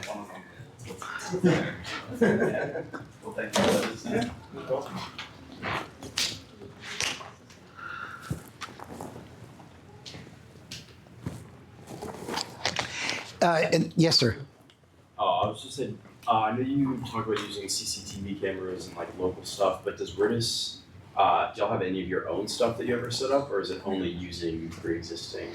Pre-existing, like whatever a state agency feeds to us, we ingest it and integrate it. Yeah, we're not a data provider. We're not, we're not an ITS device manufacturer. We're just a mobility integration, archive, and analytics platform. Agnostic analytics and archive platform. We try to stay true to that agnostic kind of belief that we don't really care who provides the data, what its source, how it's structured. If the agency uses it and they need it to support their operations and planning, we'll do our best to ingest it. So that's kind of our philosophy. Yeah. All right. So we're pretty much wrapped up with the core RITIS probe data analytics capabilities that I want to share with you today. Kind of follow along activities. Are there any questions about what we've covered or reviewed up to this point? Any comments? All right. Yes, sir. This might kind of fall into what we just covered. I tried to go back. I was looking for a way to pull up previously created reports, performance metrics, so there's a history there. Yeah. And for me, when I tried to reload something, I got errors opening reports like from 2025. But I'm guessing this is the only way to direct recreate. So I'm trying to pull up an old report. Right. So and I said it didn't work. That one came right up. Okay. That was the one. Sorry, I hit one from today. So here's one from last year. I get this error. The application crashed. But that's definitely really cool and helpful because once we, you might export something, grab the image, throw it on a report slide. But if you ever want to look back at it, instead of having to go through and recreate the segments, being able to access the history is definitely nice. So use the history as the framework for setting up another query. Yeah, right, yeah. But just changing the temporal parameters. Or even say, not to talk about Ayers again, but yeah, Ayers you can save a route and name it. Yep. And so then I have a shelf and code. You can do that. Yeah, you must have missed that section. Once you set up and define the road segment or the corridor that you want to run your analysis on, once all the spatial parameters are set up, you click I already saved this one. Save as segment set, Gotcha. and you give it a name. You could share that with others in AECOM. Can you edit those segments after the fact, or you have to create a new one? You have to. I think you have to create a new one. Yeah. All right. Most of you, this is my informal survey. Most of you have used RITIS at some point or another. How many of you learned something new already? Raise your hand. Awesome. All right, here's more important. How many of you learned something new that you think you might apply to your job? Ah, nice. I love it. Love it. Okay, well, that's good news. Now, this last section of the afternoon, we have a short, special 55 minutes left together. We're gonna dive into some analysis that's not relevant to the MLB game, but relevant to some analysis that I did, that I conducted for the World Cup games, if you will. I think you've heard me use this term before when kind of thinking about major events and understanding the impacts that those events had on the network. Sometimes you have to use those as surrogates to what may happen or unfold for future big events, right? You know, we were looking at holiday travel guides. Well, you know, the surrogate for producing the 2026 4th of July travel guide was looking at 2025, 2024, and 2023 4th of July holidays, and maybe doing an average. For World Cup, I had to kind of think about what surrogate event has taken place in Atlanta that might reflect the kind of patterns and behaviors of travelers in and out of this Mercedes-Benz Stadium that's maybe different than a football game, you know, that hosts the Falcons. Falcon fans, they know their routes in and out. They're going to use them all the time. It's a pretty standardized flow, and you guys probably have figured that out. This is what we can expect. One of those surrogate events I felt like could be representative of some of these World Cup matches that are going to be hosted here is the Beyonce concert that took place July 11th, 12th, 13th, and 14th of last year, something like that. July 14th was one of the days that I analyzed. I figured, you know what, concert goers, they're going to be different than football. Falcons fans, they may be coming from all over the place. They're generally regional. Okay, well, the visitors that are going to go to the World Cup match, they could be staying in town, outside in the suburbs. They might be taking public transportation, but if they travel in, they're going to be traveling in from all over the place, and they're not going to know what the hell they're doing other than to follow the nav app. They might be taking rideshare, but where are they coming from in order for them to get to the downtown core area? And more importantly, what routes are they taking? So with Pro Data Analytics, you can get a temperature or get a footprint sense of how travel, congestion, and traffic is impacting a region in and around the Beyonce game. And then if you look at like bottleneck reports, you can see specifically what bottlenecks, what choke points correlated to the event versus recurrent traffic.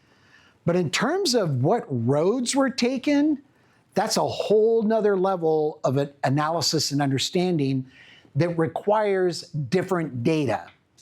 You, my friends, have access to a very, very unique set of data and analytics called Trip Analytics. Did I include the links to your Trip Analytics reports I did. So going back to the training, this is not MLB All-Star, so I improperly indented this.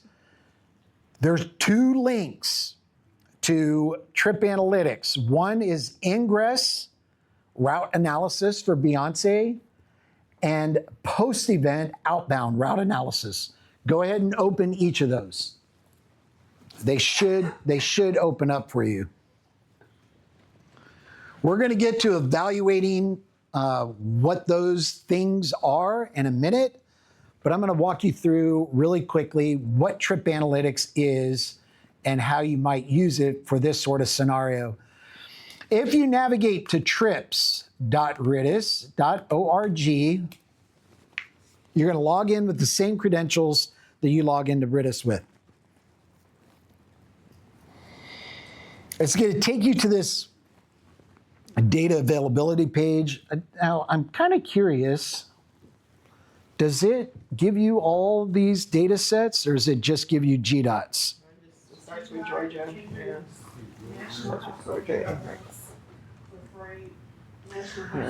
So NHTS as well. That's cool. So you guys do. So NHTS is kind of fun to play with. All right, so it takes you to, so the first. Just do a quick shout out since some folks have seen it. If you scroll all the way to the bottom, folks, this is a special request that we made to the CATT lab. Oh. So normally the trip analytics package gets updated on a less frequent basis. Oh yeah, that's right.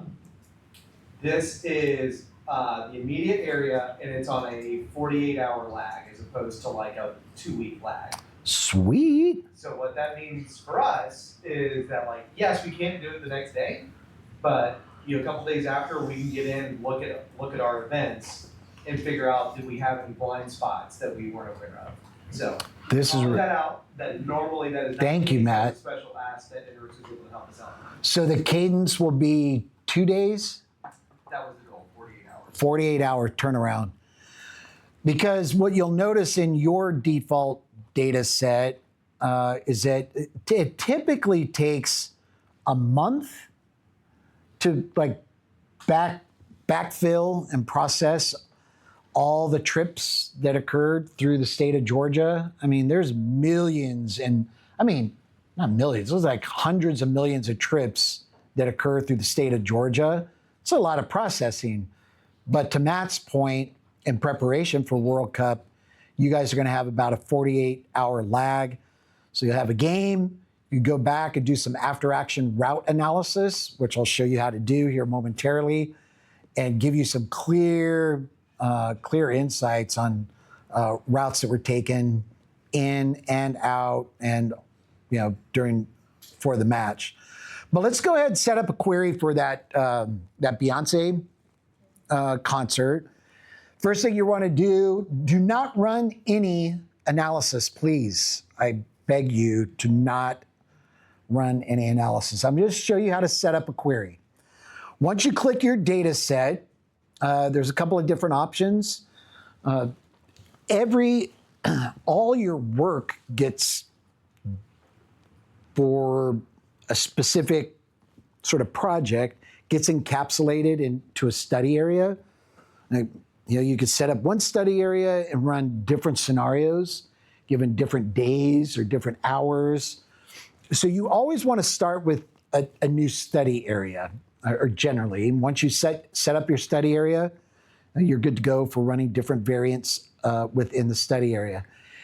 Now, your study area could be one of a couple of options. You can look at just within the state of Georgia.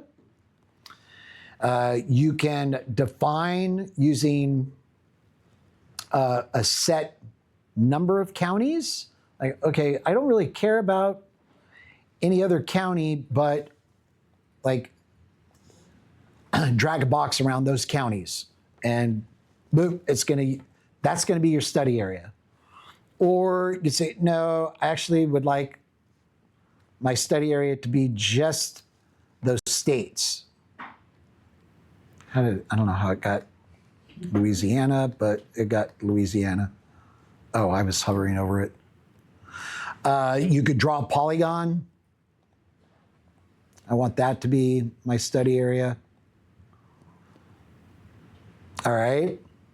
Or what I tend to do, because sometimes you've got analysis and you want to understand trips that extend beyond traditional boundaries like the state or a county. In this case, we're probably not going to get people coming from out of the state for a Beyonce concert, but I didn't know. So I just said, you know what? Don't bound the study area. So I just said, you know what? Include all the trips. So what this pink area means is that for all the trips that have ever been taken through the state of Georgia, into, out of the state, through the state, of the data that's been provided to you by INRIX, it has some broad geographic range. So you've got folks that have traveled clear out from Massachusetts and as far west for a single trip, right? A single trip that they started clear out in Big Spring, Texas. So yeah, you could get into Georgia from Big Spring, Texas, I guess within a single trip, but that's going to be a long drive, a long, long drive. A trip by definition with INRIX is, you know, that car turns on, that connected vehicle or freight truck or delivery truck turns on, they hit the gas and go. They can make some stops along the way and continue their trip, but a stop cannot be more than 10 minutes. If the vehicle is stationary for 10 minutes or more, the trip ends, and then a new trip begins. Now then, for freight trucks, INRIX has done some kind of secret magic stirring of the data, and they basically can match freight truck trips. You know, so this trip ended in this truck stop, and it began again based on whatever math. There's a lot of trucks that stop at truck stops, but they figured out how to daisy chain freight truck trips where the stop is more than 10 minutes. So they've gotten pretty good with that. So that's kind of the definition of a trip. And of course, there's, you know, obviously origin and destination polygons that go along with it, but the richness is in the actual trip and the route that the vehicle took, which for a Beyonce concert and understanding how that as a surrogate might impact or indicate what's going on for World Cup games could be super important. All right, so for setting up my study area, I'm going to include the full extent. I don't want to bound it. And the next thing you want to do is say, hey, you know what? How do you want to specify kind of the summary output of the zones that are used for origins and destinations? You can use some predefined geographies that we have here, whether it's a county, zip code. It's a little more dense. Sub-county, TAS. What's that? Sub-county would be like their communities, community geographies. So like in Virginia, there's the city of Fairfax, and then there's the county of Fairfax. So they're jurisdictions that are smaller than a county, basically.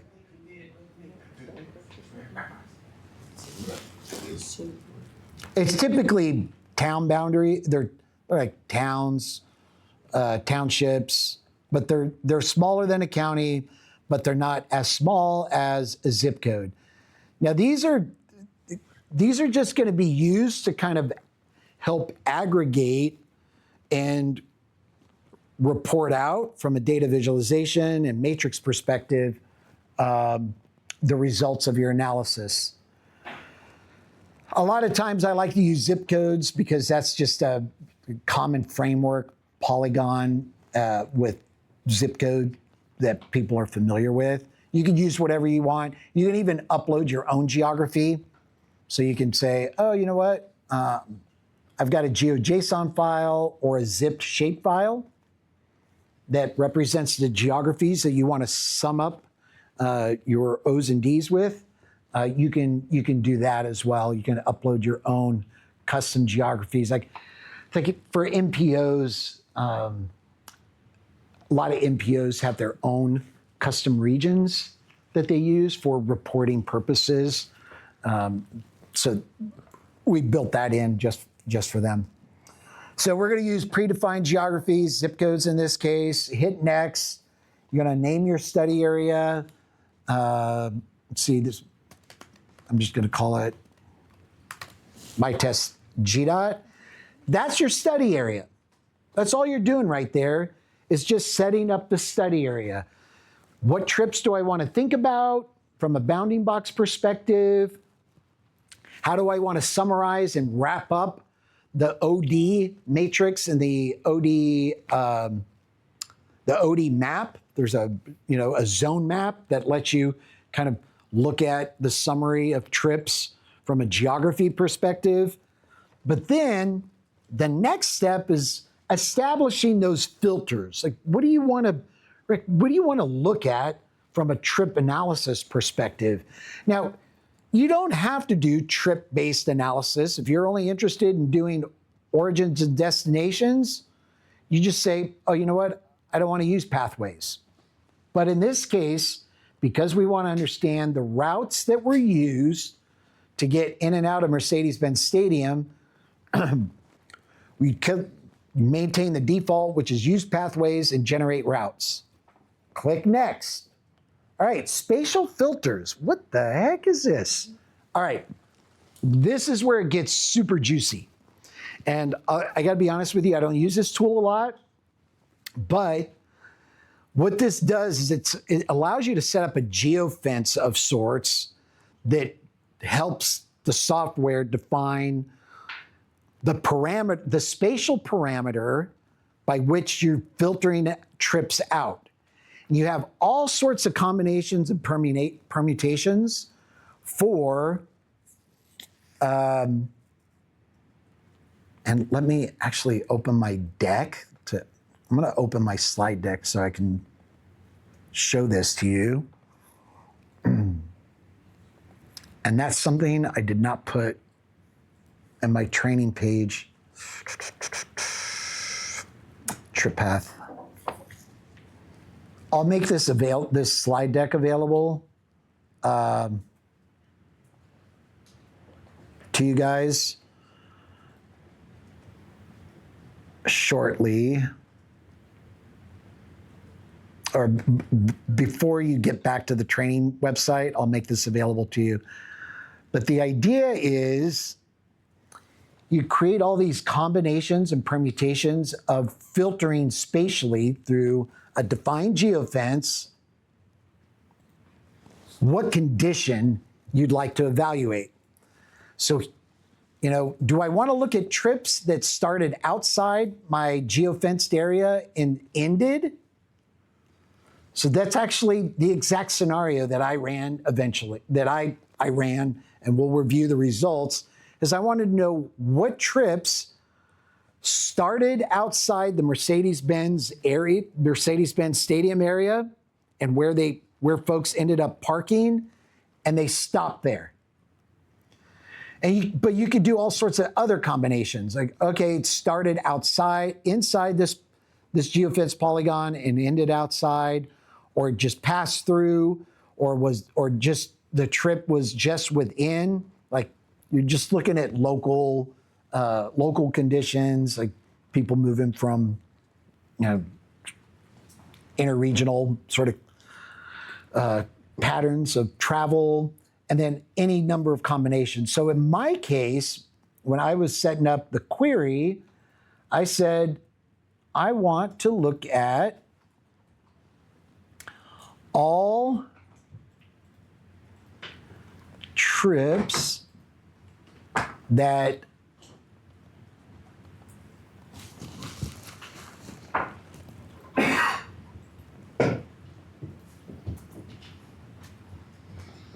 you can use predefined geographies, but I drew an area, a polygon. I said I wanted them to start outside and ended inside, started outside, ended inside.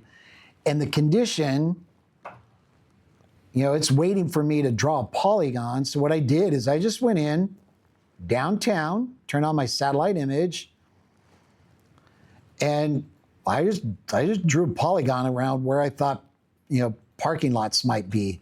So I just started digitizing this area around the stadium and the arena. I don't know jack about what goes on down here. But this is a polygon. So I just said, I'm going to assume that for a Beyonce concert, people are going to be driving in from all over the place, and they're going to park their cars somewhere in that polygon. And that's the condition. I want to know what route, what trips started outside this polygon, and they stopped in that polygon, right? I could also do something like this, where Matt and I came up with this during lunch break. What if we wanted to look at park and ride scenarios? Okay, and the park and ride scenario is, cars, the ride share picks people up and drops them off somewhere within that polygon. But they come in and they go out. So the condition has to change, right? So the condition instead is, where did I leave off? How did I lose track of where I was?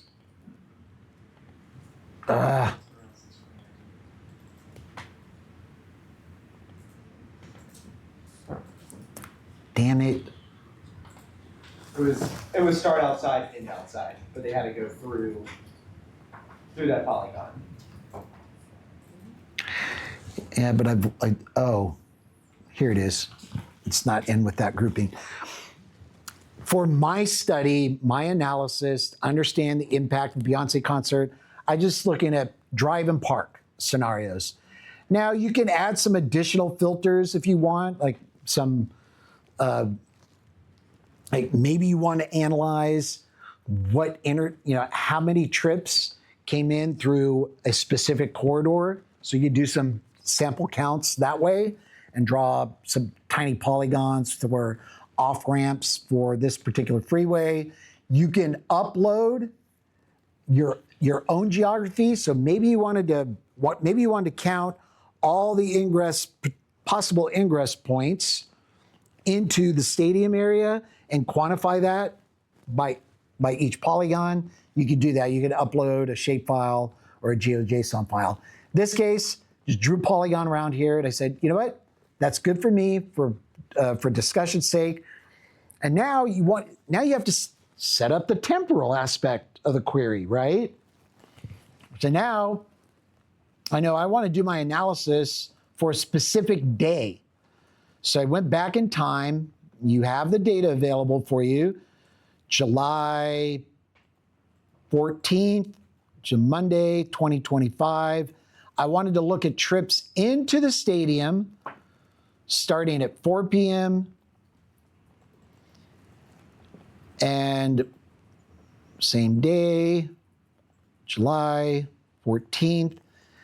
And people probably would have finished arriving by about 9 p.m. because I think the concert started at 8.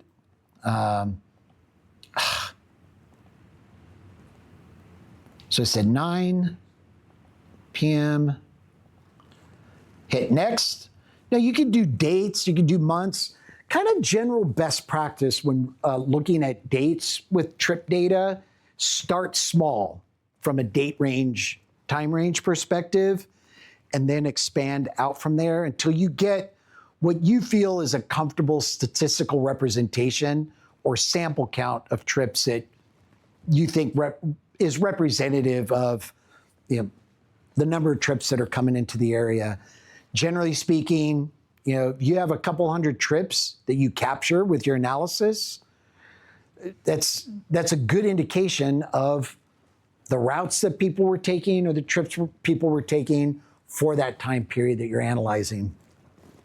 This is a super small window. So I was actually surprised at how many I picked up for coming in from 5 to 9 into Mercedes-Benz Stadium. All right, so I hit next. This data set is segmented from passenger vehicles to freight trucks to delivery trucks. So you can pull out just passenger vehicles. So I ran my analysis just on lightweight vehicles. And then, once you're wrapped up, you click submit, and voila, this is what we get. So it opens up by default. You tell it what you want it to open up by default, and I think most of the time it's going to be an OD matrix. There are 3 data visualizations. All of them sum up to the same number of trips. The OD matrix table has 185 trips. The zone map, if you were to count all the trips that took place in between all of these zip codes, it'd be 185. Okay? And then if you were to count all the route trips and the route analysis, I'm gonna just open that up as route map. Oh, that's not the one I want. 414 Georgia, built up 414.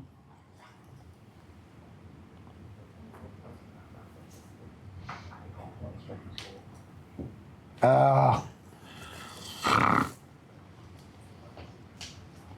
right, I'm going to do it this way. Hopefully that's it. And then open. So it's actually not 185, the zone map and the OD matrix has 103 trips. Yeah. All right. I ran other analysis during lunchtime, so my apologies. I'm kind of mixing up my data visualizations and results. So for that Beyonce concert, for that polygon downtown into Mercedes-Benz Stadium, this is a matrix table of origins. Remember we defined zip codes as a way to roll up the OD matrix and the OD zone maps. So this is just giving you a tabular matrix, origins and destinations. Most of the destinations were right downtown, 301, 30313. Total count, 103. If we were to count and summarize up all the O's and D's for this zone map, it would add up to 103. If we look at the route map, there's 103 trips. So you get it? These are just different visualizations of the same data. You got a matrix, a zone map, or the route map. The route map is what is compelling because what it's doing is it found 103 trips. So different routes, different vehicles, statistically significant representation. 103, I think, is pretty interesting and significant for from 5 to 9. I ran my analysis from 5 to 9 on the 14th for the Beyonce concert. It's a pretty interesting and I think statistically significant representation of all the routes that were taken on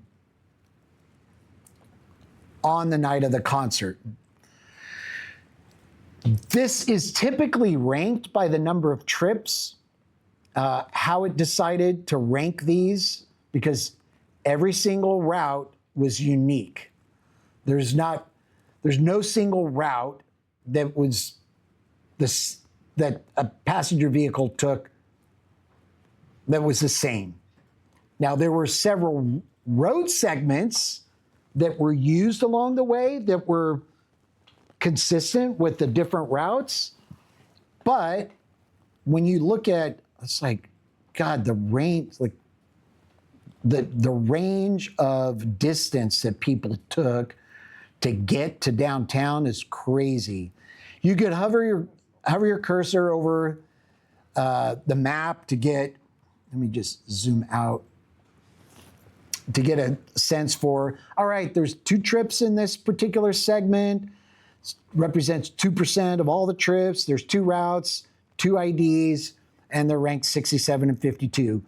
And it gives you the labels for those, the road names for those. As you zoom in and hover over this, you're going to get a much bigger hit on the number of trips that used that passed over that road segment. Does that make sense? Like there's 103 trips, but Northside Drive, Northwest, and all the other roads that correspond to that segment, that road was used 10 times to get into the stadium area.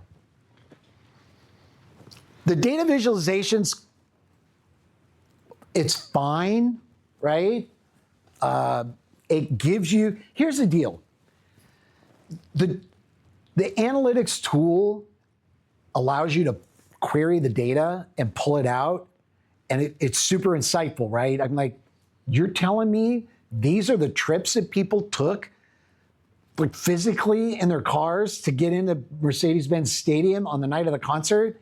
Yes, this was observed trips. This isn't made up. This isn't modeled. This isn't synthetic. These are observed trips that vehicles took to get to the concert that night. And now you could say, wow, I've got a representative sample that's pretty significant to help me understand what roads might actually be taken to get to a World Cup game, given the same sort of parameters, but how might I look at that in a different way? There's all sorts of details that come along with each route. You can explore all the, every single road segment that was part of that trip, the names, what the average speed was, the length, the travel time, the mean travel time. Like, gee, many Christmas, this guy traveled an hour to get to the concert. People love Beyonce, huh? This one, let's see, where is that one? Like, these guys came in. That's not the same, is it?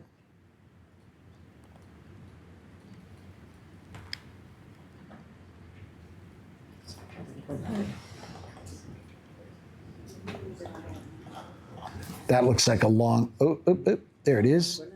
Number 92, their travel time was 1 hour and 3 minutes.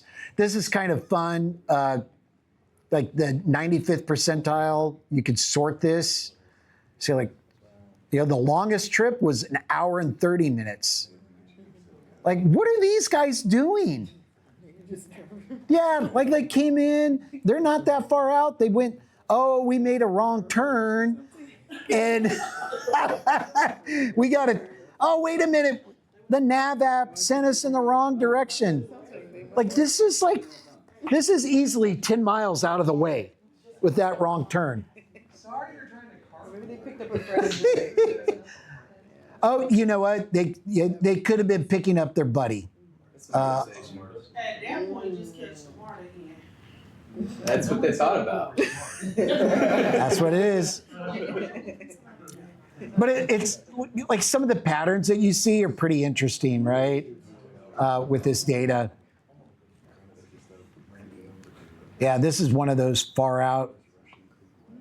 God, 1 hour and 3 minutes. Here's another one. That just took a long time. You don't do like Ubers. Well, so one of the comments was, are any of these Uber? Probably not rideshare, because remember, a trip has to stop and be stopped for 10 minutes or more. So Ubers, they're going to drop off and get the hell out of there, right? It's not cell phone data. It could be a combination. No, correct. This is CV data, connected vehicle data. There is LBS data that's not, I mean, it's available to you, and there's some caveats to using it that I don't recall. But I know that INRIX is cleaning some of that up to help provide some comparison and contrast and do some of your own scaling, if you will, because LBS data is super rich. The challenge that they found out, Rick, I think, that INRIX discovered was that since they source from a bunch of different people to come in, that they were getting, on the LBS side, they were getting multiple Duplicates. of the same, right? So it's like, this isn't like, so they needed to figure out how to, Dedupe. You got to deduplicate, because you could be running the same different apps on the same device, and it's picking up your location. And yeah, to that point, INRIX could be collecting from, what's the big one that tracks family members and loved ones?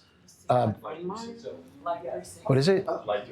Life 360, a huge one.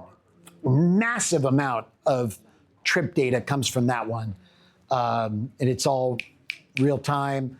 And then you could be running your health app, and it's tracking your location in real time in the background, and all your apps are running location in the background, and they source all of that, but they got to figure out how to deduplicate it. So here's the deal. I'm a map guy, right? I have the results arriving into the Mercedes-Benz Stadium for the night of. So there's a question over here, and I just wanted to clarify this for people. Okay. When we say connected, in this context, when we say connected vehicle, it is not what GDOT says connected vehicle. That is like, what GDOT says connected vehicle, that's capital C, capital D, roadside units, onboard units, very formal connected vehicles. This is, you have a 2022 Honda Accord, and there's a cell phone router somewhere embedded in your vehicle. The reason that you do not pay that cell phone bill is because the data is sold to us. Well, and it's to help with safety telematics. The manufacturers, So in that case, it's small c, small v, connected vehicle data. It's all anonymized. They don't know that it's. Oh yeah, it'd be. Well, we don't. How about that? We don't know that it's that. It's on screen. Nobody knows what it is. It's who it is. There is a very clear difference, and I did want to call that out. This is not. Thank you, Matt. And that is important. It's just onboard GPS onboard vehicle GPS data sources.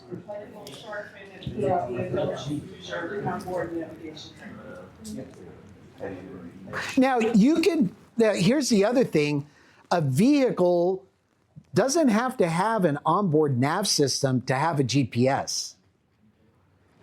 The manufacturer still has safety telematics that's running in the background to help diagnose some issue that may have occurred in the vehicle at the time of a collision, or maybe as part of a recall, or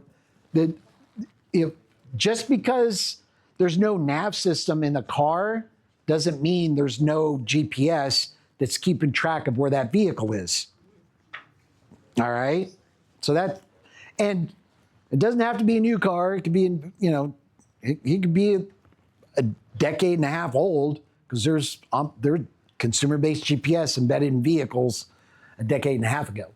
Do you know about the oldest cars with the model year? No idea. No idea. You can ask your manufacturer.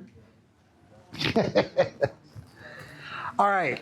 So is what I've shown you so far, does that make sense in terms of how to ask the question of what routes were taken to get somewhere or through something. Like from a, just like, how do I set up a query with this data? Now then, any questions about that? It's still the fundamentals, the where and the when, right? Now for myself, I like to monkey around with data outside of our standard data visualizations. So I exported this data, you'll like this, as a GeoJSON file. And I didn't want the study area, but I wanted the routes. And you have the ability to like create one line per route, which we had 103 of. I didn't need to do that. But I chose one line per segment. Segments can be shared by multiple routes, right? Remember we were looking downtown, and right downtown, I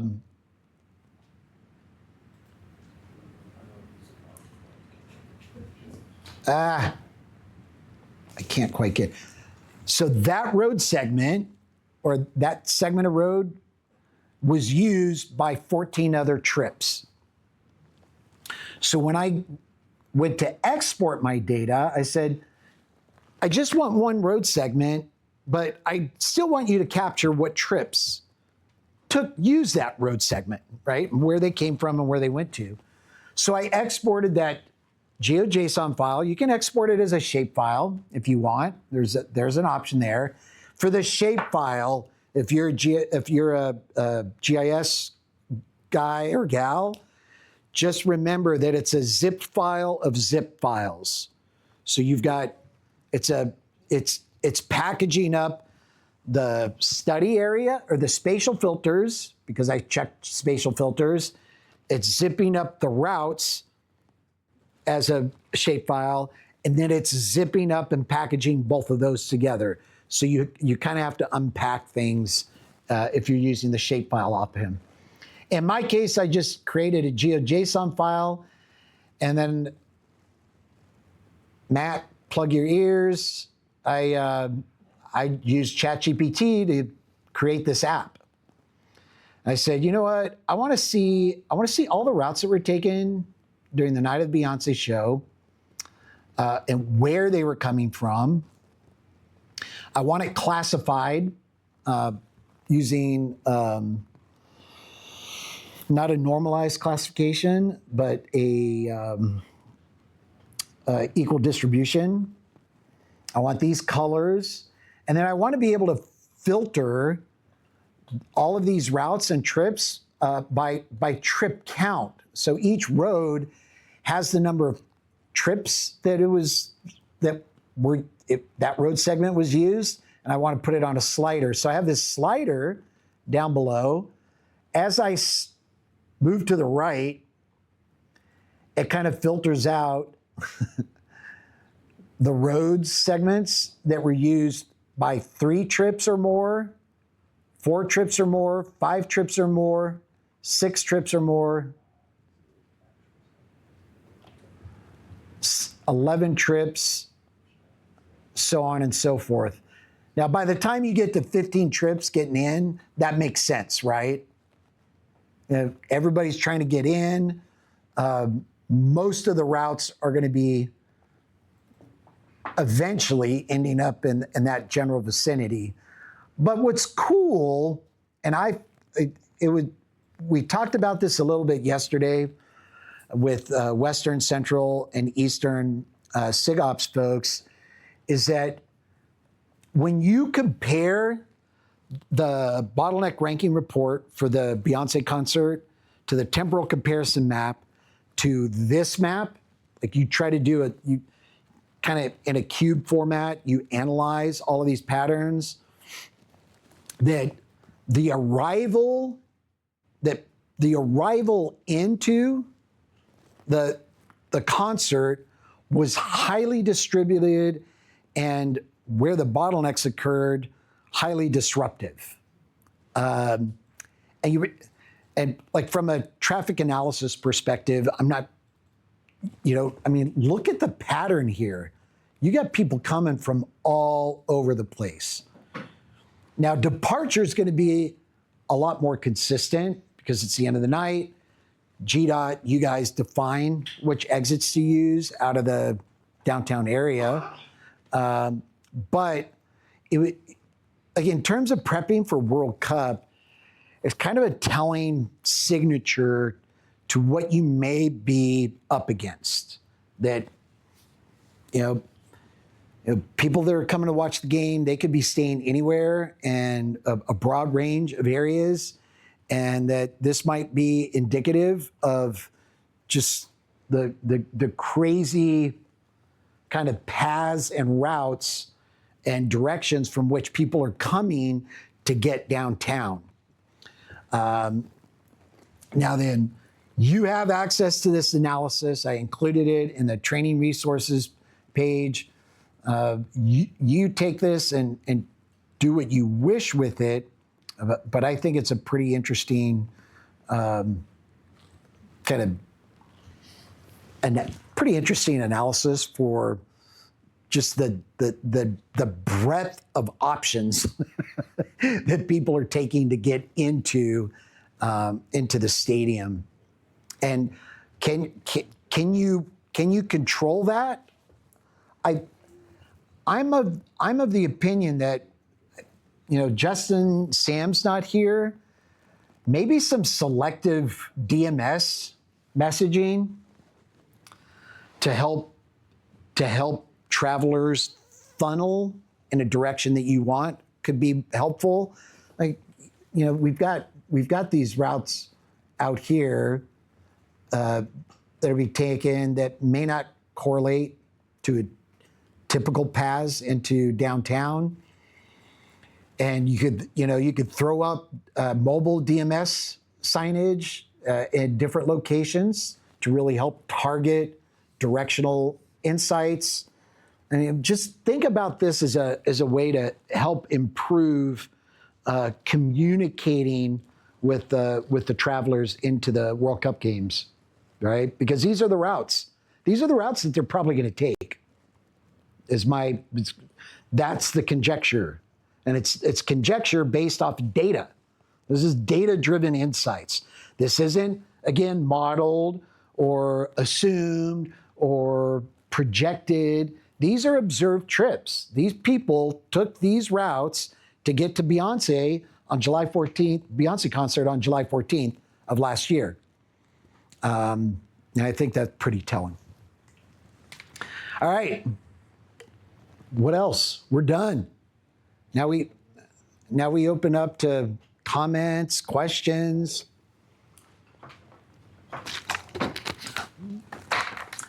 It sounds like this is good. Most of you are learned something new. Thumbs up. Yeah, Rick, I learned something new, and I'm going to be able to apply it to my work, which I think is cool. What did you guys think? You're young professionals just getting into the industry. What did you think of this stuff? I think it was a good explanation. I feel like I know how to use a lot of the tools, and I feel like it's pretty easy for new users, especially someone who's got new through, to get an idea of it. Awesome. I'll say the same thing. I feel like you really did read scale it. I think well, and then if you didn't get it, I appreciate all the tools and tips with the tutorial side in there where you can go back and review it. So I learned a lot. Awesome.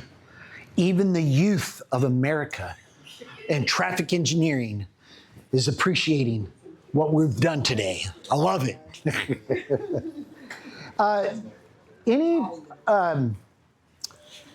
Any thoughts or suggestions that you guys want to share with me privately? Feel free to email me. You've got my email address. Something to put in Matt's ear or Sam and Justin is if you feel like we can maybe benefit from even more exploratory work, deeper dive into some analysis, I'm happy to do a virtual session. It's very different when we come together, right? in person. It's super meaningful, much more impactful when we're here together. We could see, we can interact, we could talk, I could point, and it's so much better. Thank you for your time. It's a big investment by you, but I appreciate it. But if you feel like we can dive into something with more depth, talk to Matt, Sam, and Justin and say, hey, you know what? Maybe we should do another session with Rick or one of his colleagues on this topic. And we'd be happy to do it. We're at your service. We're kind of an extension to the consulting team for GDOT in general. So we're happy to do that for you. You had a question, ma'am. Yes, so I noticed you have the whole camera set up. Will the recording of this be available to us? So yes, can you talk about the recording of today's session? Yeah, I think the goal is to post it on ITS Georgia YouTube page as well as Georgia IT YouTube page. So I'll work on the edit and probably post it earlier next week. I don't know about ITS Georgia. That'll be better. Yeah, but the idea is like each of the sections that we ran through today, each of the groups. Yeah. So I mean, many is a stretch, but you know they're like an hour long. But If you make today's training a playlist, you could make it a series. Yeah. Like anything else. But that way, you know, if you wanted to just come back and rewatch how to set up the trick piece, you should be able to easily find it. But Yeah, good question. Yeah, it was all recorded. Thank you. Thank you, guys. Appreciate you. ITE, Georgia ITE, IT, and ITS Georgia. Yeah. And I'll get your certificates out sometime next week when I feel like it. Thank you very much. You're welcome. I'm glad you're here, man. I enjoyed it. Good. Brought a lot of crowd with you today. What's that? You brought a lot with you today. Yeah, that's good. ACOM represented strong. Yeah, we're the best. Don't let anybody fool you.